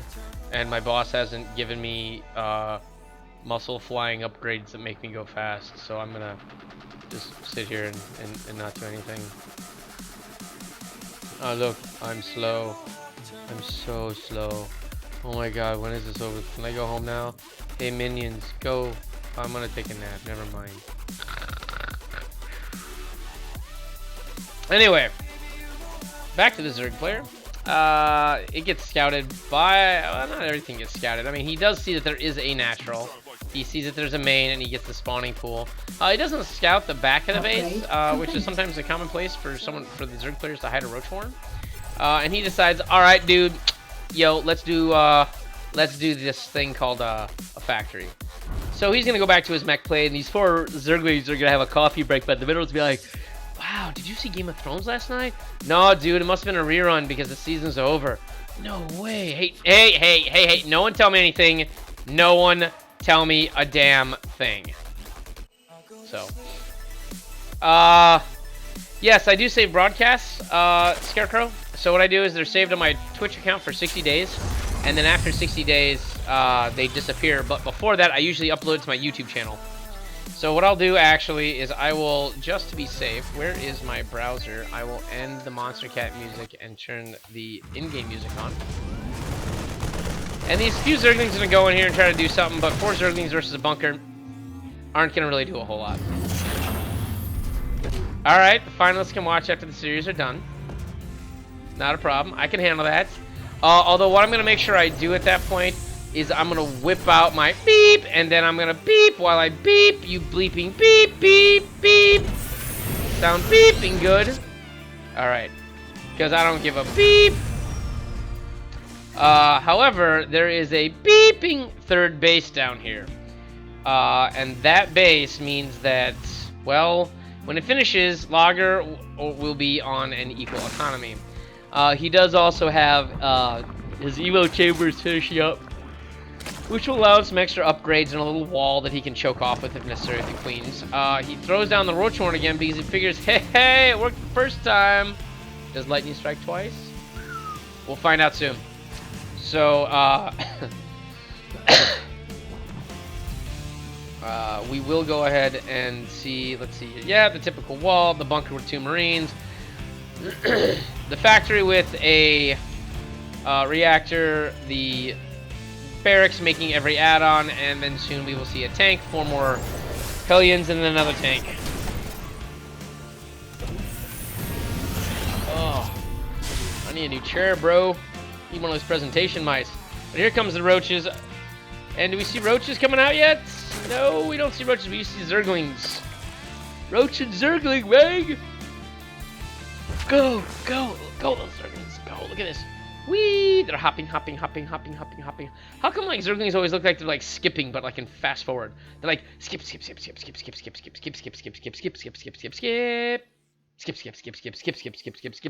We're getting shot. Run! Skip. Oh, kill the worker. All right, we got a free worker. We lost the Zergling. What's the unit count? 6 units lost to 2 units, because that was the 4 sacrificial lings that we saw earlier. So anyway, here we go. We've got a third base up and functional. We have another queen. We do have 6 roaches. So I mean, he's built a couple of extra layers of defense here. This tank does cover everything on this ramp, so unless the roaches and Zerglings are able to pound down one of these 2 buildings super fast and get away, they're going to have to move up here and then attack like this. It's the only way. Now, he throws down a turret, probably because it's just a cheap extra building that he kind of needs anyway. Doesn't lock up. MoCat doesn't lock audio. What is MoCat? I know that extension. MoCat. Motion capture? No. Whatever, not sure, don't care, it's not StarCraft related, but we have roaches, a couple of them. We have a few, just drones. Looks like he decided to do a round of droning. I mean, I think this is I don't know, I think this is one of these times where he needs to just simply, he needs to go to mutas. Now, he doesn't know this because he cannot see the base. He does see there's a huge wall. I guess it's safe to assume, I mean, he doesn't see anything in here. I mean, he literally doesn't see anything. He doesn't know that there's anything there. But, I mean, if he assumes that the Terran player, and if he's watching these matches, then he knows that the composition is going to be Hellion, Tank, Viking, Raven, Banshee, Thor. Well, it's going to start off with Hellion, Tank, Viking, and then include Ravens and Thors later on once he gets his 4th base up.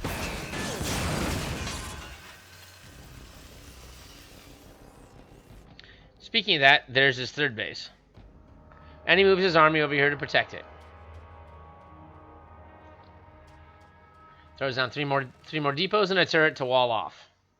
as if you couldn't see that by these little stencils that showed up. There's a 4th base going down actually now for Lager, which isn't a bad thing. He does have, let's see here, does he have 1-1?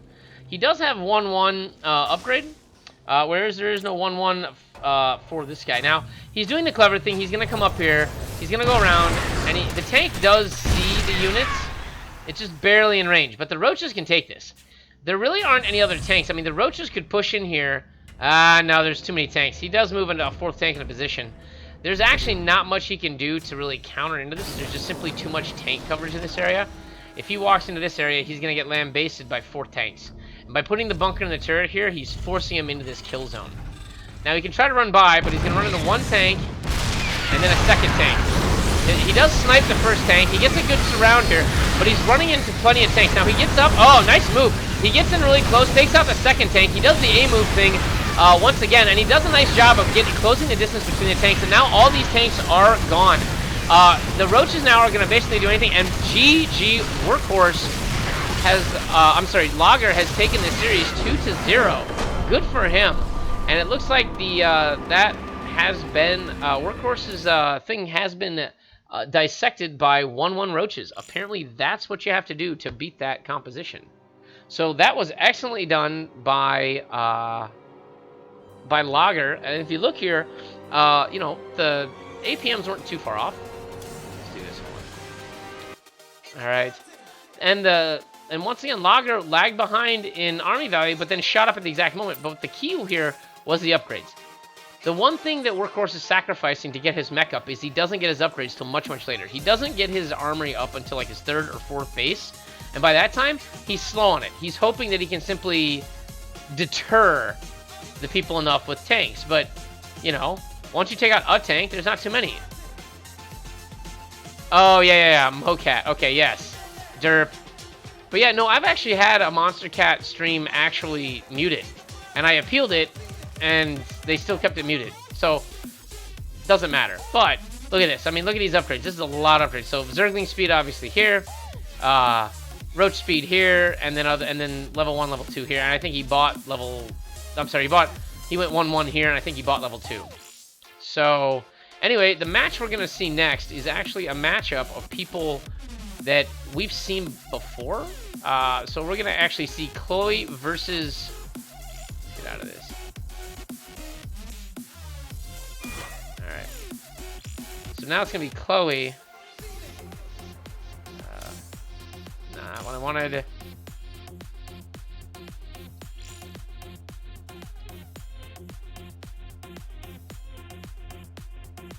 Make sure my... Oh, I'm not on the right screen. There we go. Ew. So, while we take this quick little break, I'm going to go ahead and check my phone, look at Twitter, and see what's going on there. See if anything new. By the way, if you guys haven't, you guys can follow me on Twitter. It's DJ Spectre TV. You know, you can go ahead and follow me there. If you like, if you want, if you feel the urge to become a Twitter follower. Let's see here. So yeah, I'd like to thank Alice Amanoff, who is a Brazilian-based caster, I believe. He casts the Open. He does a Portuguese stream for the Open. All right. Where is Lager?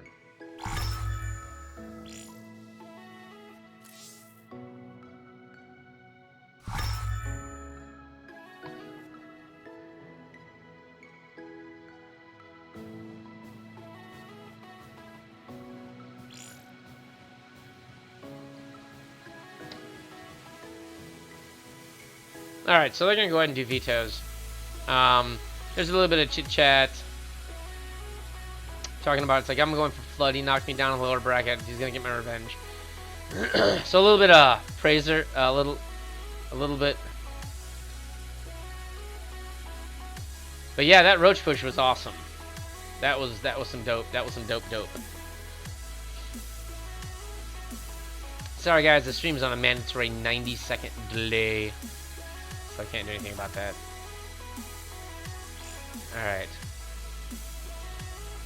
Alright, let's see what's going on here. Sorry, people. Oh my god.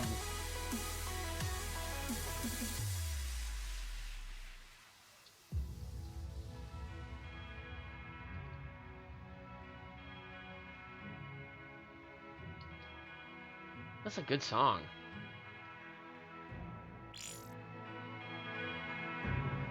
Ooh, it's very mellow. I'm about to type this down. Write this down. I've got a file. I like these bells. I don't know why. It was just me.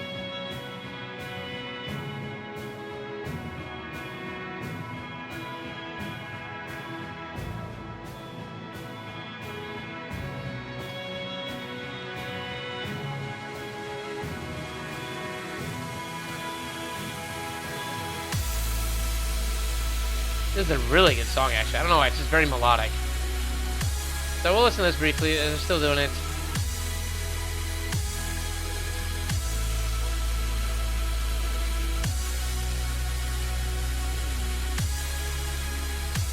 So it looks like I'm actually going to have a co-caster, ironically use one of the ESL admins. So I'll turn this down so you guys can actually hear me, but it's a good song. Like I said, very melodic.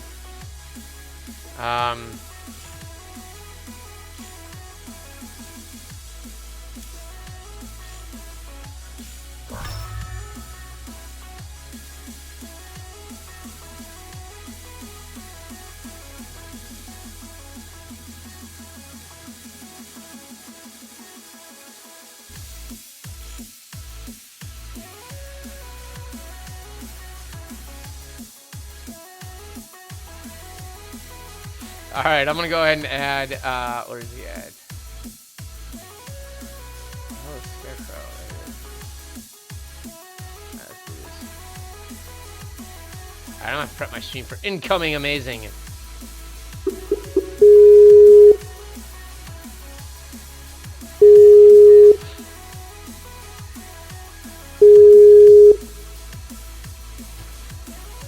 Yellow?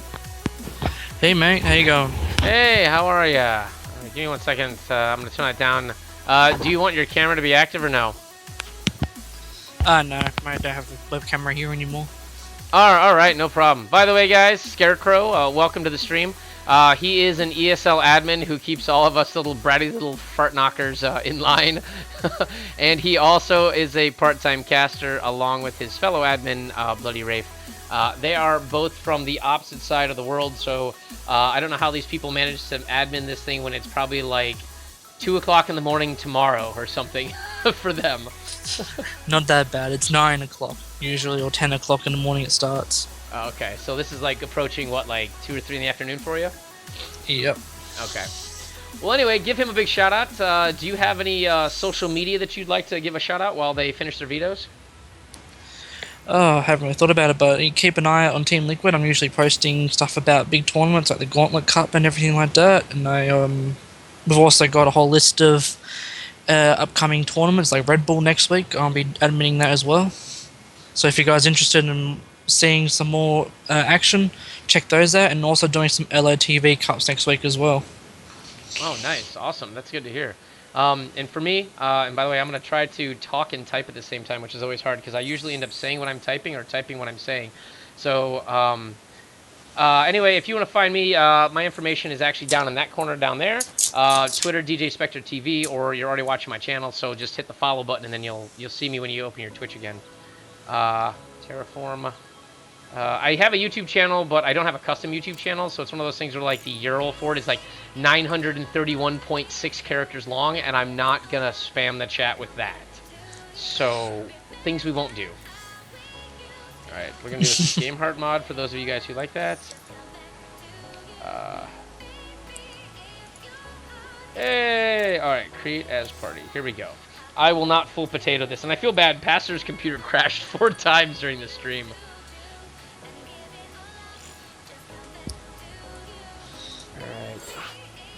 Okay, close that, close that. Alright, let's put Logger, Chloe, there we go.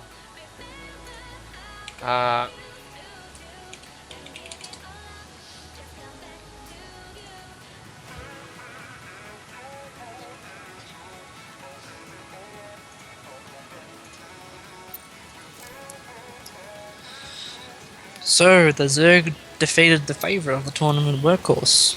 Yeah, I was really impressed. I mean, his mech strategy was ridiculous. Like, he went the same build every game and almost made it. Yeah, it is quite hard to counter mech, but if you can break it. Well, apparently Still 1-1 is Roach there. is how you do it. I mean, that's literally what Lager did 2 games in a row. Yeah, it's a lot easier to blind counter someone if you know what build they're going to go for beforehand. If they go bio and you got 1 Roaches, they can spell disaster. Yeah, and we did sort of have to follow Workhorse through part of the tournament because of the, I don't know, the bad blood or what you ever want to call it from a couple of the other players earlier. One of them being Chloe. That was accused of something. It was craziness. So we had to switch streams, and then then we went to Flood, and then Passer crashed, and Flood made it to the finals. So I couldn't go back to Flood. So it was like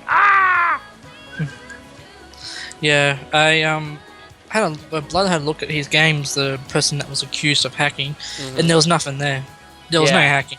He actually won one of the games just by doing a link all-in that caught the guy off guard. So if he was a map hacker, wouldn't he know? Yeah, I know. Plus, the other thing is that there were 2 linchpins to that match where the bunkers went down and killed the natural, but the thing is the guy never made a queen at his main. So, like, he was already behind on larva, and so then when he finally did, then he made a macro hatch instead of an expansion. So, whatever. Anyway, so in the upper left-hand corner, we've got our Green Terran who we casted earlier and survived the tumultuous upper bracket earlier. Now in the now got down to the lower bracket after losing the winners final. It's our Green Terran. It's Chloe. Would you like me to do the Zerg? Yeah. Alright, we have the Zerg that's coming back from being knocked out in the second round. He is the red player in the bottom right corner. It's Lager. Yeah, what's kind of fun is when you see people's names in the like on the sign-up sheet, and then you see their names in game. It's like sometimes they're like radically different. Like I one time saw someone in a different tournament where it's like their name, like their online name was like something like Happy Guy, and then his name, like his in-game name was Boobs. I was like, okay. But anyhow, so looks like Chloe is not doing anything too. So wait, I take that back. I was about to say not sneaky, but what do you see over here? What do you see? What I see? Yep, I see it. 2 racks. Oh, it's so cute. Oh, I love this. This is a build after my own heart because in gold, the best way to win is just cheese. So many of these Terrans have been doing 2 axes. Even in the BSG, according to Blood, they've been doing 2 axes at least 1 game every series. Oh wow. Well, here's the thing: is that like at least in the ESL, at least these tournaments, because there's a lot of best of ones. It's like a glorified ladder match, right? So you're like, well, I got to get out of this round so I can get to the best of 3 and maybe do some trickier things, right? So they practice this and like, fine, I'm gonna do a 2 racks, and then I'll try it in the first game of the best of 3s if I make it, and then they'll do something normal. Like I guarantee you, we'll see Chloe do something more normal like bio or a mech push or something. But for now, it's Marines.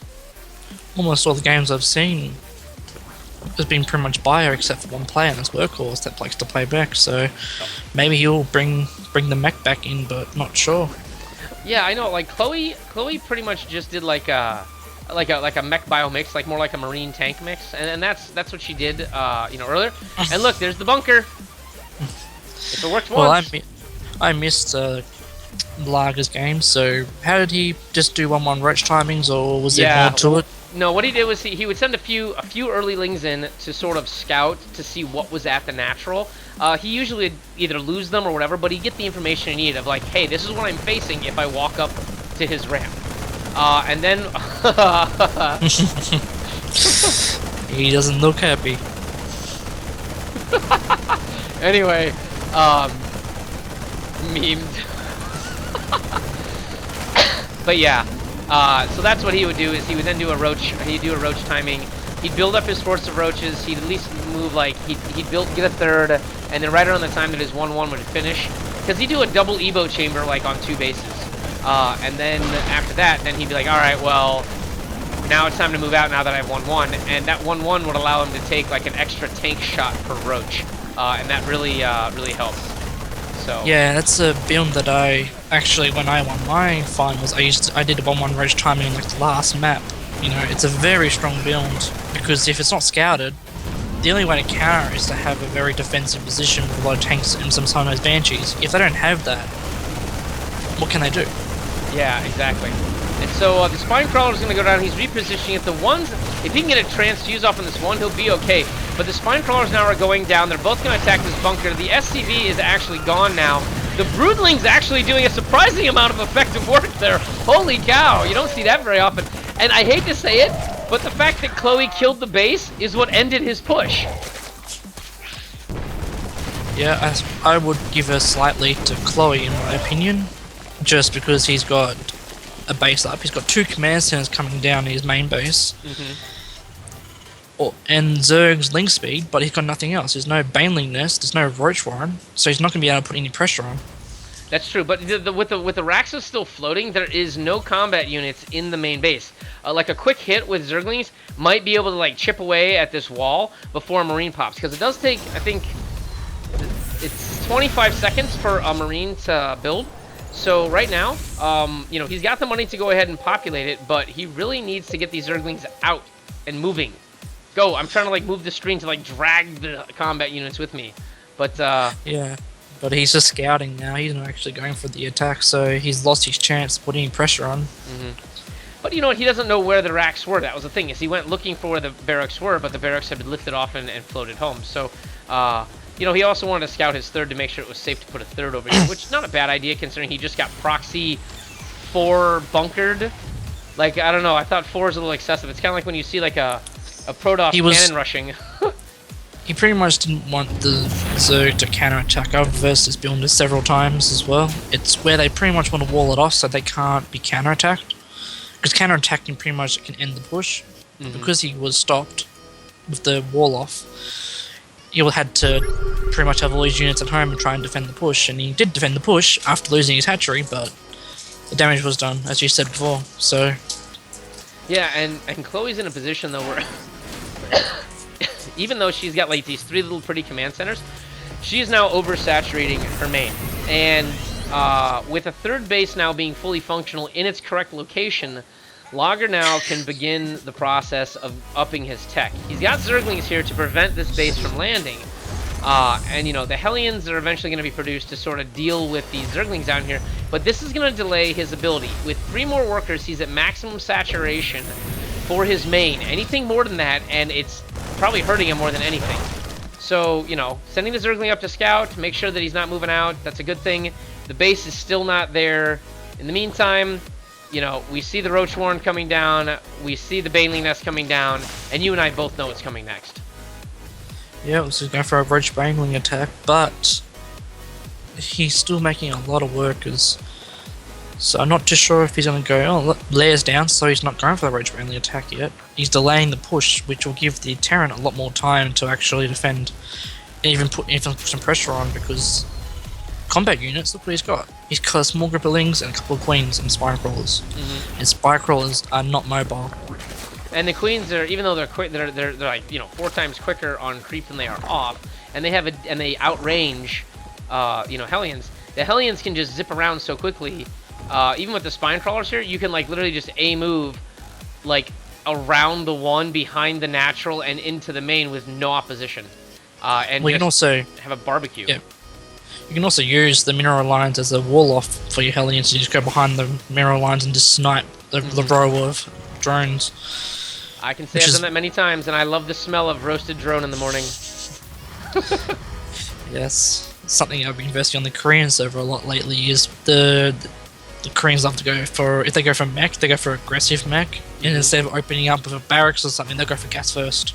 And go straight into Hellion drops into Hellbat drops. Well, you know what the thing is? That 4GG is sort of like the epitome of that if you think about it. Like, that's all he does. Like, no matter, Protoss, Zerg, Terran, whatever, he opens Hellion. He's just like, I don't care. Like, I can do this build in my sleep because I'm going to do it to any race, any build. It's like, Proxy, Rush, Oracle, Hellions, that's the solution. This is interesting. He's going for 1-1 Roaches, but he's also got Roach speed and Baneling speed. Most people that get for Baneling speed, they usually get for the +1 attack for the Banelings. Well, maybe he's because he wants his army to move together as one cohesive unit, and without that, the banelings kind of lag behind. Oh, I do understand that. I'm not just sure what he's going for. Is he going for more of a roach-centered army? Is he going for a roach baneling? Because baneling upgrades are a bit better than roach upgrades, if you know what I mean. You mean as far as like the attack upgrades, because they tend to do splash damage and use more? Yeah, the upgrades itself scales better for banelings over roaches. Like, roaches will get 2 extra damage, that's how much they get for each upgrade. Where banelings, they get about 10 more damage per upgrade. Oh, okay. And they do about 10, 15 more damage on buildings per upgrade as well. Oh, and here you go. Look, you see the Hellbats, but the Hellbats now are within range, because if you look at the Hellbat, the range on those things are only 2. The roaches, this is one of the few times where the roaches outrange the Hellbats. Now, this composition is going to be difficult to do, especially if he gets a good concave with it. The Marines go down, they get pulled up into the medevacs, but it's just not enough. The roaches are engaging and taking out these Hellbats because they don't have blue flame. They aren't going to be able to do much, and now suddenly these roaches are on the move. The upgrade, let's see, where's the movement upgrade? The movement upgrade actually finished, so these are actually fast roaches, but because they don't look fast because I'm zoomed way out, and they're not on creep. Have a look at this, it's got a 50 supply lead for the Zerg, a 4th base on the way, +2 in a Hydrogen down, and he's got no way of defending this roach push without taking severe damage. Yeah, I mean, short of investing in a tank right now, which he doesn't even have a factory with a reactor on. He's investing heavily in bio. He's got 6 factories, 7 factories down, and the roaches are just going to town, and he's not moving the Marines into position. He needs to re-stim and quickly take this out. The roach reinforces the back, though, unfortunately, is going to pick off the depots, and he might actually be hurt on supply once these depots die. No, actually, no, never mind. That will not be a case. These Marines, unfortunately, get an amazing concave. He lifts them into the base. He's got a bunker up there, but he doesn't have any Marauders whatsoever. He's got 3 depots at the front. Unfortunately, one of those is a high-yield depot. These roaches are now they're making the kill shot, I think, right now. Even if the roaches all die here, the worker difference is ridiculous. 69 drones to 24 SCVs. Wow. This is just pretty much an endgame move here. There's no way to get back in this, even if he holds off the push. Yeah, and it's pretty tough because he keeps reinforcing with just a few roaches at a time. But the thing is, he's reinforcing faster than they're able to be killed off. I mean, he's doing a good job, like, trying to kite him, but he's got his medevacs over here off to the side for whatever reason, and he's not. There he goes. Now he brings them back into the fight, and they are healing the units. The one Marauder dies. He basically has. He's got 3 Marines being made, and 5 Marines being made, and 1 Marauder, but there's just simply too many roaches, and GG. Also, looking at the resources, the Terran had no gas mining, so he had no gas left, so he couldn't make a single Marauder. Oh, that's okay. Oh, yeah, that's right. I'm looking at 10, and you need at least 25 for Marauder. Yep. So game 1 goes to Lager in that series, proving that roaches are nothing to mess with, brah. Let me get this going. So that's actually really impressive. So I can't remember, what race do you play, Scarecrow? Me, I play Zerg mostly, but I do play a bit of Terran on and off. Terran's your off race. That's an odd combination because the mechanics are so radically different for those two. Yeah, I know. I did have Protoss as an off race, but I just didn't like it. It was just too boring. I kept getting PvP, and I used to fall asleep pretty much playing that. So I went, okay, I'll play Terran for a bit, and I learned how to play mech. So I went, okay, that's good. Yeah. So I can play mech. I play mech in TVP and TVZ, and I play Bio for TVT. Yeah, and when I go, Protoss is my off race because they're very similar in, at least as far as like mechanic as Terran is. And it's just DT rush every day, all day. And then, like I say, the Void, I only make battle cruisers, so. Did you want to make me? Did you want Oh to yeah, make yeah. me? Sorry. Yeah, I didn't know they were ready to go. Sorry, party leader. It's all good. The next map is. Coda. Okay, yeah. I wasn't sure if it was that or they vetoed Dash though. Interesting, They especially vetoed- for a TVZ. Let's see, I thought they vetoed Dash. Let's see here. Second map. They didn't actually pick a second map, or the last map. Let me look in the party chat to see the vetoes. Moonlight was vetoed. Coda, no, Cactus, Moonlight, Cactus. There's one missing. This chat must not go all the way up. But yeah, Terraform. Yeah, I think Dash and Terminal might be the last one. Well, that'll be an interesting map for TVZ. Yeah, I've actually started to like Dash and Terminal only because I'll just go mass tank on it, and like, where are you gonna run on those narrow little pathways?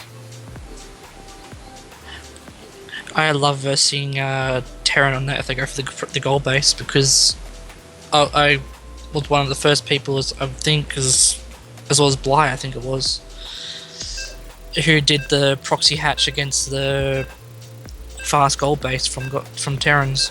And just put a spine crawler at the top there and just have all the SCVs just down to one spine crawler. That was I do like the you know, the thing is, as a Terran though, you usually put your racks in your depot at that ramp when you're doing TVT to prevent the Reaper from hopping up there. So like, I've learned that the hard way, where I'm just like, all right, Stuart, I guess I'm putting all Reapers up there. All right, so we are in this match. Let me go ahead and kill the Monster Cat tunage. And here we are, decisively taking that last match. In the lower right-hand corner, we got our blue Zerg. It's Lager. In the top left corner, we have the Terran currently down one game. It is Chloe. I'm guessing that's how you pronounce it. Well, it's like Khloe Kardashian. That's how she spells her name. So sure. I'm gonna assume it's a guy though, because every time you think it's a woman, it's never a woman. Never. Not in this game. But no, there is, just so you know, your mic gain is up really high. It's not like too loud for me, but there's a background hiss. So I think it's from your mic gain. I might be able to turn it down in Skype. Just her. In Windows, they have a mic boost thing, and that always tends to bring up background noise. So maybe that's it. Let's see here. Where is... Oh, I can't lower your volume without accidentally lowering or disconnecting you. I don't want to do that.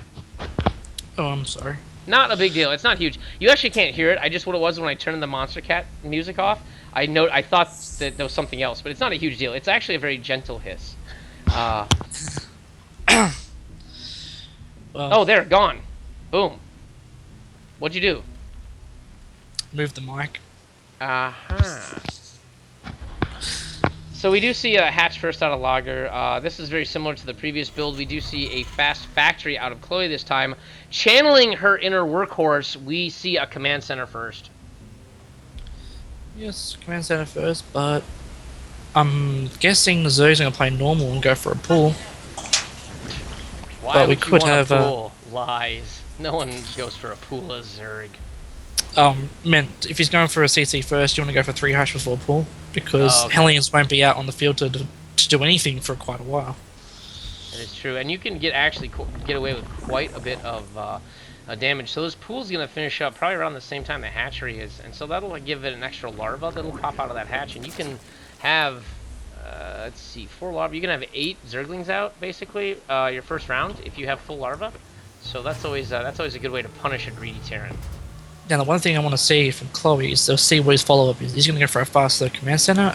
I know he's going to go for a factory, but is he going to follow it up with another command center, or is he going to go for two barracks?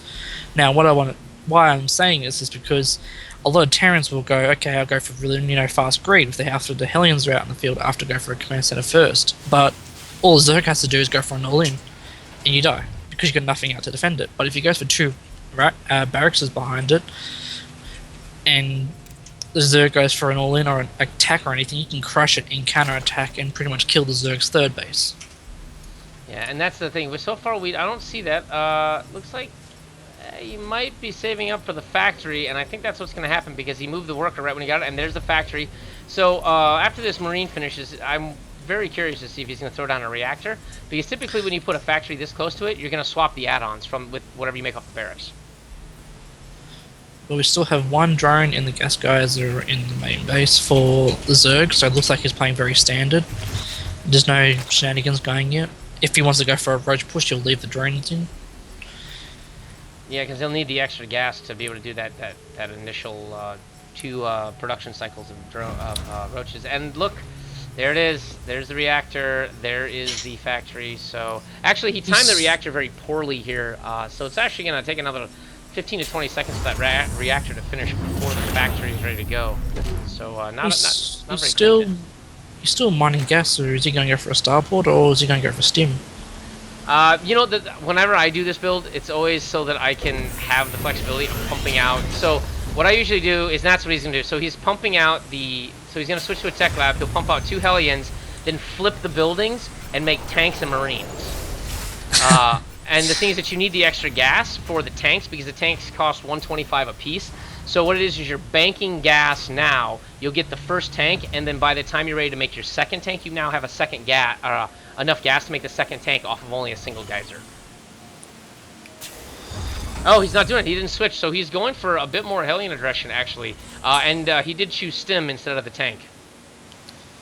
Well, this is interesting. He's going for 2 evolution chambers in his second gas geyser very quickly, before even making any drones for his third base. But he has no units on the field for the Zerg. He's gone for 3 gases. Wow, he's really banking up the gas really quickly in a Roach Warren.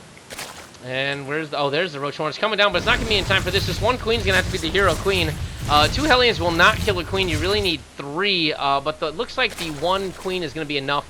The Evolution Chamber wall off there gives the Queen the ability to sort of cut off the Hellions as necessary, and the Zerglings will be able to do some necessary bonus damage if he can keep them alive. I think the Terran's completely misreading this. He does not know there's going to be another Roach push. He still thinks it's going to be Ling Bainling. Yeah, and that's the one thing about using Hellion. You've got to get it in the main. Even if you lose a Hellion or 2, you need the scouting information. The Zerg forgot his lair, though. Oh. Yeah, you can't get his Roach speed. Because when you do this build, you start your lair, or you can do one first, but usually when you start your lair, you put 2 evolution chambers down, and then you put your Roach Warren down, and then you start your 1/1 upgrades for your roaches. By the time the lair finishes, your Roach Warren will be finished. And look at this. He leaves the depot down, and all the Zerglings get in. There's nothing to repair the bunker. The bunker's going to drop. The 2 Marines inside are going to die, and it's literally Zerglings versus 2 Marines and workers. He lifts the barracks to try to drop down. That's a good thing.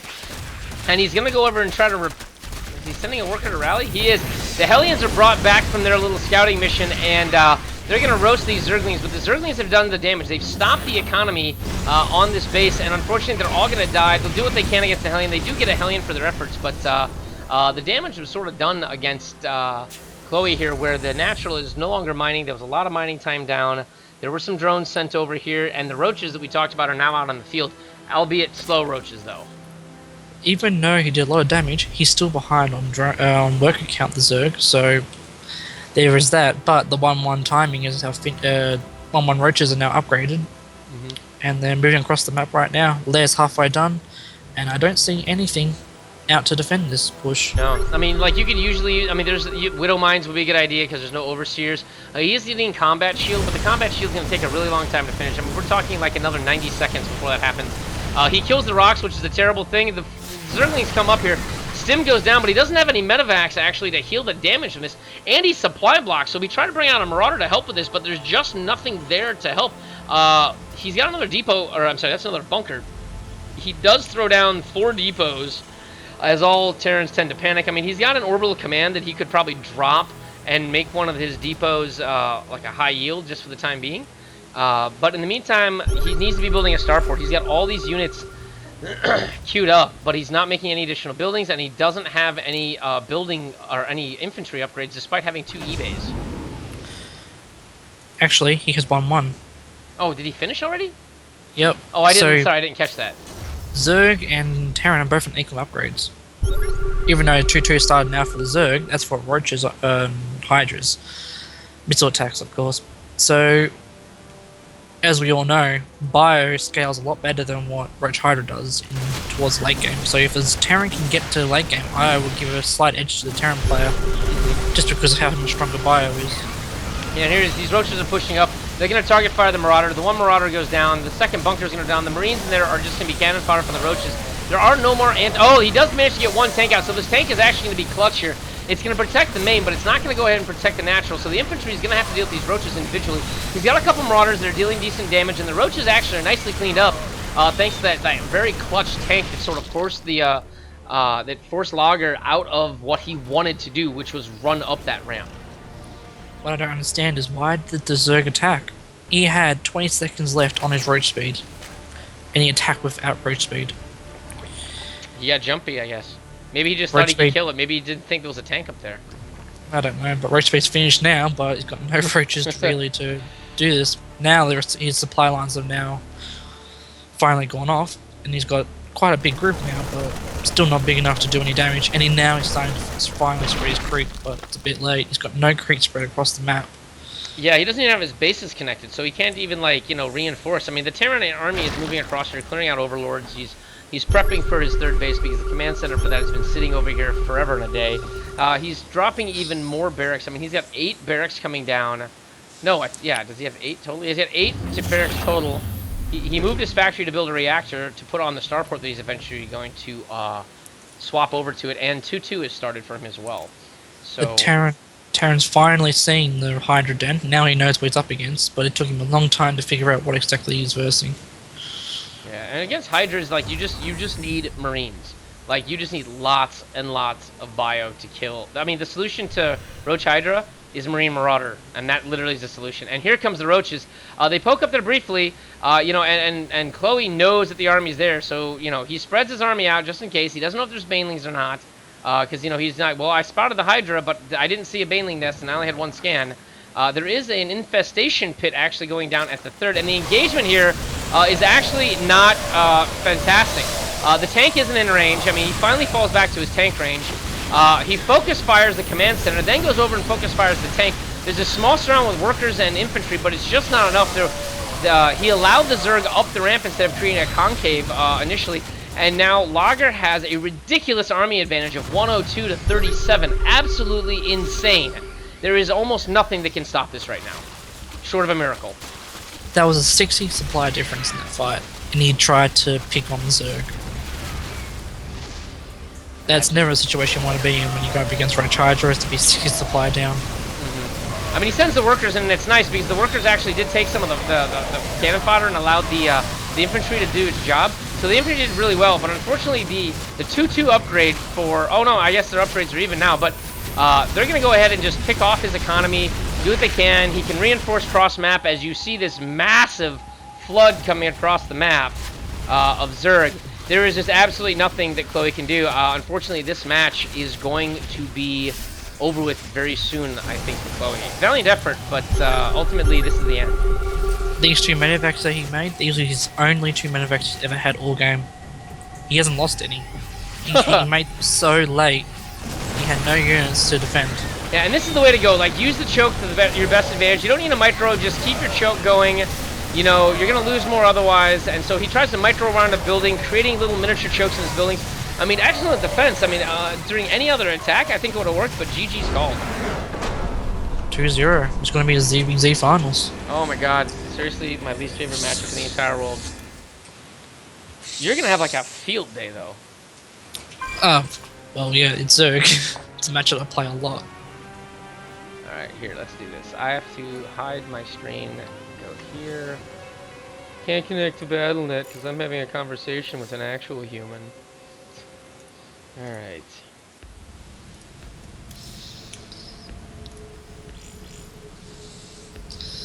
Alright, here we go.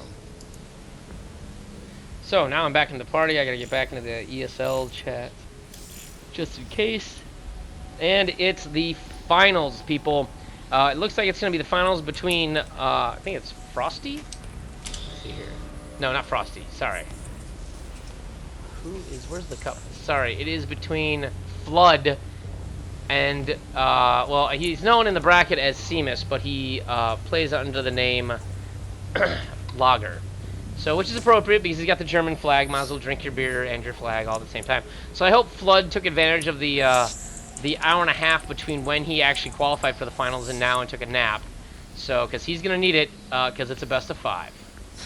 Interesting about these 2 players is when they first met, Lager beat Flood with a temple in the first game, and the next 2 games, Flood cheesed him.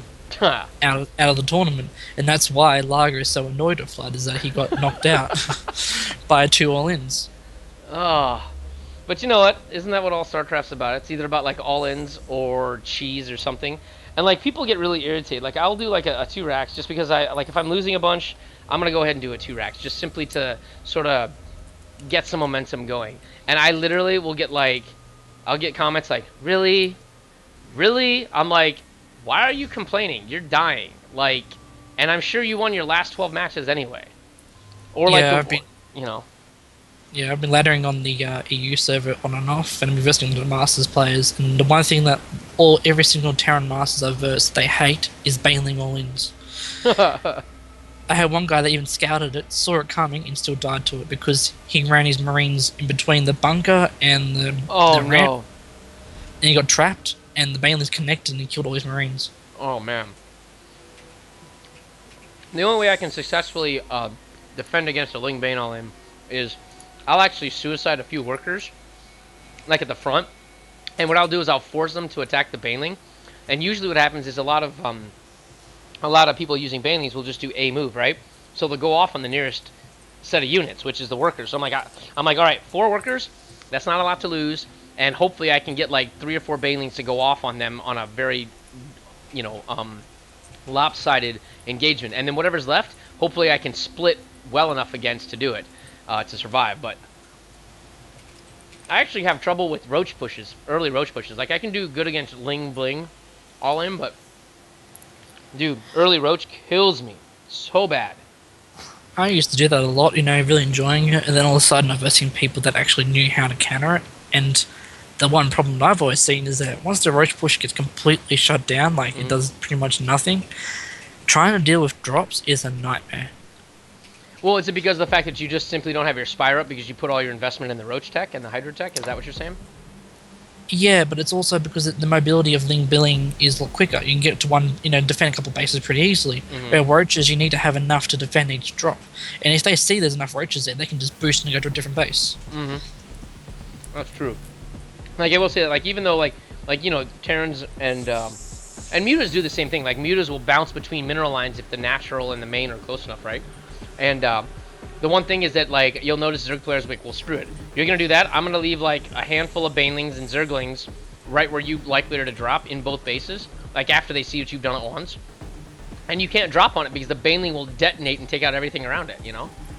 Yeah, but one issue is that I've always seen is that if they see that you're putting a lot of effort into defending, say, the third base or the main base, the Terrans that I verse, they'll put 1 drop at each base, but they won't drop anything yet. They'll just wait around that area, a bit hidden, and then they'll push forward with a big, massive push right to the middle of the map. So you have to bring all your units to try and defend this push, and then all of a sudden they'll be dropping while you're trying to defend, and it's like, no, try and get back, scramble.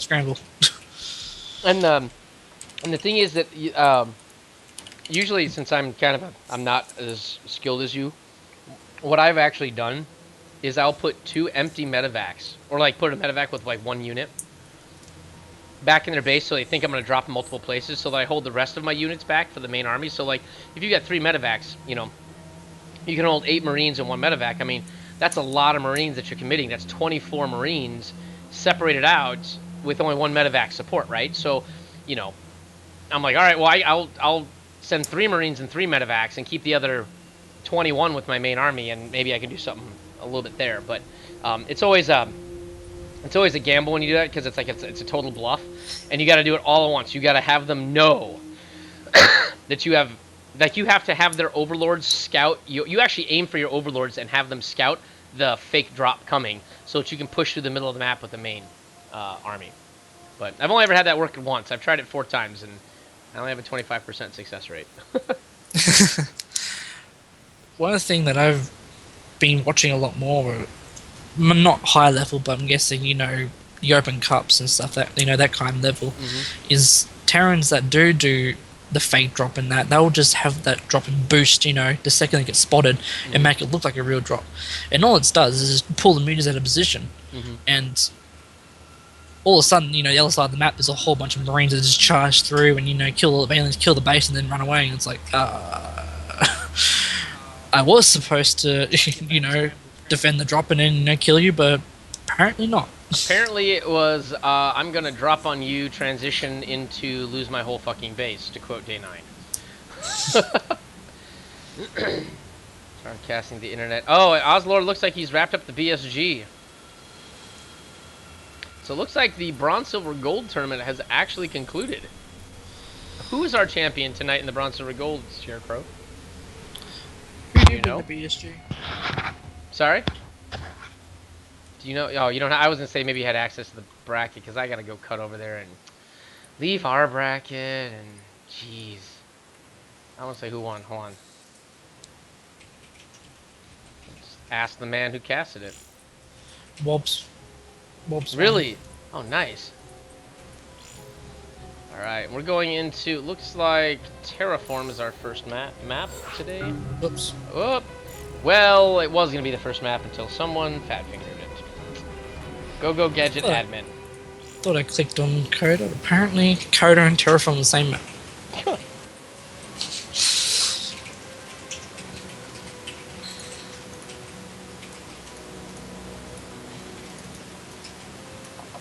Alright. So guys, you are watching my stream. I'm DJ Spectre, the Aussie-sounding co-caster in the background that you hear. His name's Scarecrow. He's an ESL admin, but he's also a Zerg player and part-time disembodied voice for the purpose of casting the tournament, which he's administering. If you want to keep up with me, you can do it at DJ Spectre TV, or you can follow me here on Twitch. Why don't you give a shout out to where people can find you on the internet and things you do? On the internet, you can always follow me on Twitter. I'm pretty sure I've got my Twitter account going as under a Scarecrow. I've also do a lot of ESL adminning. Most of the tournaments I post are on Team Liquid or Reddit. So if you see an ESL NA tournament or America's tournament, it's usually under my name. So you can always check me out there. All right, so go do that. Go cyber stalk him like everyone else does. You know, like on Twitter, on Team Liquid, send him like little love notes. Be like, you're so cute. But we have a finals here, people, and it's a ZVZ. So starting on the right-hand side of the map, dressed as the single ugliest color Zerg could ever possibly be, it's our pink Zerg. It's Flood.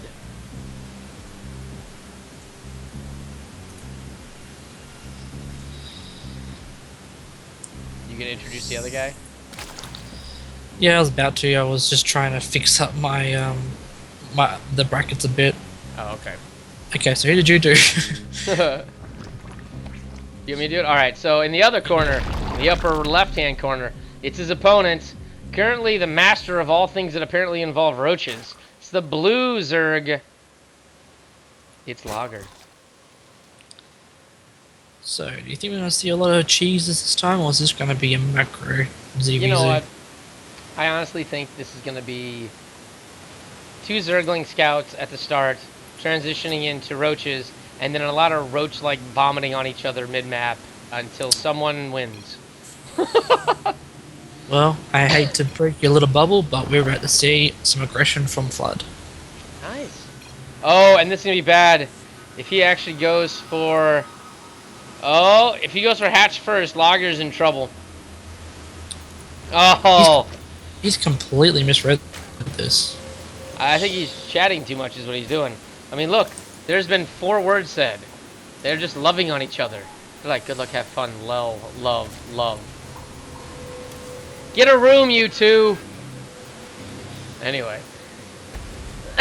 Oh, if he's doing, well, how many drones was that? I think that was a 12 pool? Yeah, I think that was a 12 pool. So we'll see. Does he produce the lings? And by the way, I didn't do this earlier. I need to do this now. We will go ahead and put a... It is currently 0-0 in this series. I apologize for not having that up before. I am still not used to the game hearts interface. But that is for Zerglings being produced. I'm pretty certain that Lager... Yeah, you can defend against 4 Zerglings with the worker number he's got, but it's going to be tough. Yeah, but speed's going to be done not too far away now for Flood, so it's going to be quite a hold. Turn it down. Well, what's he got? He's got 2 drones just sitting out here chilling. Oh, spine crawler, spine crawler. All right, he knows what's up. He must have caught it with the Overlord, or he's stream sniping. One of the two. He did very early drone scout up before. So I mean, still that's very good. I mean, this is gonna help. I mean, there are, you know, a total of 12 Zerglings out on the map. I mean, nothing at the natural, but he's not gonna lose any drones. So he might be able to hold it with these Zerglings. And maybe eventually work a drone down here to go into a spine crawler. But for right now, 10 seconds. Here it is. 10 seconds until speech finish. And then this battle's over. So there's the wings. Here it comes. He's going to have to bring the spines down. But, oh, bad timing. The spines are out of position. They're going to get chewed up. He tries to move into the natural anyway. Why is he doing this? He should have pulled back. So the Zerglings are surrounding the spines. The spines literally have nowhere to go. The one's spinning around like a top. And wow. Rage quit. He's not happy. No, he most certainly was not. But, welcome to StarCraft, boys. Salt is real. Hey, by the way, and for the first time ever, my StarCraft didn't lag out. And I'm still in the party. Oh my god. You have any issues, have you? Oh, well, no, like, what'll happen, and I'm not sure where the choke point is, but every time I have a Skype chat going, especially if I've got a video, like another camera, I don't know, it causes my BattleNet and everything to just, like, not connect. Like, it doesn't crash the computer, but it just won't connect. And I'm like, why does it do that? So I even, like, upgraded my internet service. Like, I've got double the upload bandwidth that I had before. So there's a bottleneck somewhere else that's not on my ISP side. Oh, wow. Well, that's some salt. Element, come on, get your daily salt intake. You got to include the non-match part too.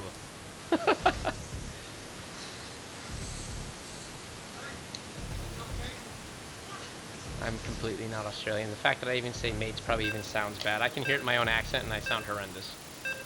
That's alright, mate. Hey, mates. It sounds like something terrible. No, I'm just gonna stop. Gonna give up on it. I can do the Swedish Chef really well, but I don't think anyone wants to hear a whole cast of the Swedish Chef. We've got a whole language made of just mate, so... Just mate. So you go up to be like, mate, mate, mate, mate, mate. Mate. You drag it out. It's like, stop, mate.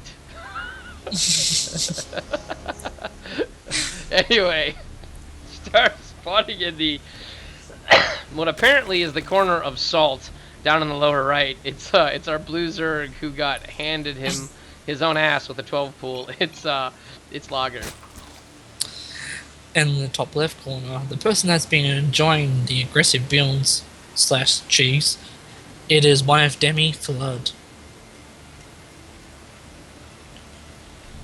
Yeah, so you know what I want to see, and I saw this a couple times. Like I've mentioned this a while ago when Zephyrus and I had God, now he's doing the same thing back.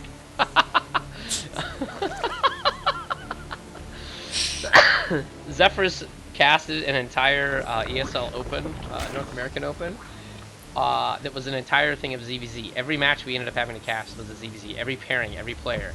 She's a Zerg player. She was even like, stop. And I was like dying. I'm like, please, just give me a Protoss. I don't care. I just want like a Zerg to make a pylon. That would make my day. I don't care. What? He's going a gold base. Okay, I give up on this match, Scarecrow. I don't know what the hell is going on. What's next? Are they gonna build a factory? I mean, come on. Are they gonna float their hatchery to the middle and just like I don't know, drop creep on each other till one of them suffocates? Like, come on.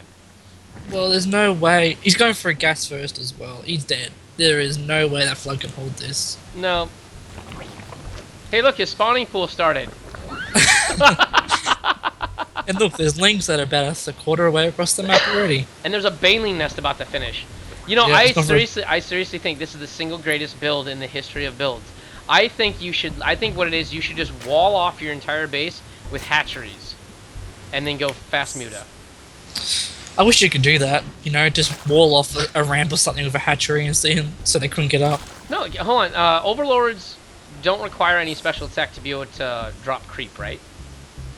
They do. They require lair. Oh, they do. Okay, I didn't know that. But anyway, there's 6 Zerglings in here, and they're doing a hold position like they can repair the hatchery or something. Okay, unique. Never seen that, but all right. I will go with it. 2 drones are dead. The fight tries to start. I'm pretty certain nothing actually happened there. These Zergling reinforcers coming from across the map. The other Zergling reinforcers coming from the gold base, and the Banelings are just being made in that other guy's base. So... And he hasn't moved any of his drones. He's going to be able to get hit by banelings. No. So he does get 1 Baneling off. The other Banelings... Oh! Look at that. 6 drones dead. There's a spine crawler. There's a whole position that's not going to work, and then that thing dies. So... There's some Zerglings and other Zerglings and some drones that aren't going anywhere, and then Zerglings that are running back to a base that they can't defend from. So... 5 supply, 18 supply. You know what? I like this. This is good. You know what? I think we can wrap the whole series up in 15 minutes. Oh, I spoke too soon. No, hold on. It reconnected me. Hold on. Nope, not almost. You good? Yeah, I'm there. All right. It's like right before you It's like right before, it's like you're choking, but then you get like 1 quick breath, and then you start choking again, and like you've got your friend behind you ready to give you the Heimlich, and you're like, nope, not yet. Okay, do it now. No, wait. Do it now. No, wait. That match felt like. I don't want to be lobby host. Don't ever do that again. Don't ever make me lobby host again. Mom, please. What?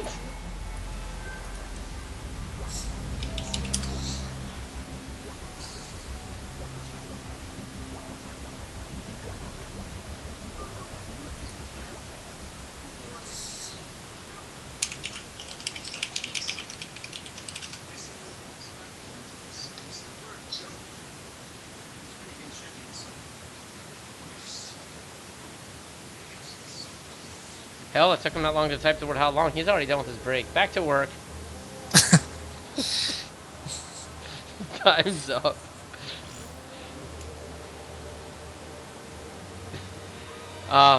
Anyway. Scene changer, full screen. No, it's back.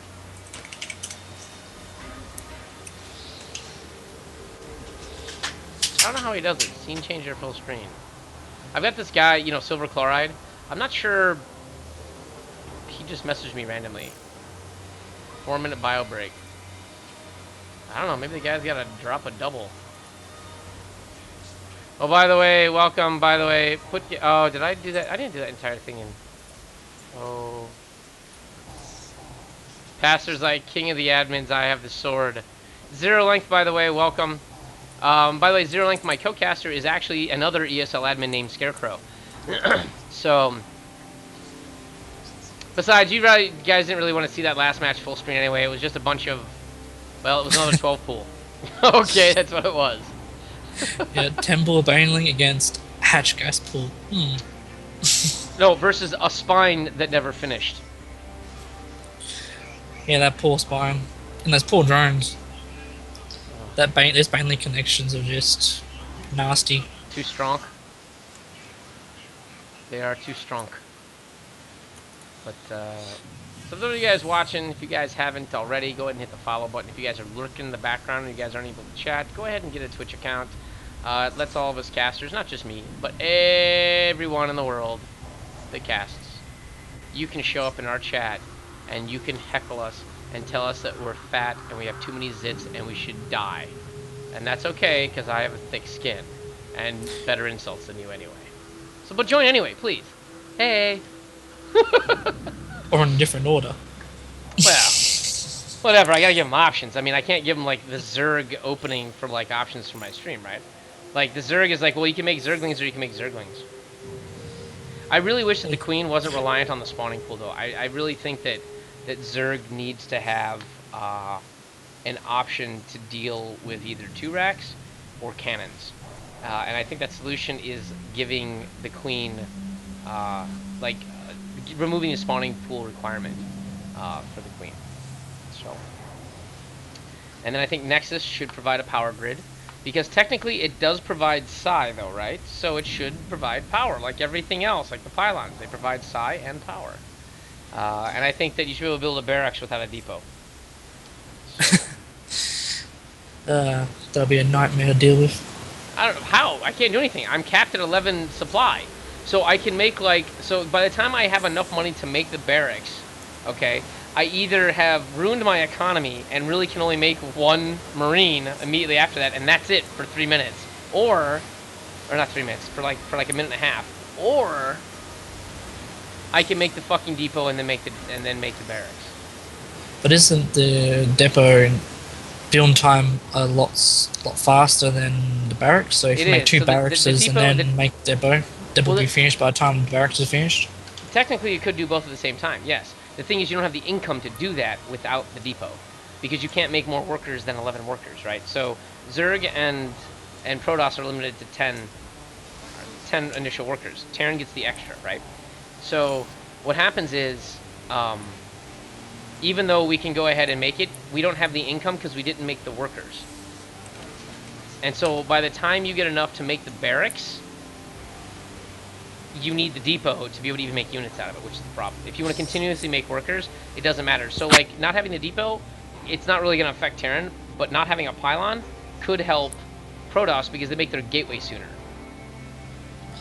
Yeah, I And guess wouldn't it be it's awesome just to make a queen? It would be, but it'd also be a bit overpowered because be able to deal with Reapers a lot easier, and Yeah, but that's what the early queen's for, and that's what the early power field is for. So you can put a gateway down and get a stalker out quicker because you'd have your cyber core sooner, right? yeah, it's true.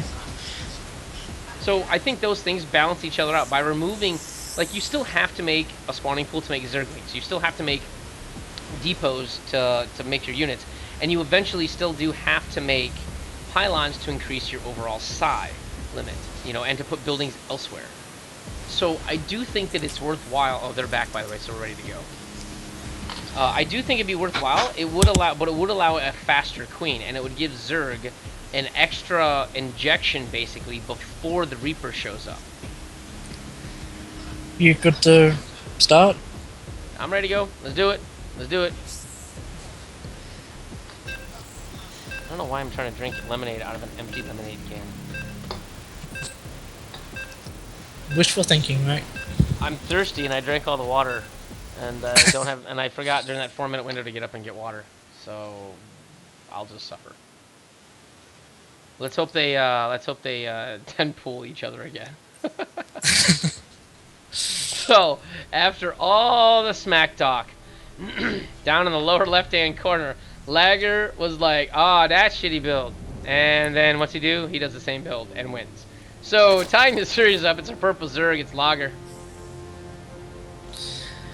In the bottom left corner, the guy that went for the right corner, sorry.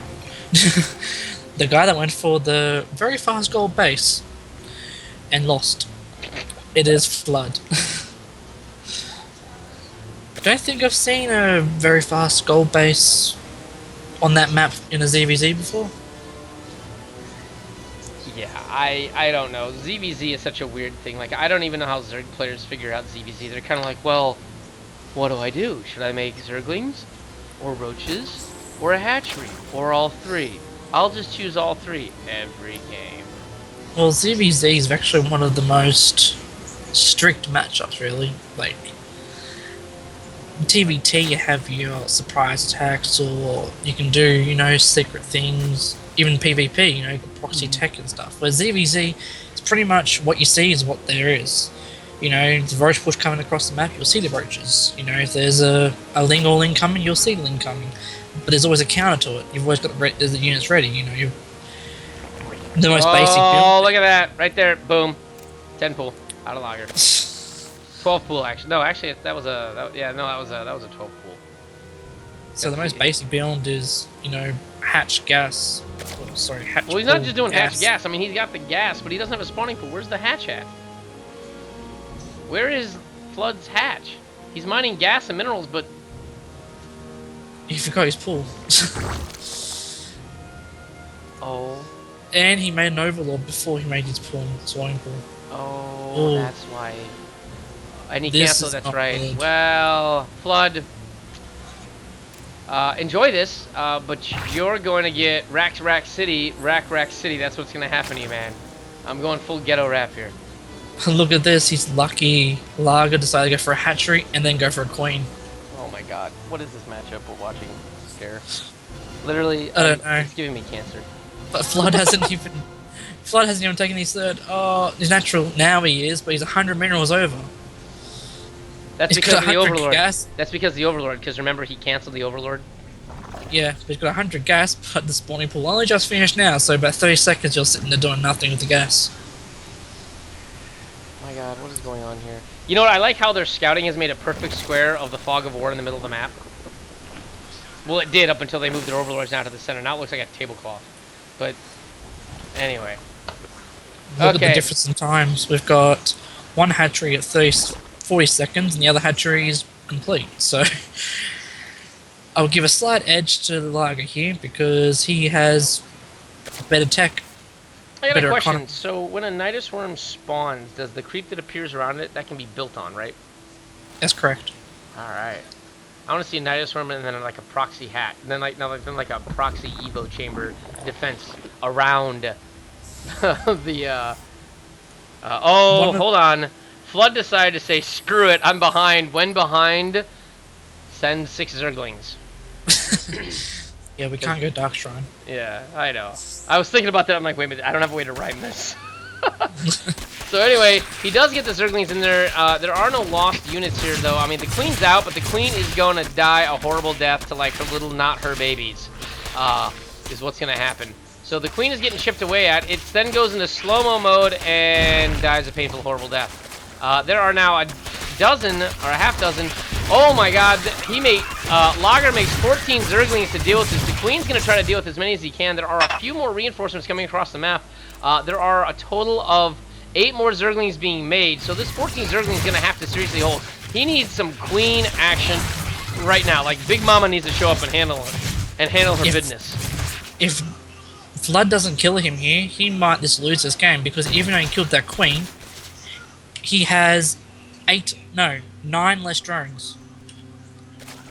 Yeah, and here it is. Here's an engagement that's going to sort of decide the fate of it. I mean, was it 15 Zerglings versus 13? I mean, I know it's only 2 difference, but he's got more wounded Zerglings. And here, oh, there's a new Flood coming in here. The Queen's going to pop at right at the second. It's going to have to get involved. Move your Queens, lady! Oh no, Lager doesn't engage with the Queens at the right time. Neither one of the Queens are engaged. He doesn't have any creep tumors here to join it to help. And it looks like, you know, Flood is just taking this to him. The one Queen's trying to get out of the way, get back, prevent the surround. The drones come up to try to help, and you know, they're doing some good, but the Queen drops, and that's unfortunately it. You know, 2 creep tumors go down to sort of spread creep down there, and what lings can be made are being made, but unfortunately there's only 1 base economy here. I guess it's 1 base on 1 base, really, if you really think about it, because, you know, Overlord before Fool. Check out the banelings. Oh, I didn't see those. And This is not being scouted. This is gonna be a bad day. Wow! There's also that. So yeah. BG. I don't know what BG stands for. Like, Big Bad Game game. Hunters? I don't know. Bad game. That's what he's pretty much saying to him. Well, at least that was entertaining. And I did it again. I didn't go full screen, sorry. But you know what? You know what? Screw this. That's the second game. This is gonna be the game match. We're just gonna go do this.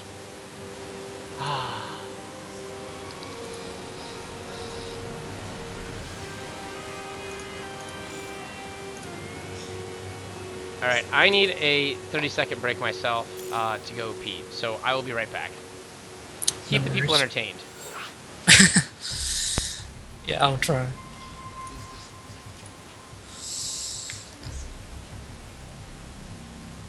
But we see Lager still trying to... Well, I'm not sure what he's trying to do. Being a bit rude towards Flood at the moment.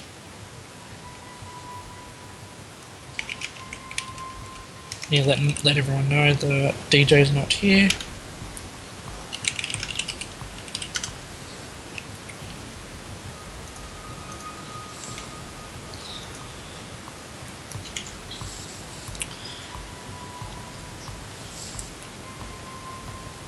So 3 games in a row. It's been pretty much all ZVZ all-ins and cheese.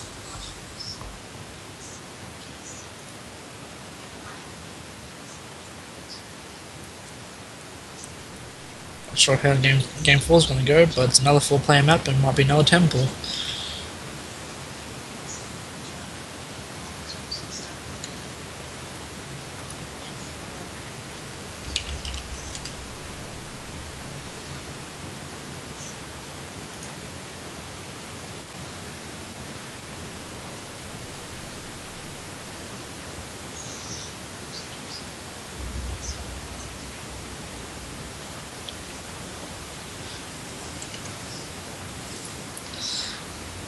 We'll just go through some stats on the players.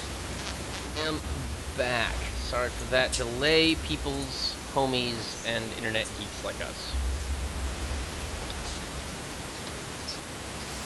This is only the second time that Seamus or Lager has even played. Like ever? No, like played in the North Oh. American tournaments. He only plays in Go for SC2 or other tournaments like that. Well, with the sorry, with the German flag, I would assume he would do the EU tournaments a lot. So, but I don't know if who admins the EU tournaments. To know There's a that. group that does EU and Go for SC2, another group as well. Oh yeah, I've heard of Go for SC2. Yeah, there's a big prize pool on that one. It's $100 or $50 or $200, not dollars, euros. How often is that? Every week? Oh, twice or 3 times a week. Per tournament, it's like it's 150 Yeah, euros. there's one tournament that you don't get any money for, 2 tournaments you get money for, and then the winners of each of the tournaments go into monthly finals, which has got a bigger prize pool. Wow, I didn't know. Like I heard of Go SC2, but I hadn't. I didn't know it was that crazy. Oh, wow, it's you can pretty make like a good. living off of that almost. Yeah, Bly has won quite a few of them, Mm-hmm. and yeah, it looks like we're ready. All right, let's do it. So, and I gotta update my interface. I always forget to do that. So I've got full screen. Yay. Ah. But yeah, the amount of players are in that tournament. When there's the prize pool money in it, Mm, there's about 100 players or so wow. at minimum. Sometimes about over 150. That's a lot of people to deal with complaining. All right, so let me get this thing. So hold on, who's it? Let's see. Lager has 1 win, and Flood has 2 wins. It's 1-2 right now. Is that correct? That's correct. All right. So currently irritating the snot out of his opponents. The pink Zerg down in the lower left is Flood. In the bottom right corner, we have the Zerg that is not too happy about the last few games, I would say. No. And it's the purple Zerg Lager. Or Lager, but there's no double G. And there's no umlaut, so it's not Lager.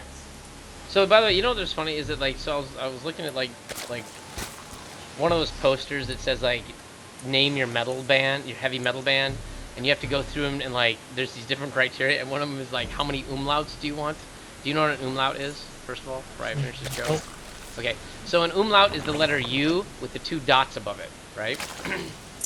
Okay. And the umlaut is the 2 dots. So anyway, the way the German language works is apparently like most words only have 1 U with an umlaut in their whatever word they're saying. So the metal bands, really,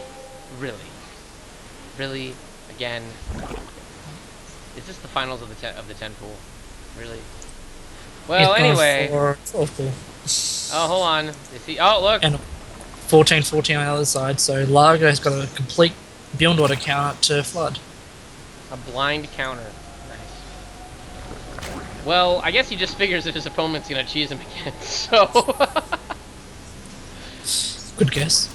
But anyway, I was looking at this thing for metal bands, and I'm only doing this because this beginning part of the match is kind of filler material anyway. And so there's one group that has, and because what is it like? Usually, it's like, okay, well, what's the theme of your band? Like religion, death, whatever it is, and you pick your religion. And then you have to like pick like whatever. And one of the last things is how many umlauts do you want in your band's name? And so there's only one band that's ever had 2, and that's Motley Crue. And I'm like, what? So I'm like, Motley Crue. So they have the O has got an umlaut, and the U has an umlaut somewhere, or whatever the E does. And I'm like, but then there's no word in the entire English language, or in the entire German language, sorry, that has 3 umlauts. And I'm like, I want to be the first band that has 3 umlauts. You know, I don't know why that was pertinent to this, but it was just something random fact that I was going to tell everyone. Interesting. It's an interesting fact. No, an It's like interesting fact. you want to break the record. I know. I want to break the German language the way Kim Kardashian claimed she could break the internet. I'm like, honey, you already had a porno. Not sure how you posing nude for a actual publication is anything special. So, anyhow, so blind counter. It looks like Lager's moving a bunch of Zerglings off into the ether for the Baneling counter. No, he wants to complete blind counter, because if he doesn't know there's any units in his base, if he actually moves those links into the main base, he'd be able to kill them by surrounding. But Blood's not going to have any of that. He's going to try and kill the factory. He might get a cancel. Yeah, maybe he might, but that Baneling nest has got about 30 seconds to go. So as long as Lager can hold here, he's got a second queen out now, and it's holding back. I mean, he's gonna have to cancel back, cancel it, do it. You know you're gonna have to. Cancel it. Oh no! Oh no! He gets killed. Oh, that was painful. That's a big miss. And on the other side of the map, Flood's got his base and it's finished. But I don't see a Baneling nest for Flood, so... No, but these 2 Banelings are not going to finish. There's too many Zerglings around it. And I believe this may be it for Lager here. He gets shut out with the power of the 10 tool. And... another BG. You know what? The salt is real. And you're going to laugh. We got through 3 games in 20 minutes. I was joking about 15, but we did it in 20. And don't forget, we had those 5-minute breaks. Yeah, actually, you're right. So, between me going to the bathroom, it actually should have been shorter. And the break for his mom. Yes, break for his mom. That was awesome. He's like, Mom, can I have a break? And you're like, no. You got what? Just wet your knickers. You'll be fine. But it looks like Flood takes that series over with his mastery of the Zerg cheese builds over a very salty Lager. So I feel you, bro, Lager. I feel you. I've been there. I'm a Terran player. You Ling Bling Muta, I just die. That's all there is to it. Well, he's still going on about all the cheese and that, and he's not happy. He's still going off in the chat. I'm not part of the chat, so let's go back to the chat. Because you know what we should do is I should highlight that chat. No, not really. Well, we'll see. I don't know. He hasn't said anything. I must say it all smiley just to interrupt. I don't know what he said was, no, stop talking. The last thing he said was, well, a guy with no skill won the Plat Diamond Cup. Oh, here it is. It's for your benefit. GG. I played 10 pool 2 times, only macro all the other games. BG. He had a complete Beyond Order counter against Flood, and he didn't use it. Yeah, that's true. He didn't cancel his pool, and he didn't put out a 3rd queen. Not even that, like, he had more lava, he had a better build order so he can afford more lings and more queens, but he didn't build, didn't cancel the natural, and he didn't make any banelings until it was too late. I don't know. Like I said, what's it with the salty Zergs tonight?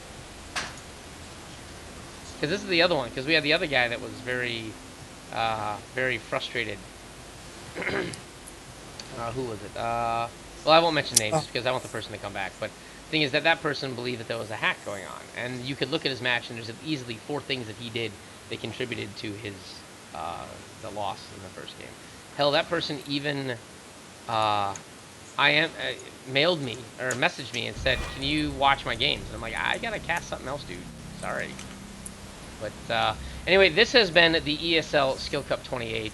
I've been graced with the grand pleasure of Scarecrow who is one of the admins and a fellow streamer. So tell the world where they can find you one last time before we go tonight. You guys can follow me on Twitter at Scarecrow101, and also just check out the ESL website. I'm usually making tournaments and running tournaments with Bloody Wraith as well, fellow admin, and we're thinking about also starting some Southeast Asia ESL cups as well. If anyone's interested in the SEA cups.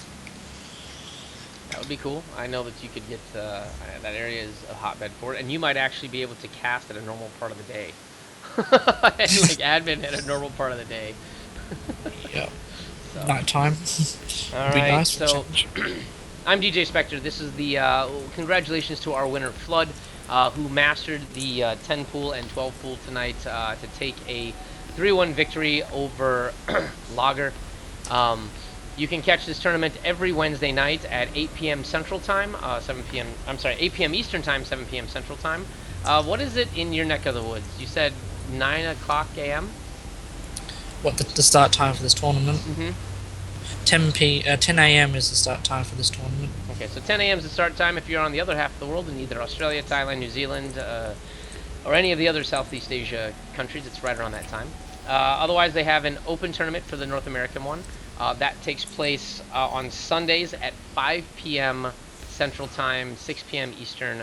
And what does that make it for you? That makes it like Monday morning, right? Yep, 8 a.m. All right, 8 a.m. Monday morning if you're in Australia's neck of the woods. And then if you're looking for anything from me personally, I do my weekly stream, my Thirsty Thursday. This will be, I have taken 2 weeks off from that stream due to a trip to Mexico I took.